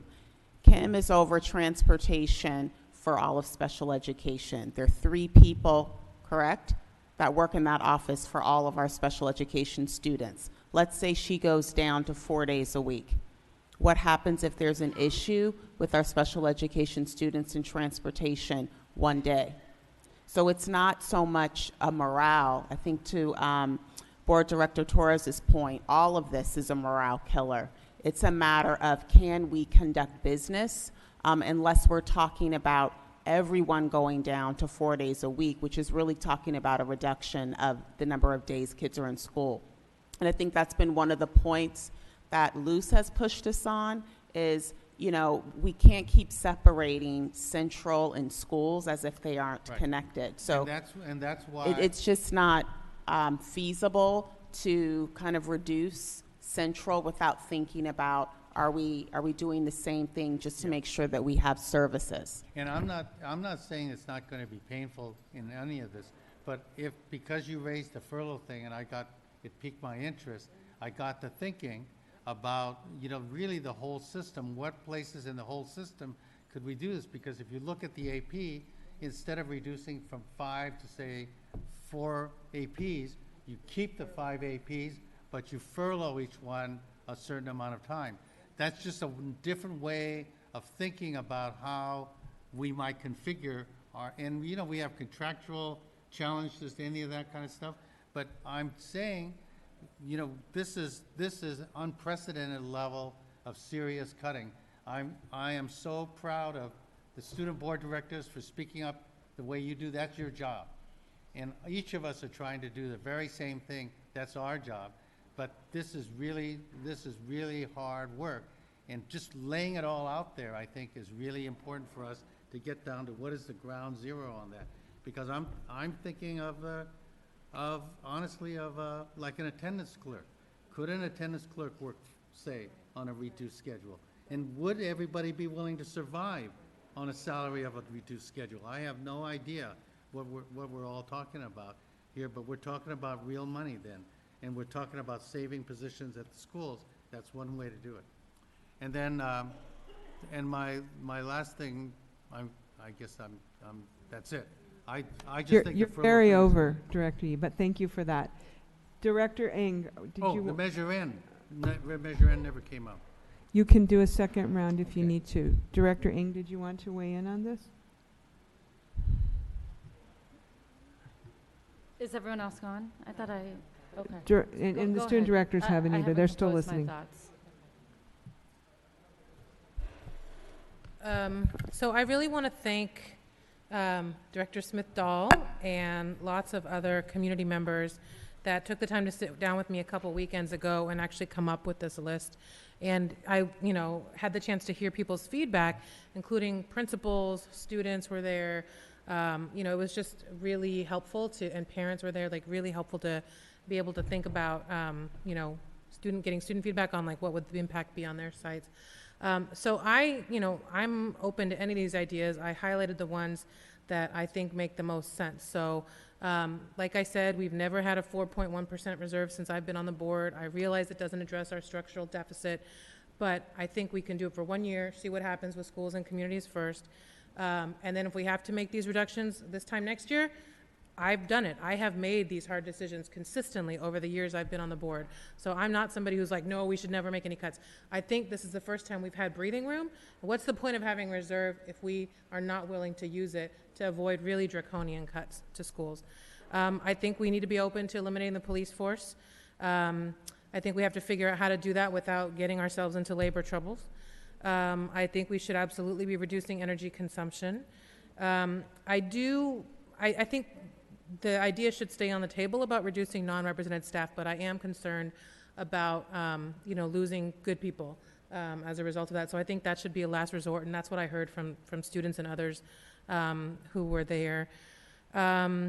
I do believe that we can't keep asking schools to take on really difficult processes to transform their schools or to merge their schools or to grow their schools if we're not actually willing to resource that work. And so, you know, telling somebody like CCPA, you're going to lose a clerical staff person, we're taking half your discretionary money, and you're going to sustain cuts while you're trying to undergo a very complex process of doubling the size of your school, that is not okay. I think we'll lose principals if we do that.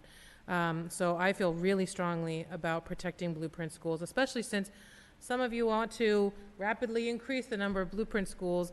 That's not going to work unless we really resource that work. Bell schedule coordination, this is a no-brainer. I don't understand why this hasn't been done. I heard from at our Budget and Finance Committee meeting that there's potentially $1 million there, so let's do that. We need to actually factor in what we are saving, and we have those numbers now from the cohort 2 decisions. And it's not a insignificant amount of money. It's like probably around $600,000. So it should be factored in so that we don't have to make the same level of cuts. On Community Day, I want to hear from you, President London, and you, Director Torres. What if we could do it in Oakland? What if we could merge with the county expulsion school at a site in Oakland? Would you feel different if we didn't have to bus students to Hayward? Because the county has our building on International. They're no longer using it, I believe, as a continuation school. So what if we took that property back and put a joint expulsion school there so that our students would not have to be schlepped to Oakland?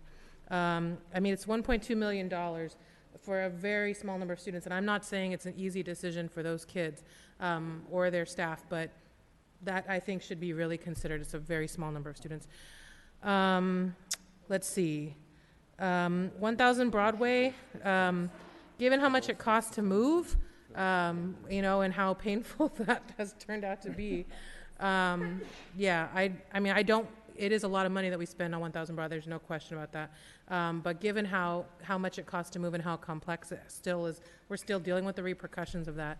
I don't know if that's not to me, that's, you know, probably low, less money to be saved there.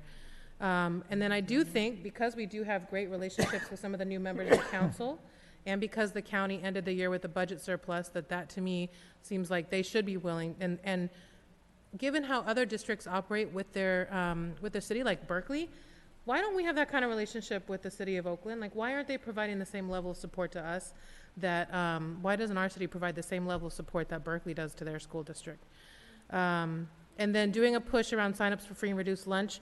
We also heard at Budget and Finance Committee that there's maybe $1 million there, almost $1 million there. So we should do that. Universal Saturday School. As Amy Carrozza said to me, it doesn't have to suck. We can make that, you know, we can use it in a lot of different ways and make it something that will be interesting for students.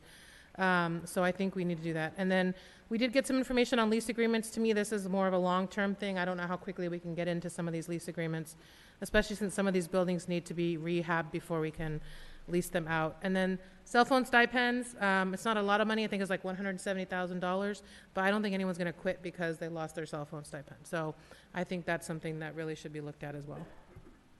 Colleagues, I need a motion to extend the meeting. I would suggest that it's going to need to go till at least 12:30 or 1.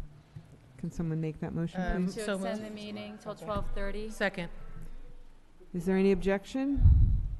Thank you. Let's continue. Students, did you want to say anything? Are you ready? And then we'll go to Director Ng. Thank you. Director Smith-Dahl.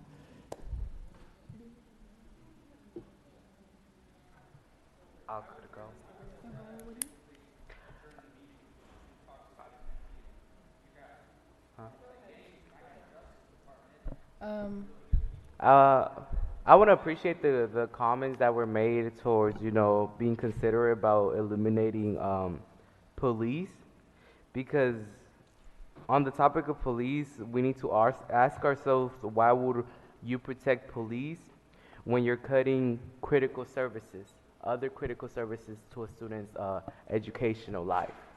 So that's just that. How are we trying to prioritize police over other necessities that actually have an impact on the education of our students. Um, but yeah, I feel like there is a lot of questions on these budget cuts that we still need to address. I myself, I'm gonna take the time to just look over this and just have any and just check in to come back to the next meeting and like have them answered, maybe if there's some answers. Yeah. Okay. So yes, I agree with eliminating OUSD police. They shouldn't have been in our schools in the first place. Reducing energy consumption by 5%. Of course, we gotta save the planet anyway, and it's costing us money. I kind of feel about the furloughs like it should. I don't really understand what your Mr. Director, you was saying about moving it to clerical staff and people on the school site, because I feel like also, like, first of all, that's going to create chaos, and also their pays is a lot different. And so it's not going to hit somebody that's not represented as hard if they're going to have to take off one day in the pay schedule than it is going to hit somebody as a clerical staff. And yeah, I think it was used in the time of recession, and I think it'll be very beneficial now. Bell schedule coordination, I think, is also gonna save us a lot of money. Cost saving, yeah, I agree with what you brought up about community day school. If it was moved to Oakland, then I think that would be better, because busing students to Hayward would also be kind of, I think it's unnecessary. I definitely agree with the fact that what is it called? The office space at 1000 Broadway needs to be moved. I think it's a waste of money. I think that it was like $2,000 or something a month that we're paying to be there. More? Okay, well, Oakland is changing a lot, and rent for a space like that in a prime space in downtown is obviously expensive. So I think it's good to move them. I understand that it was like we would just put them over there, and so it kind of might be a little bit uncomfortable. But it was brought up at the meeting that why wouldn't you have adults that can get in a car and move around instead of a student where they don't really have, the option. The free and reduced lunch program for signing up, I think that one's super duper important. I think that other people have brought up to the meeting that people have felt a little bit of uneasiness for signing up because of, the president that we have, I guess. People are feeling a little bit uncomfortable signing up because they don't want their money in a database. And I think it's super important just to engage community again and be like, this is actually going to help you get resources. And I think also what you were saying, President London, about how a lot of students with free and reduced lunch, they don't have librarians. And so making sure that the numbers are correct is going to help us with doing things like that, implementing things like that, where a school that doesn't have as much free and reduced lunch students, they're going to already be able to fundraise or already have the funds in their budget to have a librarian. A universal Saturday school would be super beneficial because just things like credit recovery, things like that, and then also on the financial side is going to bring a lot more money in. For like making up attendance. And the cell phone, I definitely agree with that. I don't know that y'all need cell phones. Y'all could afford them. So yeah, that's my opinion. I also want to go back to the comment that President London made about like sort of trying to rely on Oakland Police Department instead of like school police department. And I feel like that's like a hard no for me, because it's like we've seen the type of just the negative stuff that our police has done in Oakland, which is the reason why it's federally overwatched. And I just don't feel like that would be even an option for us to rely on Oakland Police Department, because it's like if they're already acting like that with adults, I can already imagine how they're gonna act with us as youth. So, and I appreciate that, and what I'm saying is I want to see a very articulated strategy to figure out if there is some kind of an incident, we don't want it to happen, but sometimes things happen, where you need some kind of help resolving a situation. What is that going to look like? Who will be responsible? Who will hold it? What will it be? That's what we need to understand very clearly before we move in that direction. That's important for me. So, colleagues, are there further comments that people want to make right now on this issue? Did Director Ng, did you get a chance? I'm sorry, I've really lost track. I can go after you. Go first. Yeah. So my questions about the auxiliary recommendations, I'm just going to cut through the chase.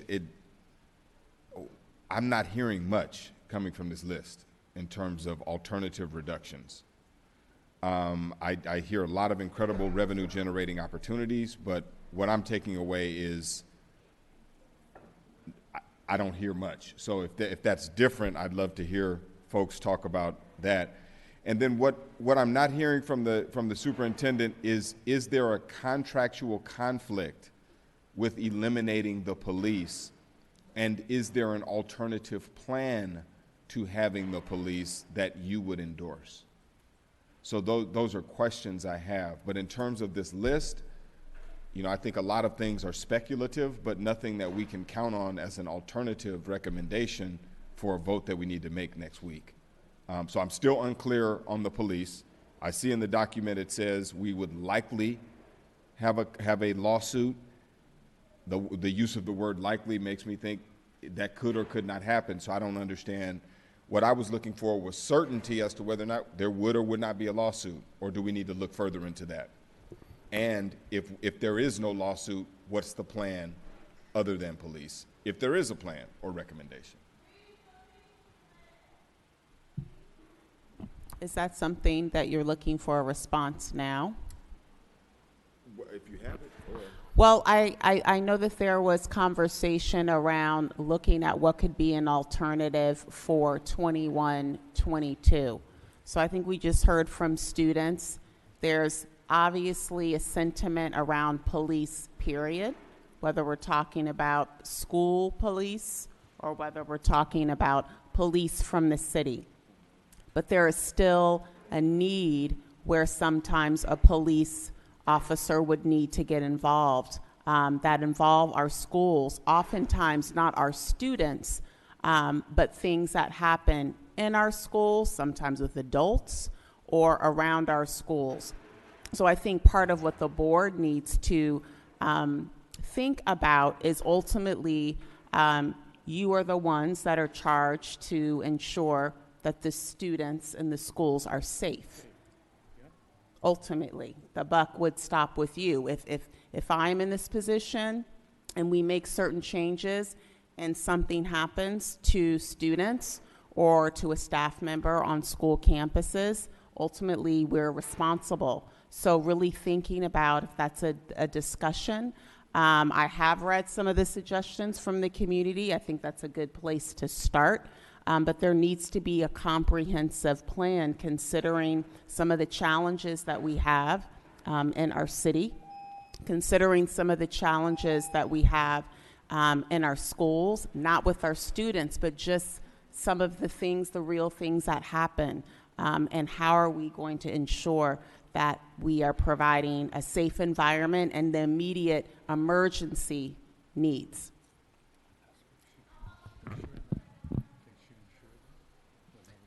Okay. Amy, Director Ng, thank you.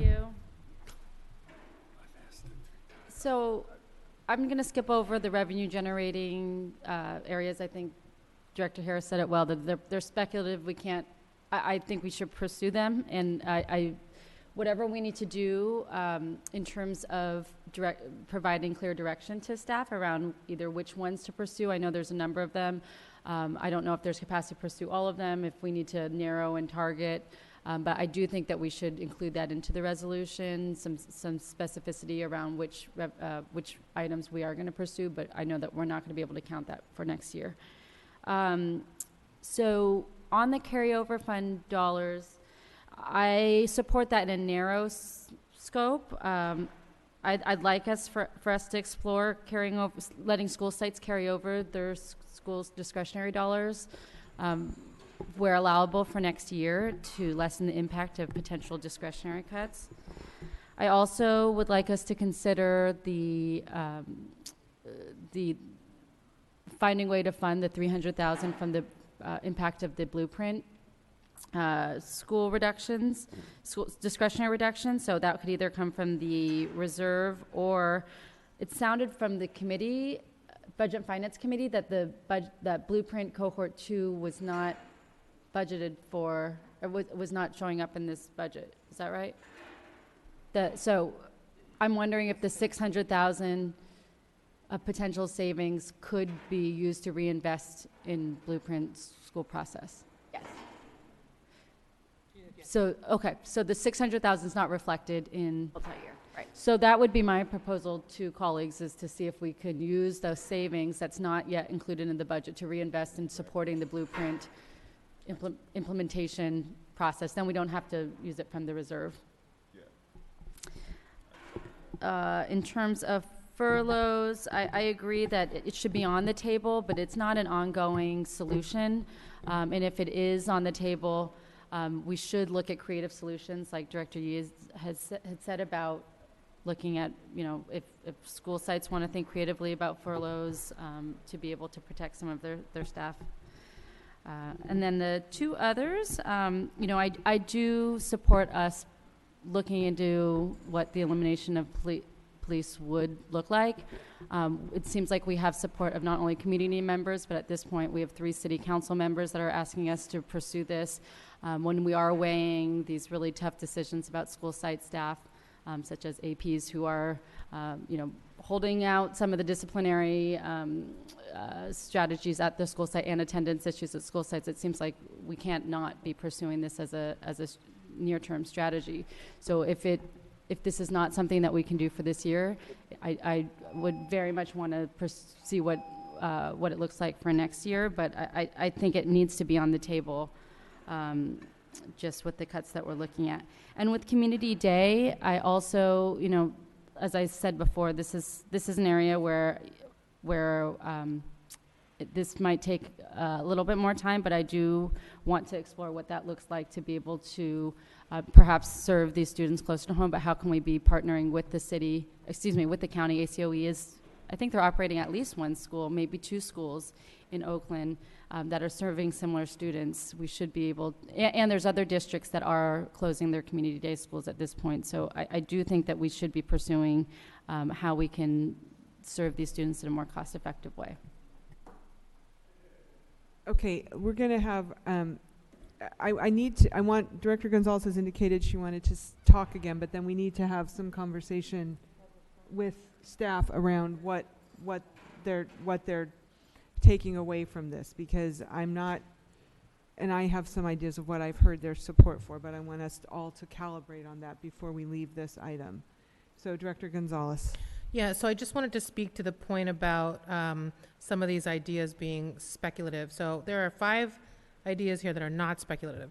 Transitioning our community day school students to ACOE and closing that site is not speculative.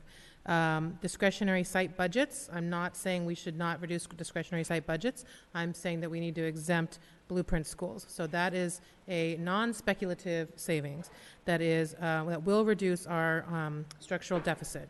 The closure of our school police department is non-speculative and will reduce our structural deficit. Furloughs will not reduce our structural deficit, but are not speculative. We can easily figure out how that would be done and what it would save us. And cell phone stipends. That is an ongoing cost that would reduce our structural deficit. So these are not all speculative ideas, and some of them are quite direct in terms of how they would be implemented and what the savings would be, in the millions. For next year. Police? Director Yee. Okay. I really appreciate that summary. It was very helpful. I still want to ask the superintendent, though, to tell us what is the minimum security deployment that she's going to need to ensure the board and the staff that we have a safe environment. So I have no idea if, so Director Torres said maybe, I mean, this is where you get into collective bargaining. But she said private security. I don't know if that's what we're talking about. But I was just thinking about the reduction in our sworn officer force. Say it was reduced by half and only deployed from a central space or something. I mean, we don't know what the scope or the extent of the safety issues that require a sworn officer in the district that where you, in your judgment, would say we need to have somebody on tap where you can call and send out to a position.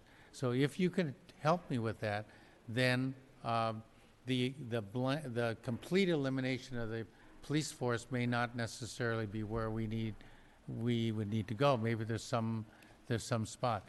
The second one is as we're talking about the furlough thing, the reason I love it so much is at Oakland International High School. We had 2 principals who were job sharing, right?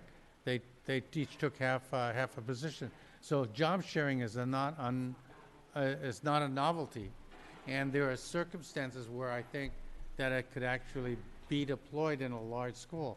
And going back to the APs and staffings and so forth, I'm not sure whether or not staff has actually pursued the use of Measure N carryover money or reserve money for this purpose. And I just think it's, if we're talking about one-time money, there's nothing more one-time money than, I think, how much is in the Measure N reserve? 10 million or something? I think it's about $10 million if you're talking about a reserve that could be tapped in a time of crisis, you're talking about tapping it for high schools for the specific purpose. Maybe it seems like supplement. It may look like supplanting, but to me, if you set a staffing bar for your APs of say 700 kids of an AP or something like that, then anything over and above that would be supplemental. So those are the 3 that I would like the superintendent to pursue for our next meeting. Gary, Director Harris. I just have to push back on that. We were clear when we passed this measure that we were not going to violate what is protected now for the high school students.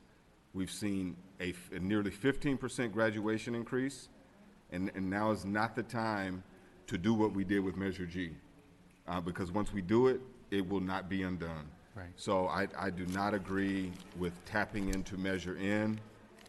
Not even the carryover, the reserve. I mean, that's not the designation of that money. If I we agree. have a larger conversation about I agree. redesignating and reallocating parcel taxes, but we cannot do that because it's against the law. Okay, let's go to the superintendent. And first, I also want to thank you for, and I want to remind you that Deputy General Counsel Epps is behind you if you need to clarify some things. She's been taking notes, and I don't want you to feel like you have to do this all off the cuff. Sheba wrote it in. I didn't never write that kind of restricted language. She wrote it. I think what would be helpful for me now, well, just 2 things. One, around Community Day staff, we are doing analysis, and the question that I pose to them is, we don't yet have any concrete evidence that Alameda providing the service would actually be cheaper than us providing the service. So I think a good way to think about it is us giving that service over to Alameda is almost like a non-public school placement in like the most restrictive environment because there's students once they've been expelled. Correct me if I'm wrong, staff, but the per pupil allocation is about $36,000 per kid. So our assumption, if we outsource it to Alameda, is that they would provide the service for us cheaper. That's an assumption that we're making. And so until we're able to get clarity in terms of their contract, we could be paying more by contracting it out, similar to with our special education population when we have a non-public school placement. And we're trying to get clarity around the state ed code. Is that correct? You may need to come help me so I don't say something that's wrong. Just around access to transportation and how we're defining that.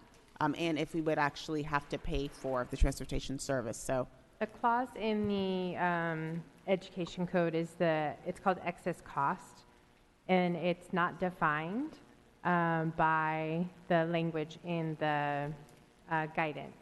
And so that is the conversation that our general counsel has started with the county to get an approximate amount for how much excess cost would be the charge to us as a district. The part that the county has explained to us is that based on the max number that we have had over the last few years, that our adding of students would triple the amount of students that they serve now. So they have about 15 students, and our additional 35 to 45 students would then add to their operating costs, and that could be extended to us in the excess cost category. So that is what we're trying to get clearer as to what that actually would mean, and our staff is working on those descriptions. The other part is access. The language is access to a school option, and we are clarifying whether or not access includes transportation. In the special education world, of course, it does include, you'd have to pay for transportation costs, and that fact is being investigated on whether or not we would have to provide transportation to, as an example, the Hayward location. Is there a possibility of opening a site in Oakland that would be operated by ACOE so that we wouldn't have to transport to Hayward? The option that was explained by the county is the independent study option, which is called Quest. And I'm just learning more about that actual option through the communications that have been happening. So my understanding is that the case management that happens at Community Day currently, if students were to go to Quest instead, they would not receive that same level of case management. And in speaking with staff in the attendance and discipline office, and also in the alt-ed lead, they've suggested that students do not do well when not case managed in actually returning back and going through the readmission process. Right, so I'm not talking about independent study, I'm talking about a physical site that would be operated by ACOE, perhaps at the old Bridges building on International. That is a discussion that has began to say, okay, what would it cost, what are the details of that, and that is underway. Okay, so eventually you guys will come back to us with some more on that. I believe I saw communication, but I would like to look at it before I respond publicly. The other thing that I would encourage us to think about as we start having conversations around OUSD police is that that's less of an elimination and more of a repurposing of funds. Because if that were to be the direction the board would pursue, we would still need to provide some investment in safety. It would just need to look different. So to put this on an elimination list and say this is going to be funds that we could actually put towards the deficit, I think is the wrong way to look at it. When we look at the types of need that any school district has, suicides, sexual assaults, issues that are in the community. I mean, just things that happen around schools that there's going to need to be some entity to deal with. So what I think we're hearing from the community is another way of thinking about that. That is not the area of expertise for a restorative justice coordinator. It's not an area of expertise for a principal, for a teacher. And so I don't believe that we could completely outsource that. when we think about some of the needs that we have. So if the conversation is, should it be a different job description or structure, we can have that conversation. But to say that we could totally do without some sort of arm or unit or team that's around safety, I think that that would be at the detriment, and I really believe that that would pose legal challenges to the school district and the board. So just to take some time to think about that. Can I ask President London? Excuse me, Director Gonzalez, I would like us to try to sum up. Well, that's what I was going to ask. So, Superintendent, I heard you say on ACOE and CDS, it's unclear if there's savings there. We should know more about that soon. I also heard you say that eliminating OSPD, you don't see that as an elimination, you see that as a repurposing of funds. But I'm curious, what else did you hear? Because I think I heard 4 people say that they do not support, that they would like to see Blueprint schools exempted from the site discretionary budget reductions. And I think I heard 4 people say that they're open to furloughs. Is that what you heard, and is that, colleagues, what you heard?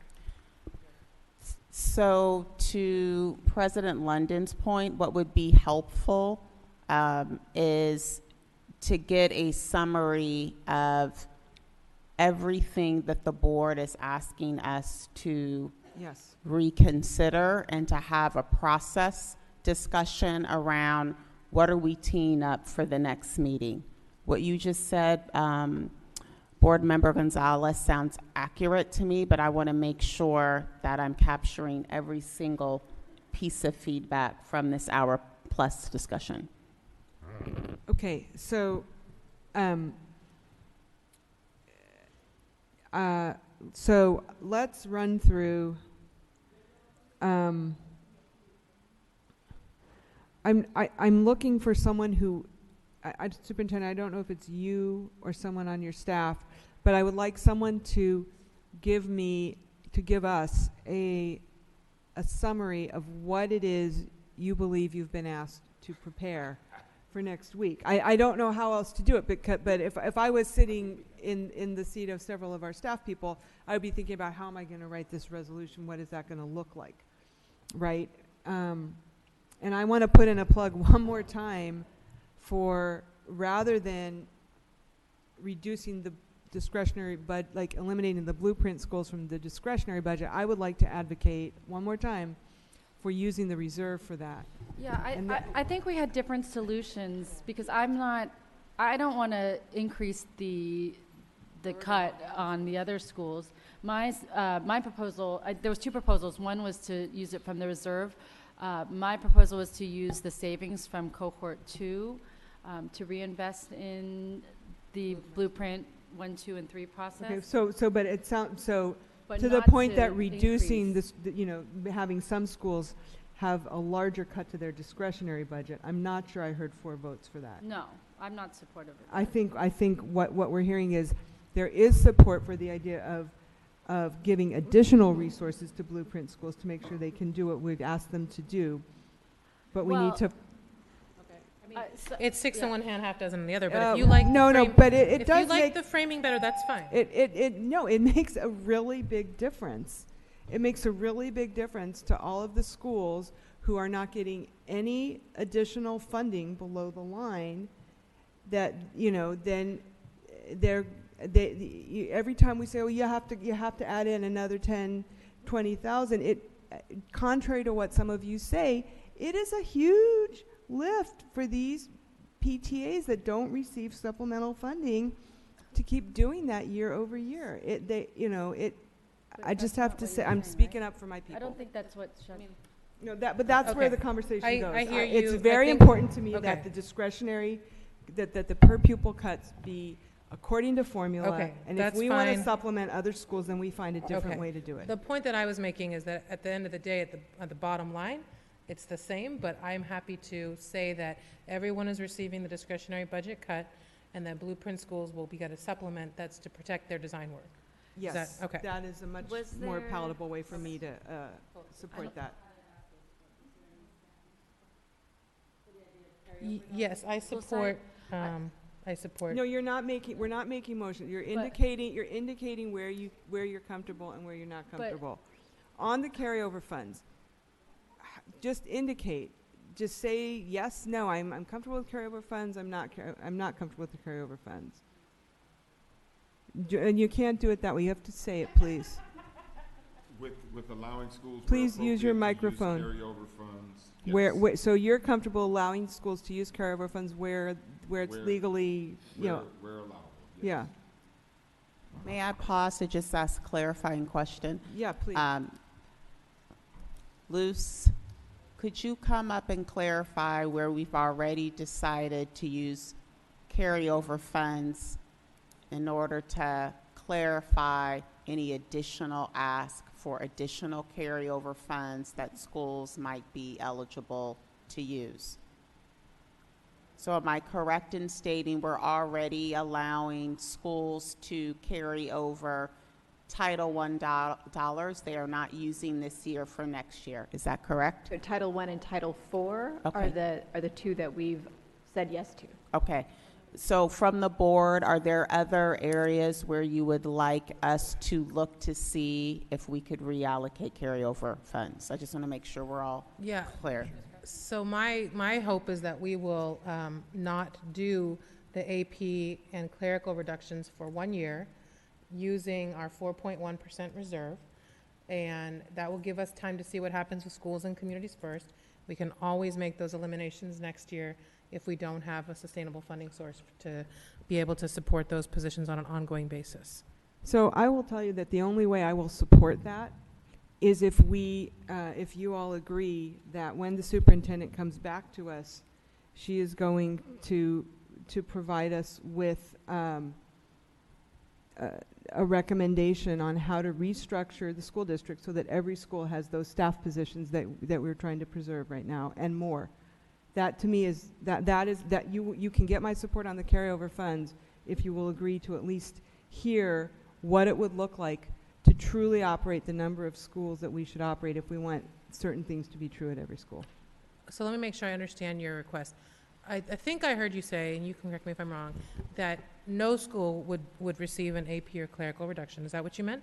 Well, you're asking us to use carryover funds and the reserve to preserve those positions. And I'm saying that I'm only comfortable with that if we are also at the same time looking to the next year in cohort 3 to reducing the number of schools, to having the number of schools so that certain things are true at every school. Well, we've been making those reductions every year. But we have been doing that on an incremental basis. And what I'm saying is I want to know, I have a vision that every school has an assistant principal or a TSA who is on site to help with site management. Many of our elementary schools, if the principal has to go to a principal meeting, that's it. There's no management on the site.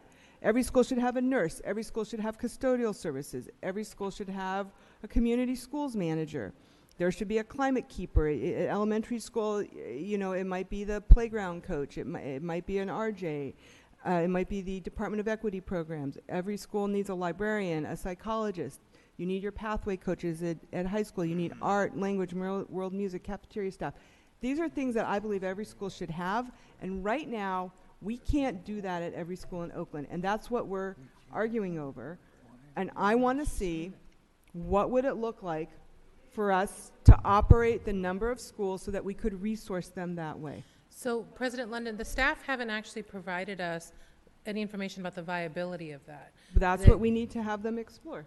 That's what I want to see. Yeah, I'm open to the exploration of it. I can't commit to you that I'm going to vote to close way more schools. No, I at least want them to be authorized to bring us that information. Of course, we already asked for that information. We didn't ask for it in quite this way. Okay. Director Harris, did you want to say something? Yeah, earlier we talked about understanding how the system would work with the AP and clerical reductions that you've proposed. I think I would like to see that prior to any discussions about using the reserve or because as the students said, I think smartly, this is the best I've ever heard them talking tonight. There's 10 million more in cuts next year, right? And so if you do schools and communities first and you get 30 million and you have 20 million left and you give a 5 to 10% raise, we're right back here. So I want to understand, Director Yee has made an excellent point that we want so much more than the money that we have. And understanding how to be more efficient, how to be different, and how to begin to express and share that with community is our utmost challenge and the utmost opportunity. And if we start to run away from that, we're only going to be drawn back to it next year. It's going to be on us. So I think, I hear you and I understand that, but I think we owe ourselves to understand if the superintendent and the team have a different way of understanding how the APs and clericals can work, and then we hear that and it makes sense, then I think we owe that the consideration. If it doesn't, then I'm more interested. But I think Director there's a step. Okay, I just want to point out, we are still, even if we exempt the APs and clericals, we are still making $17 million of ongoing reductions. So there's not like some situation where we're not making, serious reductions. It's simply a 1-year allocation of the, a little bit of our reserve fund so that we have more information before we make such a drastic decision. It's still $17 million in ongoing reduction. So I think it's still making significant progress on reducing our structural deficit. No, I agree, and I hear you, and that's bright side thinking. Can you use the microphone, please? That's bright side thinking, but I've also seen us have to tap the reserve a number of times in my entire duration on the board for unforeseen costs. I saw us have last year, 1 month, we had $5.5 million. 2 months later, it was gone. So I mean, the unforeseen costs and the uncertainties in the district, I understand it. It was you all that worked hard and convinced me that we need to be in the reserve business. So I want to just remind you that just because we have it, we do want to create a situation where we can resource it later, but we have to come to terms, I think, with what Director Yee laid out, is that we have a very expensive model, and we're starting to see the state isn't funding us to deliver. So we have a 4.1% reserve. 3 million is about 0.5%. So we would still have a 3.5, 3.6% reserve, which is not great. I would love to have 15% like some districts have, but it's better than it's been since I've been on the board. Even after we would allocate $3 million at one time. And in the grand scheme, it's going to do good for our sites, but I'm saying, would you allow the superintendent to do the work in terms of giving us an explanation as to how the system would work with the reductions she's proposed? And then at that point, I would just feel better, like we'd have a more vetted decision. Would you feel okay with that? Sure. Yeah, and I tend to be on the same side. I just, fortunately, as you know, I'm probably the most conservative, fiscally conservative of this discussion, I think, maybe not. But I really appreciate the fact that there's 7 of us making the decision. So, however it plays out, I'm going to support that decision. And I agree with you. We're only talking about that 0.5%. For me, I would like the superintendent to present what the bare bones budget is that we could survive on without, unlike Director or President London, I wouldn't put all those other positions in there. I don't think every school needs a librarian, a nurse, a psychologist, and all the rest of that. I think what every school needs is highly qualified and experienced and successful teachers, a principal, a secretary, a custodian. I mean, for me, that's what I call a base. And I think if we approach our school staffing at that level, I think we could easily make our budget, considering how much we've cut in our central office already. But I know that that's not satisfactory for the community. I'm just telling you, that's the reality. Now, if you want to say the solution to it is for us to close some schools and make the schools bigger, I'm agreeing with that, but all that is not the reality. The reality is what the state is funding us for, is what all these other school districts have in their schools, which are not all these other positions. But these other school districts are also operating larger schools, period. I'm Fewer not schools. disagreeing with you. You know I'm supporting you on that, but that's why I think this is a challenge. The offer you're making with Director Gonzalez is a challenge. I want to see us consider that. I think it would be valuable to understand that. Both scenarios are valuable. Yes, we I need agree. to know what would be a full service community school district look like, and So let's go back to the superintendent and see if we're close to being able to wrap this up, because we have several other items. Did you all want to weigh in on this too? We're trying to figure out what we're going to see next week when it comes to us for a vote, because we need to. So I have staff that's been taking copious notes. So if there are any other points of clarification that you want to underscore, that way you also aren't having to try to summarize the conversation. I want us to all hear what we're going to see back, but I think there's still some more questions from board members. So let's go to Directors Torres and Ng, and then we'll come back to Director Harris. So I guess I have a question in regard to tonight's, the first time we're having a robust discussion around if we do not have a police department, if our schools, we're a school district, so we are not the city, and the city has a police department. They can fill the need, and they already do, in the fact that when there's an emergency call, violence or something is about to go down, they will also show up with our little police force of 8. Because what I understand from Chief is most of the arrests are adults coming onto campus or people outside of schools doing things, which is not even our jurisdiction. Technically, it's the city. So I heard a lot more support for it tonight. And I think I also heard, this is what I don't understand, Superintendent, if we didn't have a police department, I also agree with what you said. What will it look like then to have a security staff? For instance, we have security at these meetings, or we have lots of community events. And we also, I don't know where else we need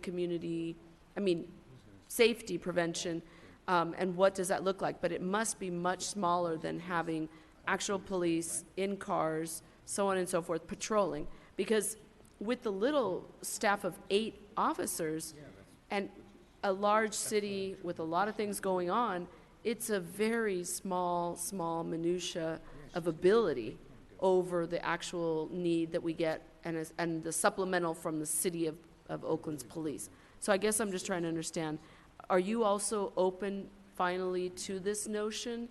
Because I'm hearing it from more than myself and Shanti, Director Vice President Gonzalez, that people are open to this, even Director Yee.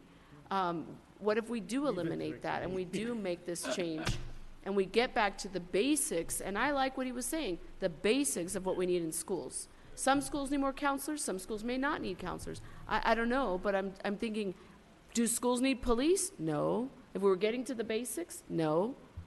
Yeah, you're right. Back to the basic. So I think that's a good question. I would come back to the basics of any school districts and just being able to have an accurate and timely response to emergency threats to safety. And we are on the hook for that. So 1, do you feel comfortable and confident that the city can fill that void? And 2, even if you do, that there wouldn't be a need for other types of positions that would be different than the current positions that we have.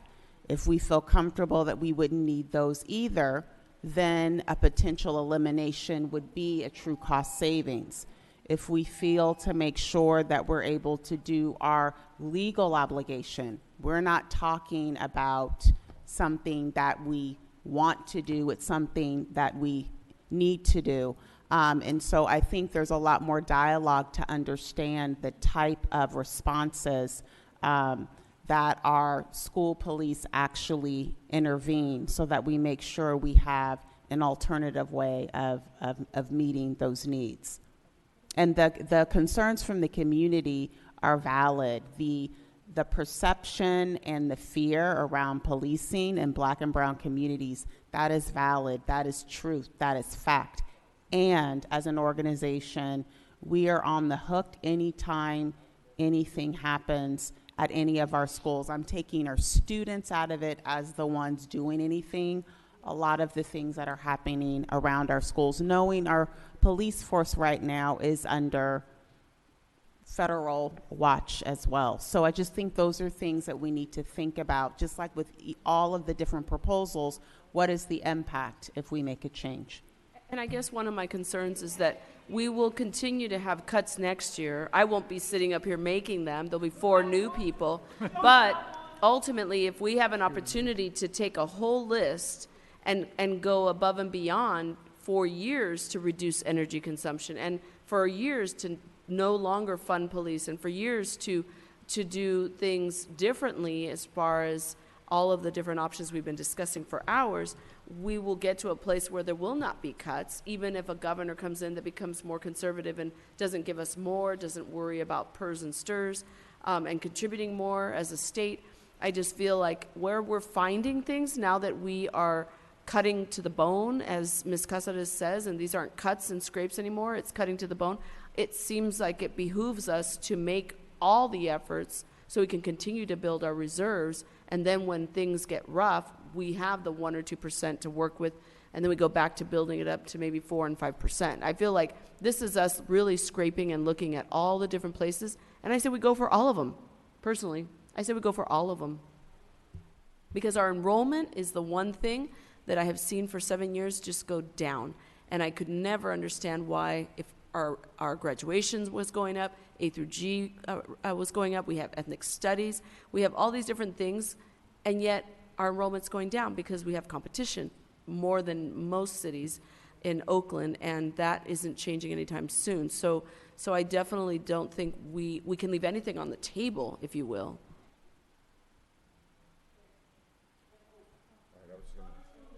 Director Harris.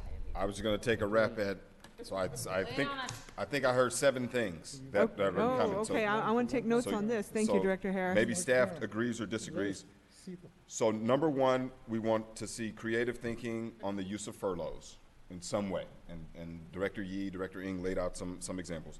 We want to see school rollover funds where appropriate from those funds that aren't Title I or Title IV, if there's anything left.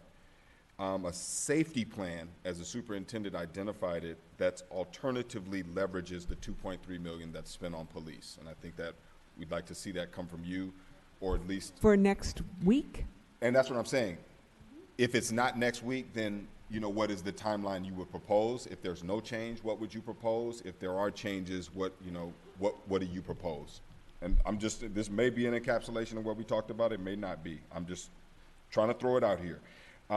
Scenarios where blueprint schools do not have discretionary budget impact, and somehow using the $600K in savings from cohort 2 schools to fund that.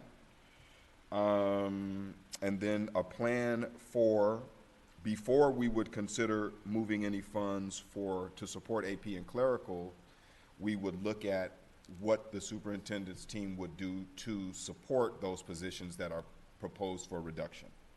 Would be 5, and then President London threw out the number of schools assessment could be done in cohort 3, as a part of cohort 3, and then a plan for how we want to attack revenue generation and the many options that were up here. So those are kind of the 7 things I heard. Well, I didn't hear that directly, but so that's what I heard in terms of the 7 things where there was agreement. I just wanted to throw that out there so we could kind of start to. But I just want to ask. So we also have to vote next week on what are the reductions that we will make, right. And so I'm assuming that that we're in general supporting attachment A, right, to the item S1. With some of the modifications that you just named. That's the superintendent's recommendation. The superintendent's recommendation. And then S2 has played an important role in helping us identify some other priorities, particularly around revenue generation, the conversation around safety at school sites, and the conversation around preserving funds for blueprint schools. So those are all, I think that the two things are coming together. Director Gonzalez. Yeah, so I think the one point of divergence is that I do want to understand, the AP clerical reduction impact, but I will be moving that we preserve, not do those eliminations, use half of a percentage from the reserve for 1 year, and if we have to eliminate those positions next year, if we don't get a sustainable funding source, fine, but I don't want to see schools have to absorb that in addition to losing half of their discretionary dollars if there's a way to avoid that, if we can find a sustainable funding source. At least we know where it would come from. And that's the deliberative process. Right. And I think that there is other options because I've said that I think that triple impact is concerning to me, but I'm not sure if I would be supportive of spending out of our reserve. We'll see. But I would actually like to, I would rather explore some of the other creative options and or see if there's a way to lessen the disproportionate impact on secondary schools, because it seems that secondary schools are having more of an impact with those reductions. So that's where I'm at. I'm not sure if I would. So can you say more, Director Eng, about which of the savings would you most like to see considered? Well, we talked about furloughs, potentially. I mean, when we're talking about safety plans, I wonder if there's a step-down approach where we can look at reinvestment in safety as a long-term and at the same time look at some elimination still. I would feel more comfortable if I knew that there was carryover dollars that were available to school sites. I would feel more comfortable about those three cuts because you could see how there could potentially be other creative ways that school sites could use them. So I'm just saying employing some of these other strategies, I would feel more comfortable with moving forward. But at this point, I'm not sure.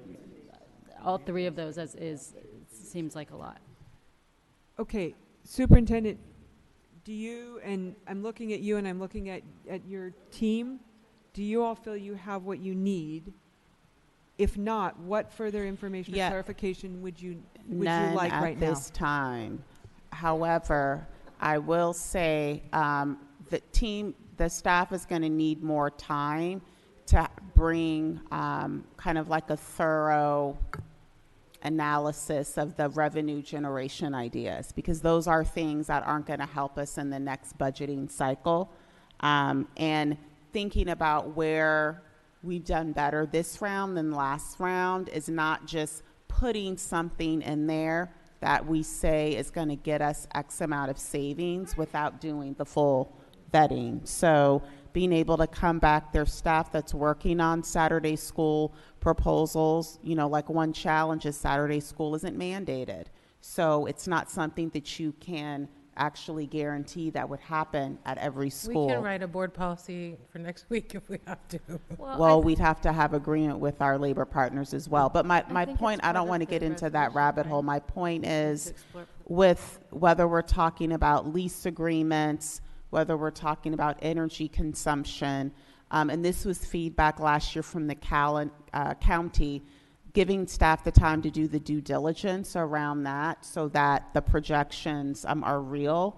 And in terms of being prepared for the vote, ensuring that staff is spending their time in terms of the pieces related to school site reductions. I would Director Eng. Thank you. I would just suggest, because in the resolution, there's the attachment B that talks about directing staff for the analysis for next year. So I would suggest that we would refer it back to Budget and Finance to continue to monitor and have conversations in between now and December, and that we include it as part of the resolution. And I don't think the resolution includes all of these strategies, but I did hear support for a number of them. So I would say that we should amend the attachment B to include the strategies where there was support. So the reducing energy consumption. I think it just talks about Saturday school and bell schedule, not necessarily all of these. So I would recommend adding these to attachment B and then referring it back to Budget and Finance. And then the item I brought up is also intended for attachment B. Great. Director Yee. And I just hope that, Superintendent, that your staff realizes that, for me anyways, 'cause this year compared to last year, a little bit earlier, more real numbers, more engagement. I mean, this is I really feel positive and optimistic, and I want to really thank the staff for the work that's been done. Because if you think about what we've just agreed to, we're tweaking it, but the core direction that you're going, and the staff is helping us go, is the right direction. And I just think that's really to your credit. So thank you. And anything further? I want to echo Director Yee's comments, and I want to thank you, colleagues, for a very difficult and civil conversation. And I also want to say to the staff that I hope you recognize this as part of the innovation process, right? Like this is what an organization goes through when you're making a really hard decision. You're all there, and then you get into the messy place, and then hopefully we're all going to come out at the end. But it's not everything everybody wants, but hopefully it's enough, and it sticks to the fact that fiscal vitality is not an option. So I'm going to now close items S1 and S2. Everyone take a giant breath. Okay, we're going to move on now, and I thank the people in the corner, to item S3, which is 200158, Lighthouse Community Charter School Material Admission Revision around admission preferences. Do we have a presentation from Ms. Maraca? We had a hearing on this a few weeks ago. Thank you. Thank you for sticking with us tonight. It's been a long night for you all. Good evening. Sonali Maraca, I'm Director of the Office of Charter Schools. I don't have a formal presentation, just some talking points to accompany the staff findings and memo that were included in the agenda. This material revision request is for Lighthouse K-8 to change their admission preferences to prioritize students from their elementary attendance area, as well as 2 nearby zip codes, 94621 and 94603. The primary goal for this material revision is to diversify the student body at Lighthouse K-8, and also to then eventually diversify the student body at Lighthouse High School, for which Lighthouse K-8 is a major feeder. Our staff is recommending approval of this material revision. The material revision was explicitly discussed, as you know, and requested by the board at the Lighthouse High School renewal hearing, and it represents a tangible step towards diversity. As some potential evidence of the impact that we would expect, Lighthouse's student body last year was 11% African American. The prioritized zip codes are estimated to be at least 30% African American, and the attendance area is about 18% African American. So all those percentages are higher than their current percentage.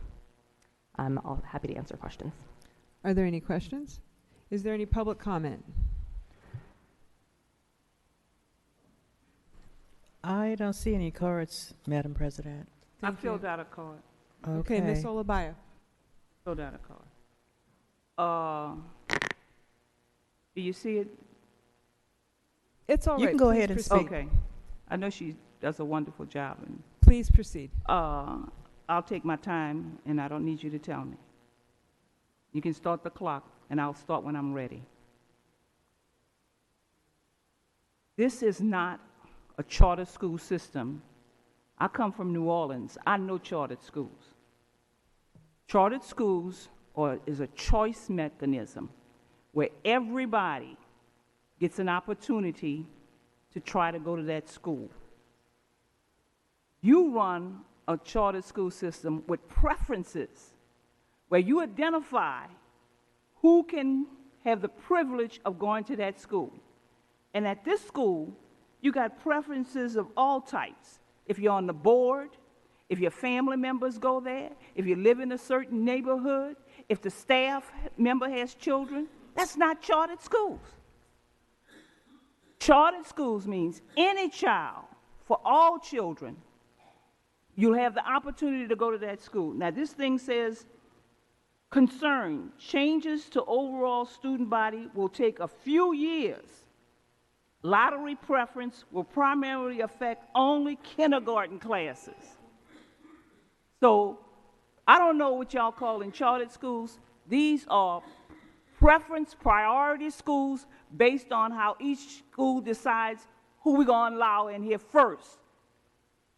That's not choice.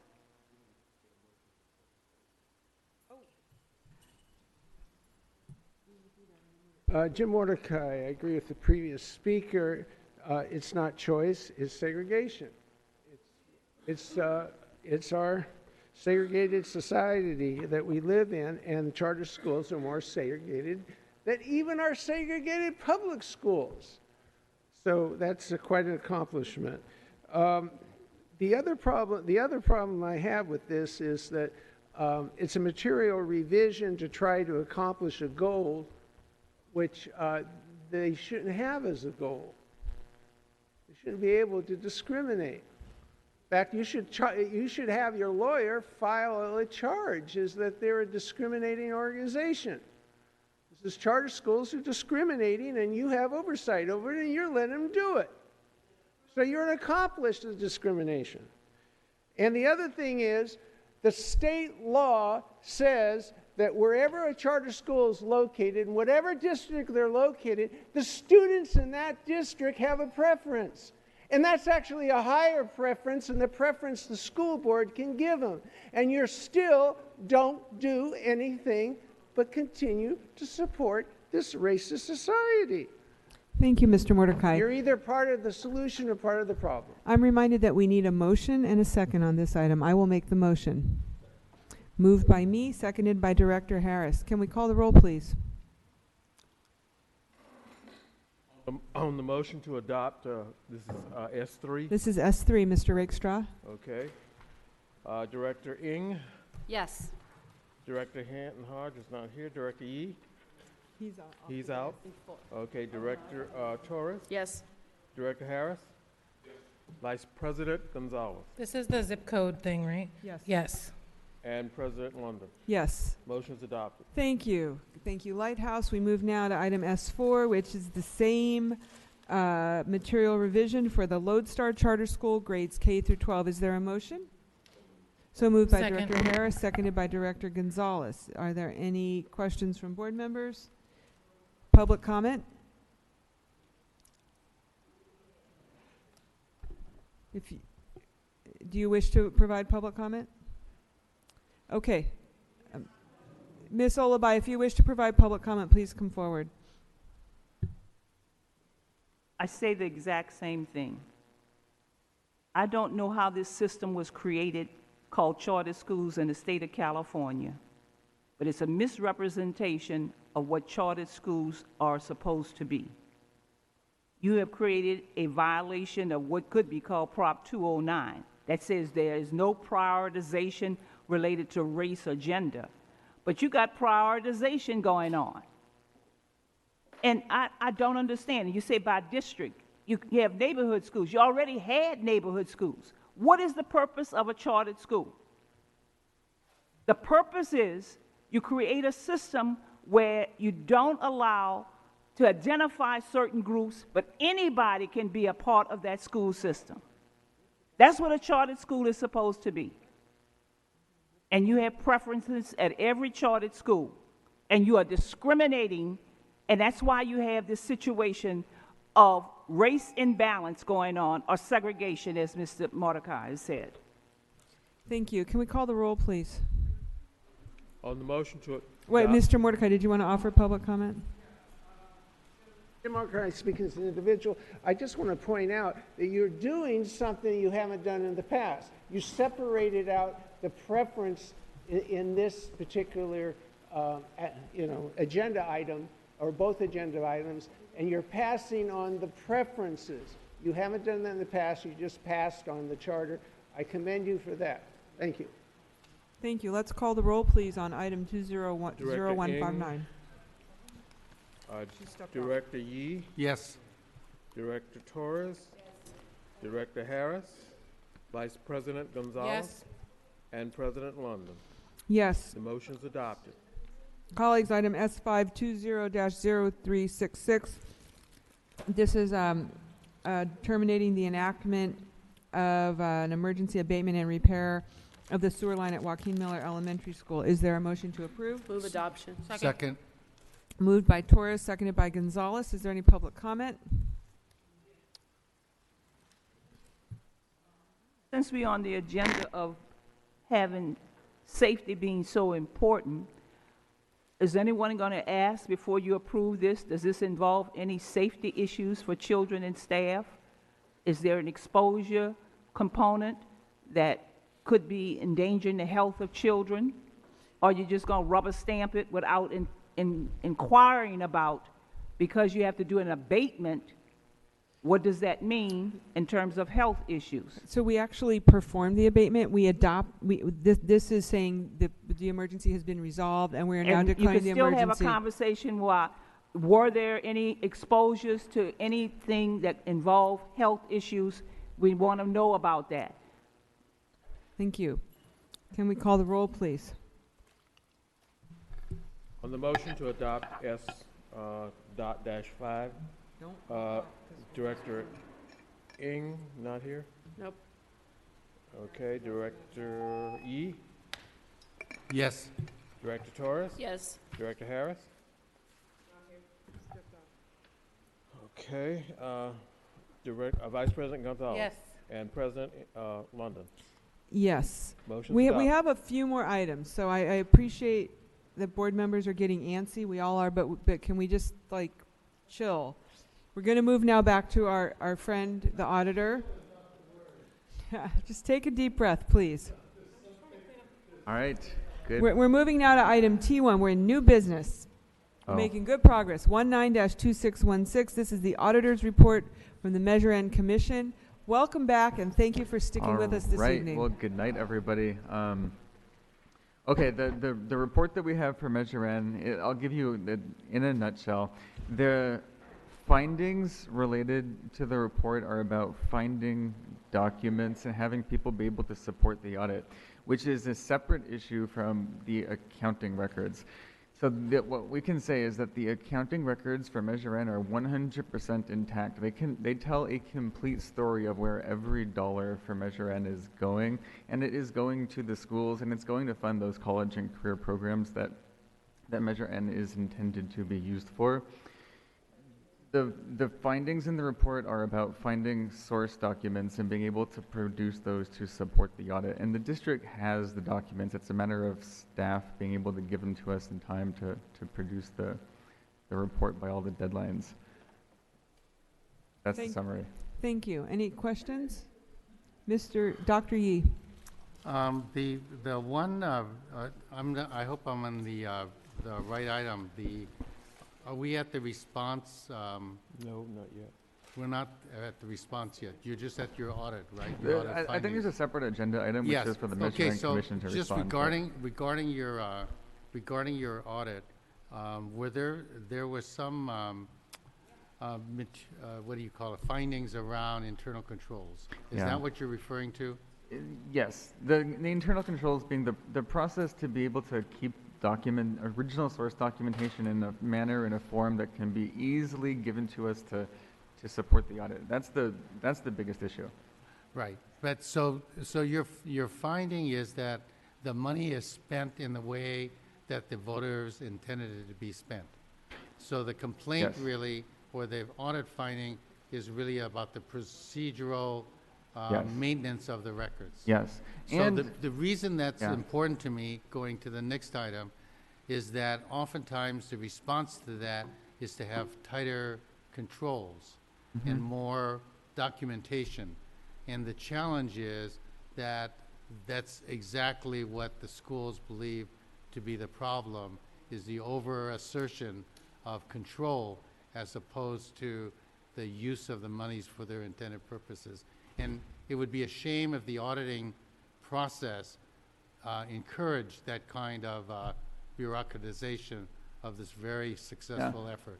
I guess I'd say one thing too is that if you ask some of the folks within the district who are actually a little closer to this than me, they'll tell you that they have a process and that it's already been solved today and that it's working. And if that there's probably some truth to that. I know that a lot of documentation is stored electronically in that escape system.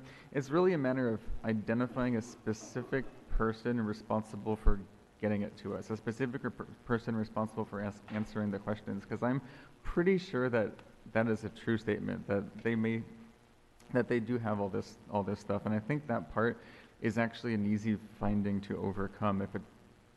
I say easy, but it's easier to overcome than if the finding were something along the lines of, the monies were not being spent correctly, and that's not true.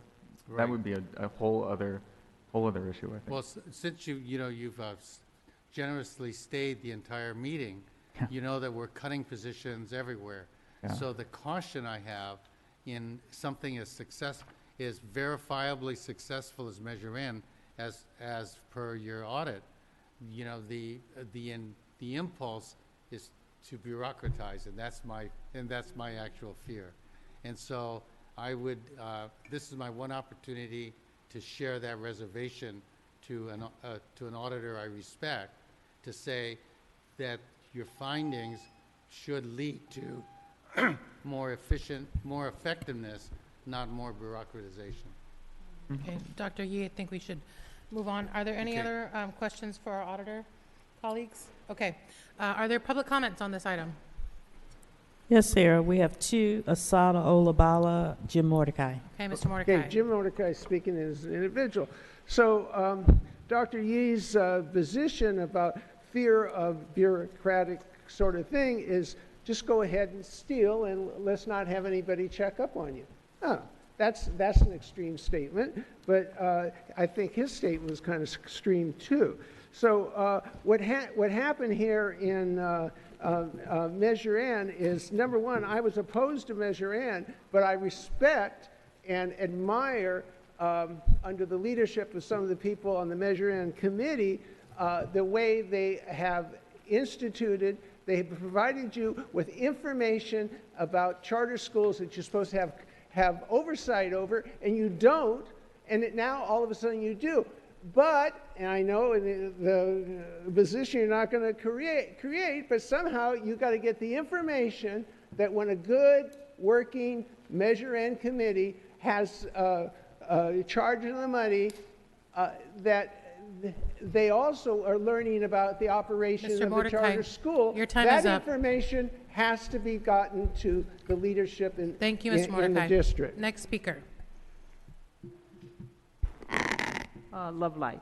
So the audit revealed that in some cases there was vague language, and for 27 vendors, they couldn't come to any conclusion on items. And 9 payroll items, they couldn't come to any conclusions because of vague language. For 3 vendor items, the amount of the expenses exceeded the maximum amount allowable per the site plan. 35 vendors and 65 payroll items could not be located in the site plan. For 14 vendor items of expenditures and 6 payroll transactions, we have no expectations. I mean, I got some more stuff on here, 19 minutes left. Material weaknesses, internal controls over compliance and non-compliance. And then they say, no evidence for 48 items available to provide supporting documents. There weren't any supporting documents. And it just goes on, lack of vendor invoices. What is wrong?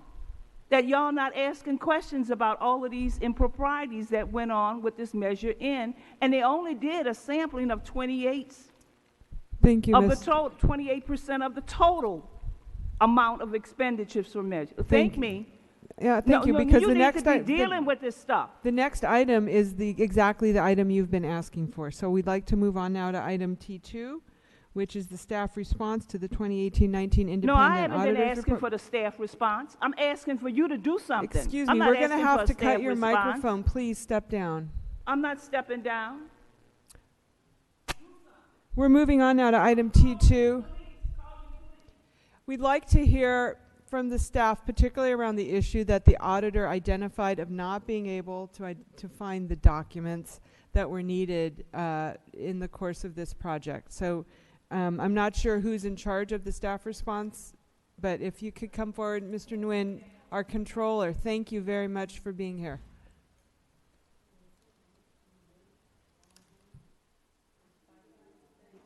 Good evening, member of the public. My name is Ryan Nguyen. I'm the controller for Oakland Unified School District.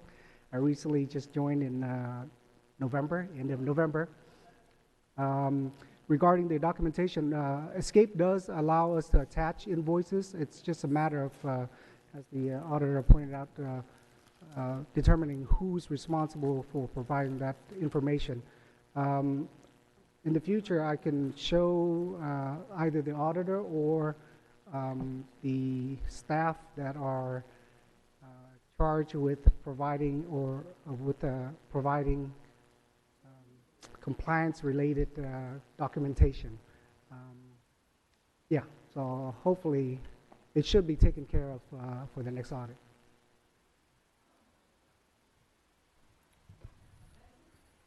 Board members, any questions? The system, it's there, it's attached to the payment requisition and the vendor requisition, so yeah. Thank you. Any questions, colleagues?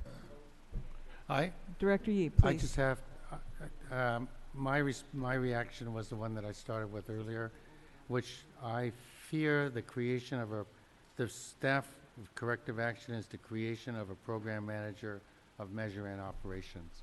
So that's the part that I struggle with, because unlike other people in the audience, I have a lot of confidence that the money is actually being spent in a proper way, having been on the commission for many years.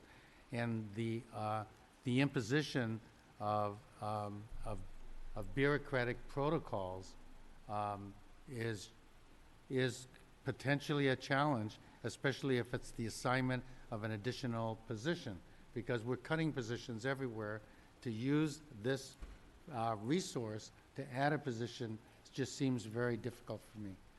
So, you know, but I understand why, because you have members of the public and you have the auditor saying your stuff is hard to find, and so that's what I'm personally reacting to, and I just want, I want to go on record to say that the evidence of the outcomes of Measure N are highly successful, highly effective across the whole arena, charter and district schools, and I wish that some of the people who are responding acknowledge the success of it and pay as much attention to the program outcomes, the annual report of the Measure N Commission, and less attention to the audit. Do you have a comment on that, Mr. Thomas or Ms. Hawkinson? Or perhaps the auditor, Mr. Yes, I was going to say anything. Oh, I would just say, yeah, I think you have a very good point. I mean, we don't look at Measure N from a policy perspective, but none of the findings in there are saying that the district misused the funds. Nothing in there is saying that you can't account for any of the dollars. So is the district using the money for its intended purpose? Is it actually going to the schools, for those high schools, for college and career readiness? And the answer is yes. That's a separate issue, independent from who's responsible for extracting documents to give to us. But I don't want to minimize the importance of that second issue, but I would recognize that they are two separate issues. Thank you, and just for future presentations, if we linked the annual report of the outcomes so the public knows the result of the money and the audit finding, then you have a comprehensive picture of Measure N.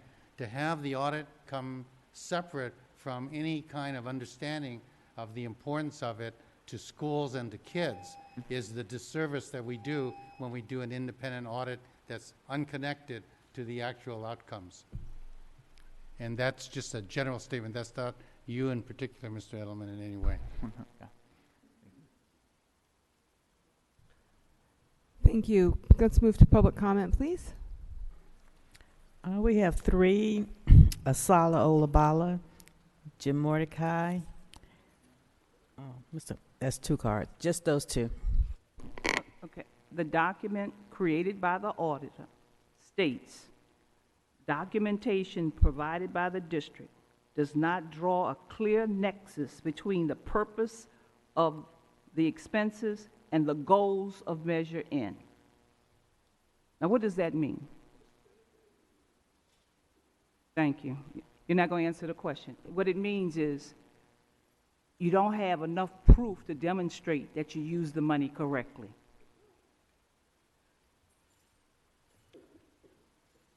Okay, Jim Mordecai speaking as an individual, and this relationship is why I was opposed to Measure N, because this school board tricked the voters. They thought they were voting for public education. They thought they were voting for public schools. So I'm paying my property tax for public school and for the charter schools that are participating in this.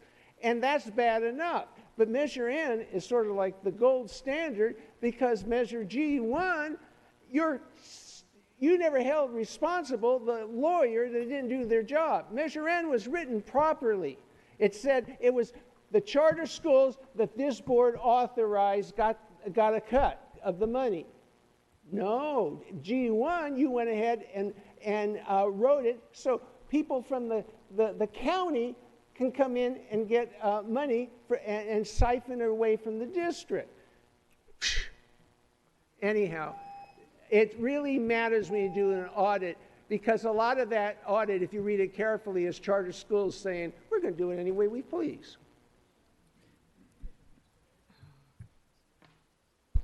Good evening. Thank you for staying and doing some of your job. Eric Pettengill, community member, teacher, parent. I agree in part, in theory, with what you're suggesting, Director Yee, that it would be better for the community to know about the positive outcomes of something like Measure N, as opposed to just the holes in the audit that we all see consistently. But that's because we don't trust you or the board members who have overseen these for several years. Some of you weren't here for some of that, in particular Measure J, where those funds were not allocated properly for years. It took years to get even a surveyor out to Edna Brew to get the field, which was a line item in Measure J. So when you wonder why we don't trust you, or why we wonder about the holes, or we don't necessarily trust the auditor, it's because we don't have a full audit. And we don't trust what you've done with the money in the past. We all saw, you all just talked about trying to finally, after been talking about it for the last 2-3 years, almost moving out of 1000 Broadway. Just a couple meetings ago, this board, I believe, unanimously approved using illegally, in my opinion, or my guess, $500,000 of Measure J money to make improvements at 1000 Broadway. You already approved that money. 1000 Broadway is not a school property. Thank you. We're going to move now to item T3 200341. This is an application for provisional internship permits. Move adoption. Second. Moved by Director Gonzalez, second by Director Yee. Is there any public comment on this item? Can we call the roll, please? On the motion to adopt T.-3, Director Ng, Yes. Director Yee, Yes. Director Torres, Yes. Director Harris, Yes. Vice President Gonzalez, Yes. President London. Yes. Motion's adopted. Item T4 20-0342. This is an application for a variable term program waiver. Move adoption. Second. Been moved and seconded. Is there any public comment? There are none. Let's call the roll, please. Yes, Director Harris, Director Torres, Director Yee, Yes. Director Ng, Yes. Vice President Gonzalez, Yes. President London. Yes. Motion's adopted. Great. We have now arrived at dessert. Thank you for staying with us. These next few items have been really a long time coming, and I want to, this is going to be several reports from our facilities committee on recommendations from the 7-Eleven committee that we commissioned last year. And this is a big milestone for us as a district. We just spent a lot of time talking about some really hard reductions we have to make, and this conversation is one that's going to be about revenue generation and new opportunities. I'm going to, at this point, turn it over to Director Yee. We're going to start with T5 20-0392, which is a recommendation to declare the Edward Shands site as surplus.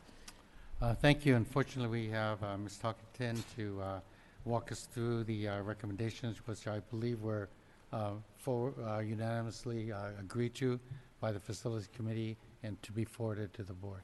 Need a motion and a second on the first item. Move adoption. Good evening. I'm Jody Talkington, Senior Director of Strategic Projects for the Superintendent's Office and the staff support for the 7-Eleven Committee. So as you know, the 7-Eleven Committee met this past fall and made a recommendation in their final report to surplus the former Edward Shand's property, and the Facilities Committee reviewed a draft of the resolution as moving it forward to you all. So this is the first step in surplusing a property, is for the board to pass a resolution to declare it surplus. And then after that, there's continued steps where you would, depending on this particular property, you follow the Ed Code 17455 to pursue the necessary steps to ultimately creating a bid for leasing the property for a use. The committee recommended one of the priority uses is workforce housing or business, so multi-use space for businesses for the community. That came out as a top priority use. You have other recommended uses in the final report. So if there's any questions about the resolution, I can take those now. I just have a question about the timeline for moving forward, assuming we approve this. Correct. And I believe in one of these, I think it's maybe the lease. So the timeline, as soon as this is moved forward, we're working with general counsel. We actually already have identified the next steps to take.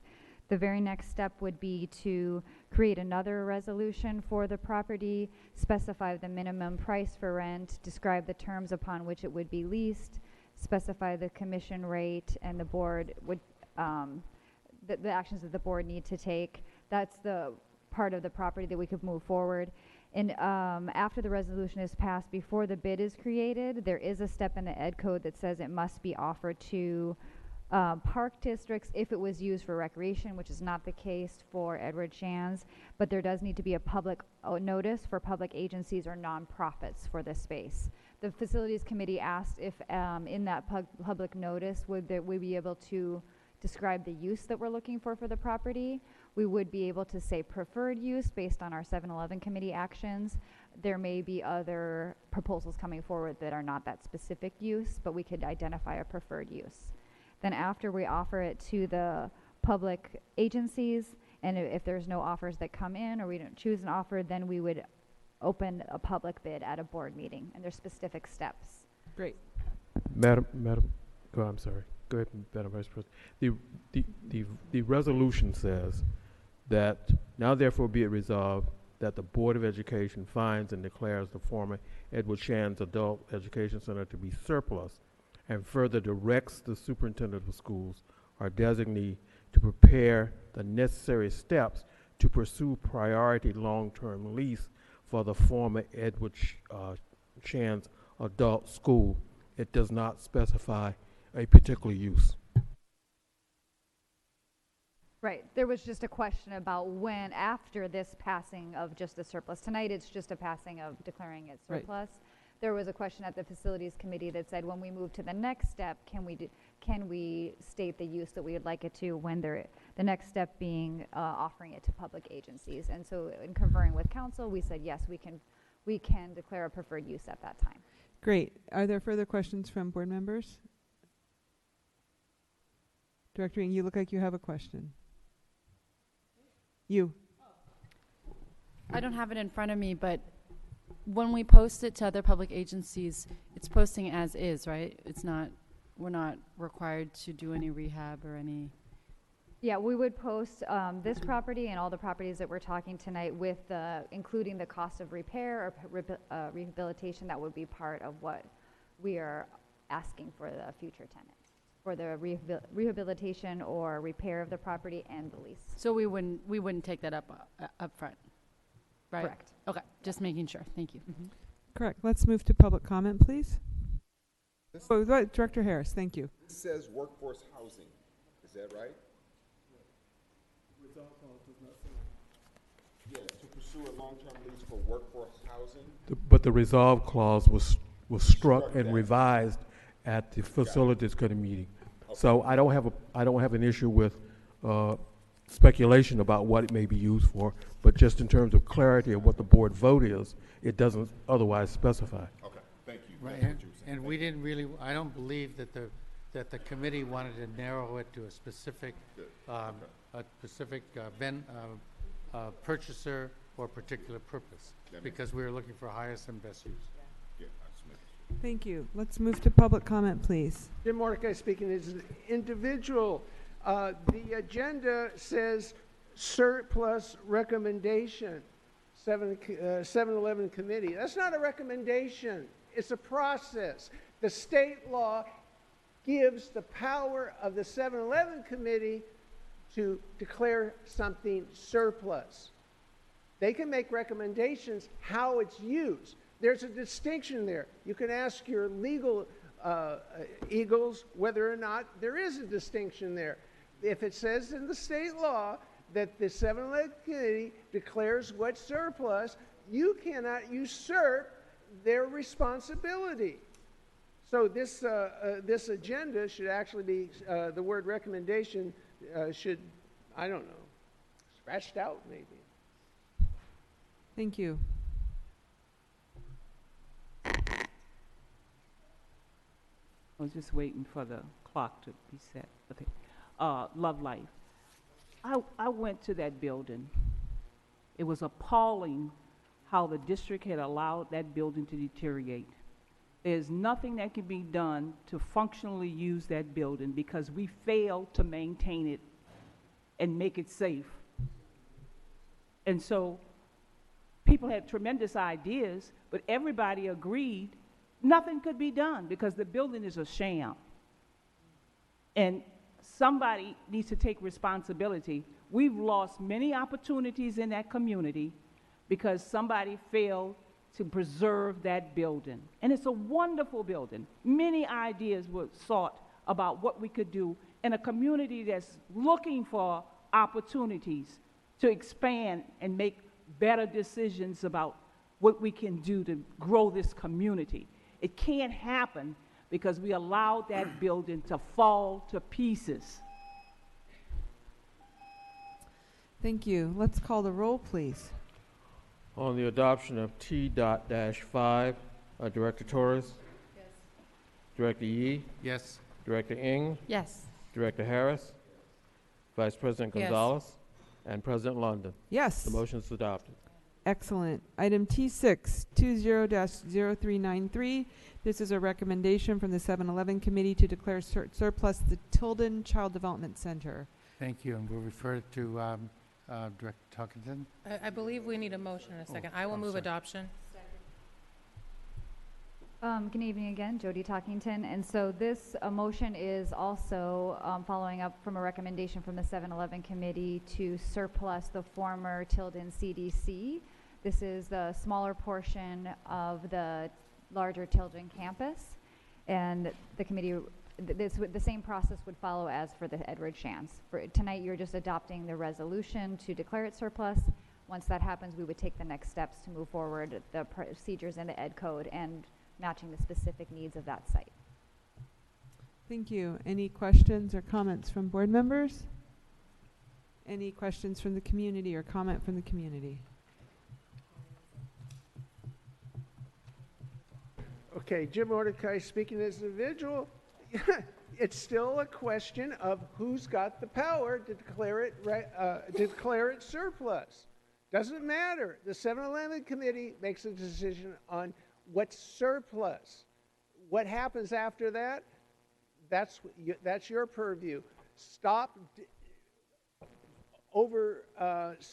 overstepping your authority and let the 7-Eleven committee make a recommendation.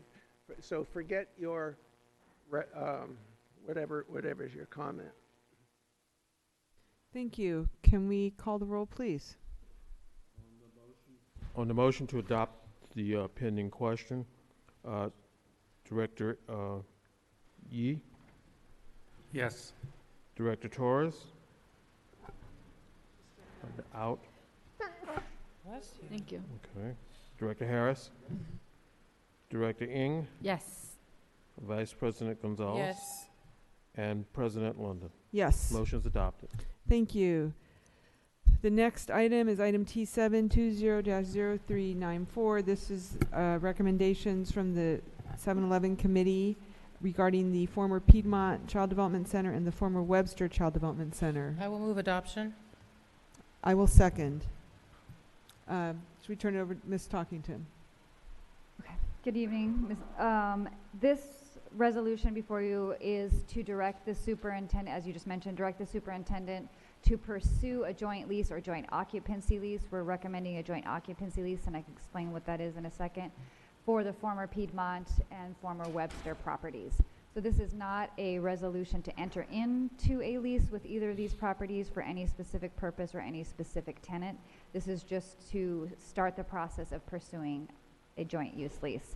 And so we recommend a joint occupancy lease for both of these properties, given, just like Tilden and Shands, both of these properties will require some investment in rehabilitating the properties. They're not move-in ready. And so a joint occupancy lease per Ed Code 17515 at SEC does allow the tenant to put in, to construct on a site and enter into a lease.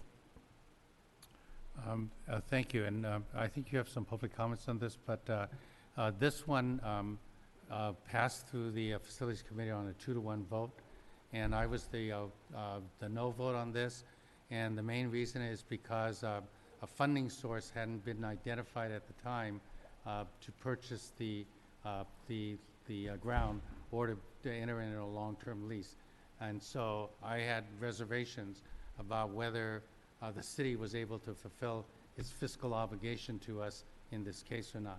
So I was told that it is the resolution is drafted with the understanding that this is what the General Counsel's office would pursue in the negotiation. Correct. And the next step after you direct us to pursue joint occupancy leases with these sites is then we would come back, the board would have to adopt a resolution with intent to consider plans or proposals for construction on those sites and for a lease. And at that point, we can specify the rent, the amount, what we're looking for the use for those properties. And Madam President, this, I didn't hear it, but this is not a declaration of surplus.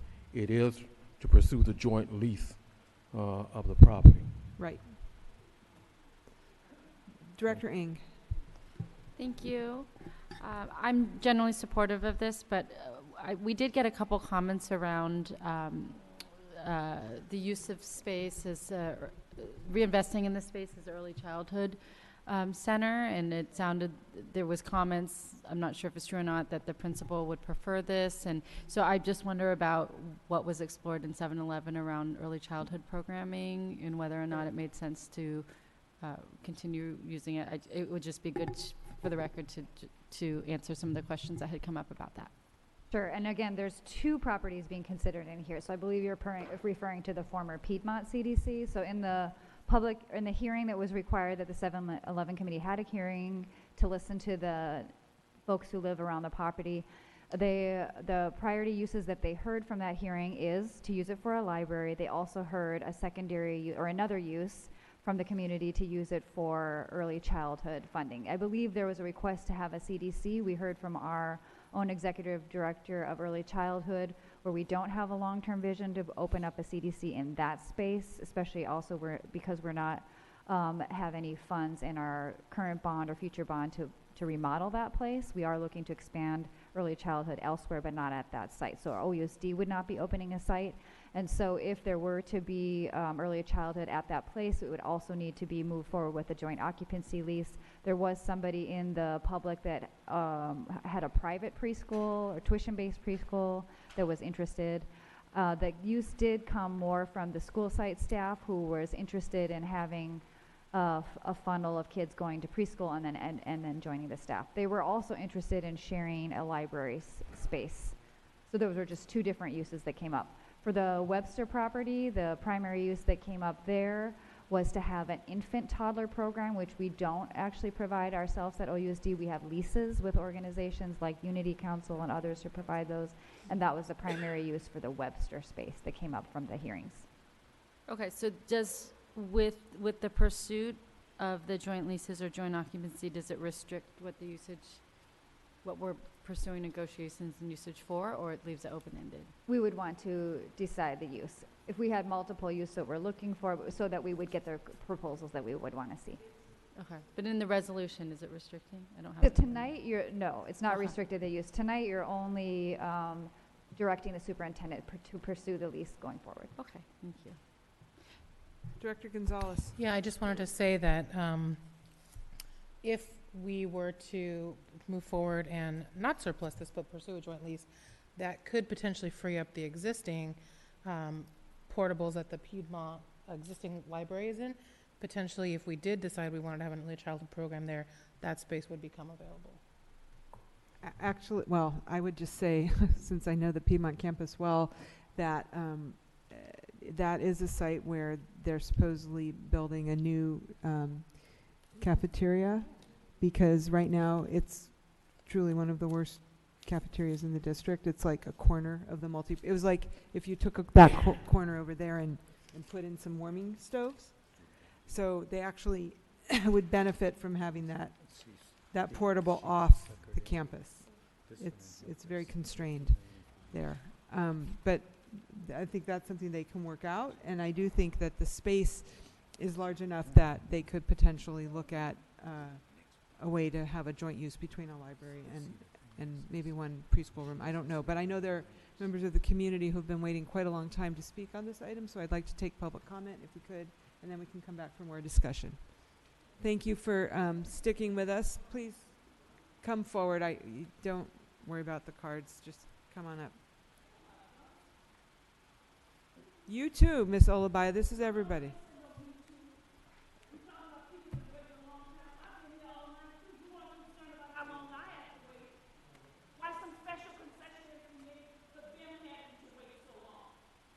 You're correct. Everyone has been here. Everyone has been here, and we are welcoming everyone who would like to offer comment at this time.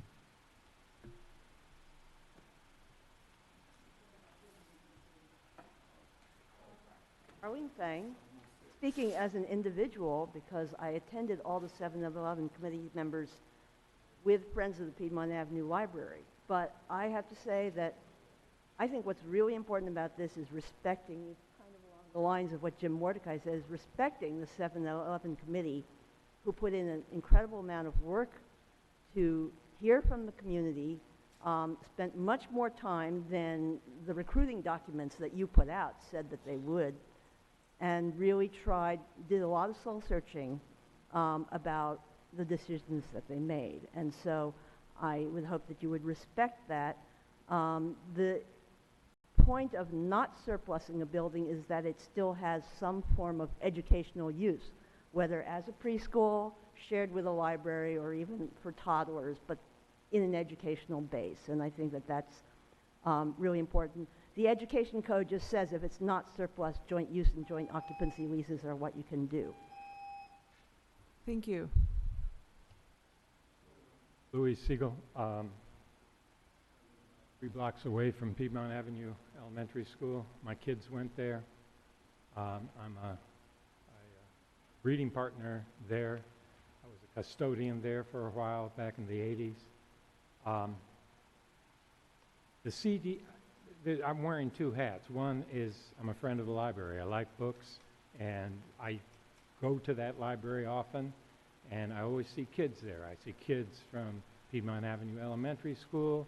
I see some kids from St. Leo's. I see kids from a lot of different schools, and it serves kids.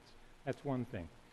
2 is I have great respect for Mrs. Ahmad, who is the principal at Piedmont Avenue Elementary School. And if they turned it into a CDC, that would be marvelous. That would be great. I think a library would work really well because the kids use the library. But either way, it goes with me.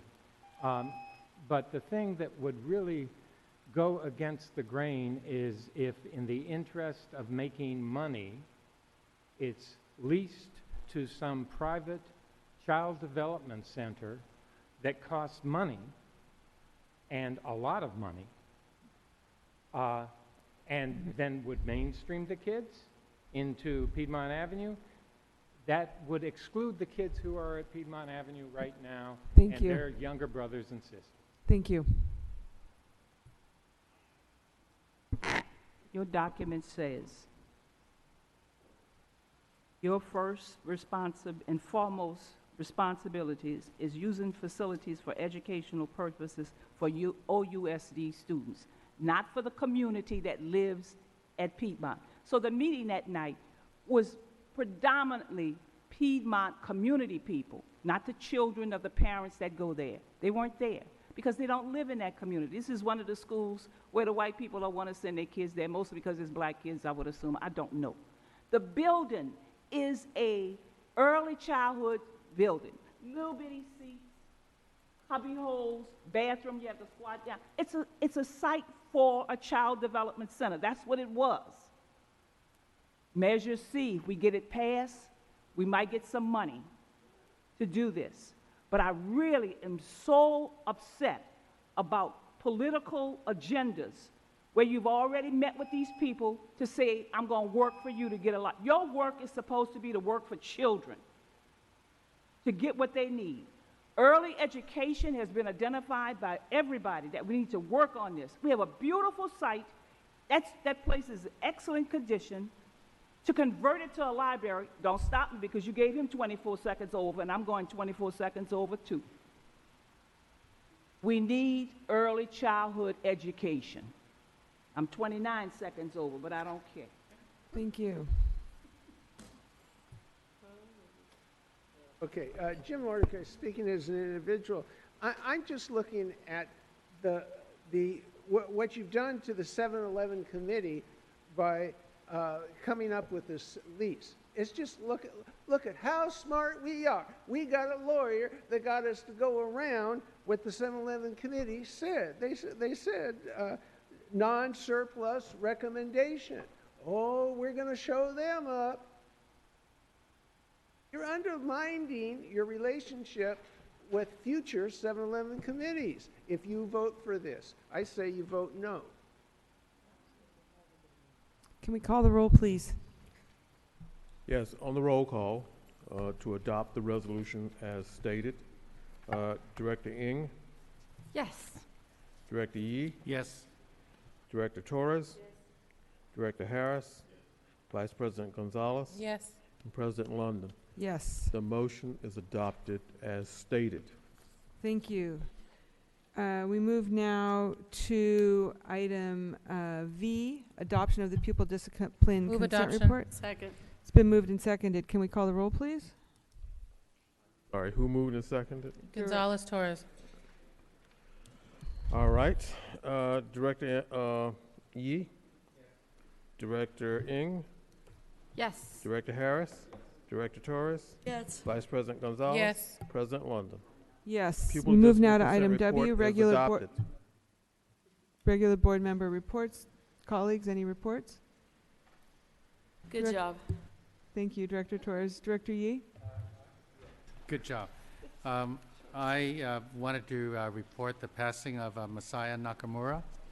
Masaya Nakamura was born in 1923. She was attending UCLA, but got sent to an intern camp during World War II. She came out to to get her teaching credential at UC Berkeley. She became the first Japanese American to teach in California, here in Oakland. And she taught for about, I think, 30 years. Among the places she taught was at Hoover. She ended up being a social science professional, and she passed away at the age of 97. Her celebration of her life, March 22nd, 2020, at the Wente Event Center. You know, I'm just privileged to be able to have worked and to have known people like her who paved the way for people like me. And so I wanted to be sure that you all knew Masaya Nakamura. Thank you, Director Yee. Last year, I represented a woman who was in the internment camp in Ceremony, and she was a teacher. and she got out, and she was a gardener and had a farm with her husband, and she's still alive. She's 96. She's my accident client. Thank you. Director Gonzalez. Tomorrow night at 6 is the inaugural meeting of our Charter Matters Committee. Director Harris is our chairperson. So that's exciting, and some of you know I've been waiting for years for us to have a vehicle to provide more aggressive oversight for charter schools, and so I'm excited about us launching this work. And then just for anyone who doesn't know, the plan on the next steps for the budget reductions is next week on March 4th. I think we'll be here 6 p.m. Yes, 6 p.m. So It's that a special is meeting, so that is a special probably meeting. the only item on the agenda. Yeah, where people can tune in to see what decisions that we make, but I think we came to a good consensus tonight. Thank you, colleagues. Is there any introduction of new legislative matter? All right, we are adjourned. Mr. Mordecai, thank you. My Sorry. introduction of a new legislative. So I'm asking the board to make a motion, request by May 13th, 2020, an audit and a report from the Charter School Office on the, quote, promise of CBS Outdoor Incorporated, signed on September 7th, 2005, amended April 1st, 2006, amended January 15th, 2008, divide 20-year sharing of advertising revenue between CBS Outdoor Incorporated and Oakland Schools for the Arts Charter School, generated by CBS Outdoor Incorporated, double-sided LED advertising sign structure located on port property at the eastern approach of the Oakland-San Francisco Bay Bridge. The rationale is the revenue received from CBS Outdoor advertising structure is noted in 4 audits placed on the Oakland School for the Arts OSA Charter Schools webpage, but the OSA webpage is not sufficient public transparency. The public's entitled to know if any laws were broken when the agreement was established. The public's entitled to know if Oakland Mayor Jerry Brown had a conflict of interest in being the Thank you, founder Mr. of the Mordecai. Oakland School for the Arts. Thank you, Mr. Mordecai. You We have don't wanna received hear your the email on this rationale? as well. We have received your email on this as well. I'm going to refer it to our Okay. general counsel. I have previously been advised that this is a matter for the city council, so I need to refer this to our general counsel to see Sure. where we would have jurisdiction. Sure, but Thank you. but my what I sent, I redrafted. So this is the one I want the most Okay, attention can you paid send to. that to me, please, then? You don't want the this Well, copy? we will take it when the meeting concludes. And I can Mr. send Rakestraw a will copy too. Yeah, that would be very everybody helpful. too. Okay, thank you. Thank you. All right, the meeting is now adjourned. Thank you, everyone.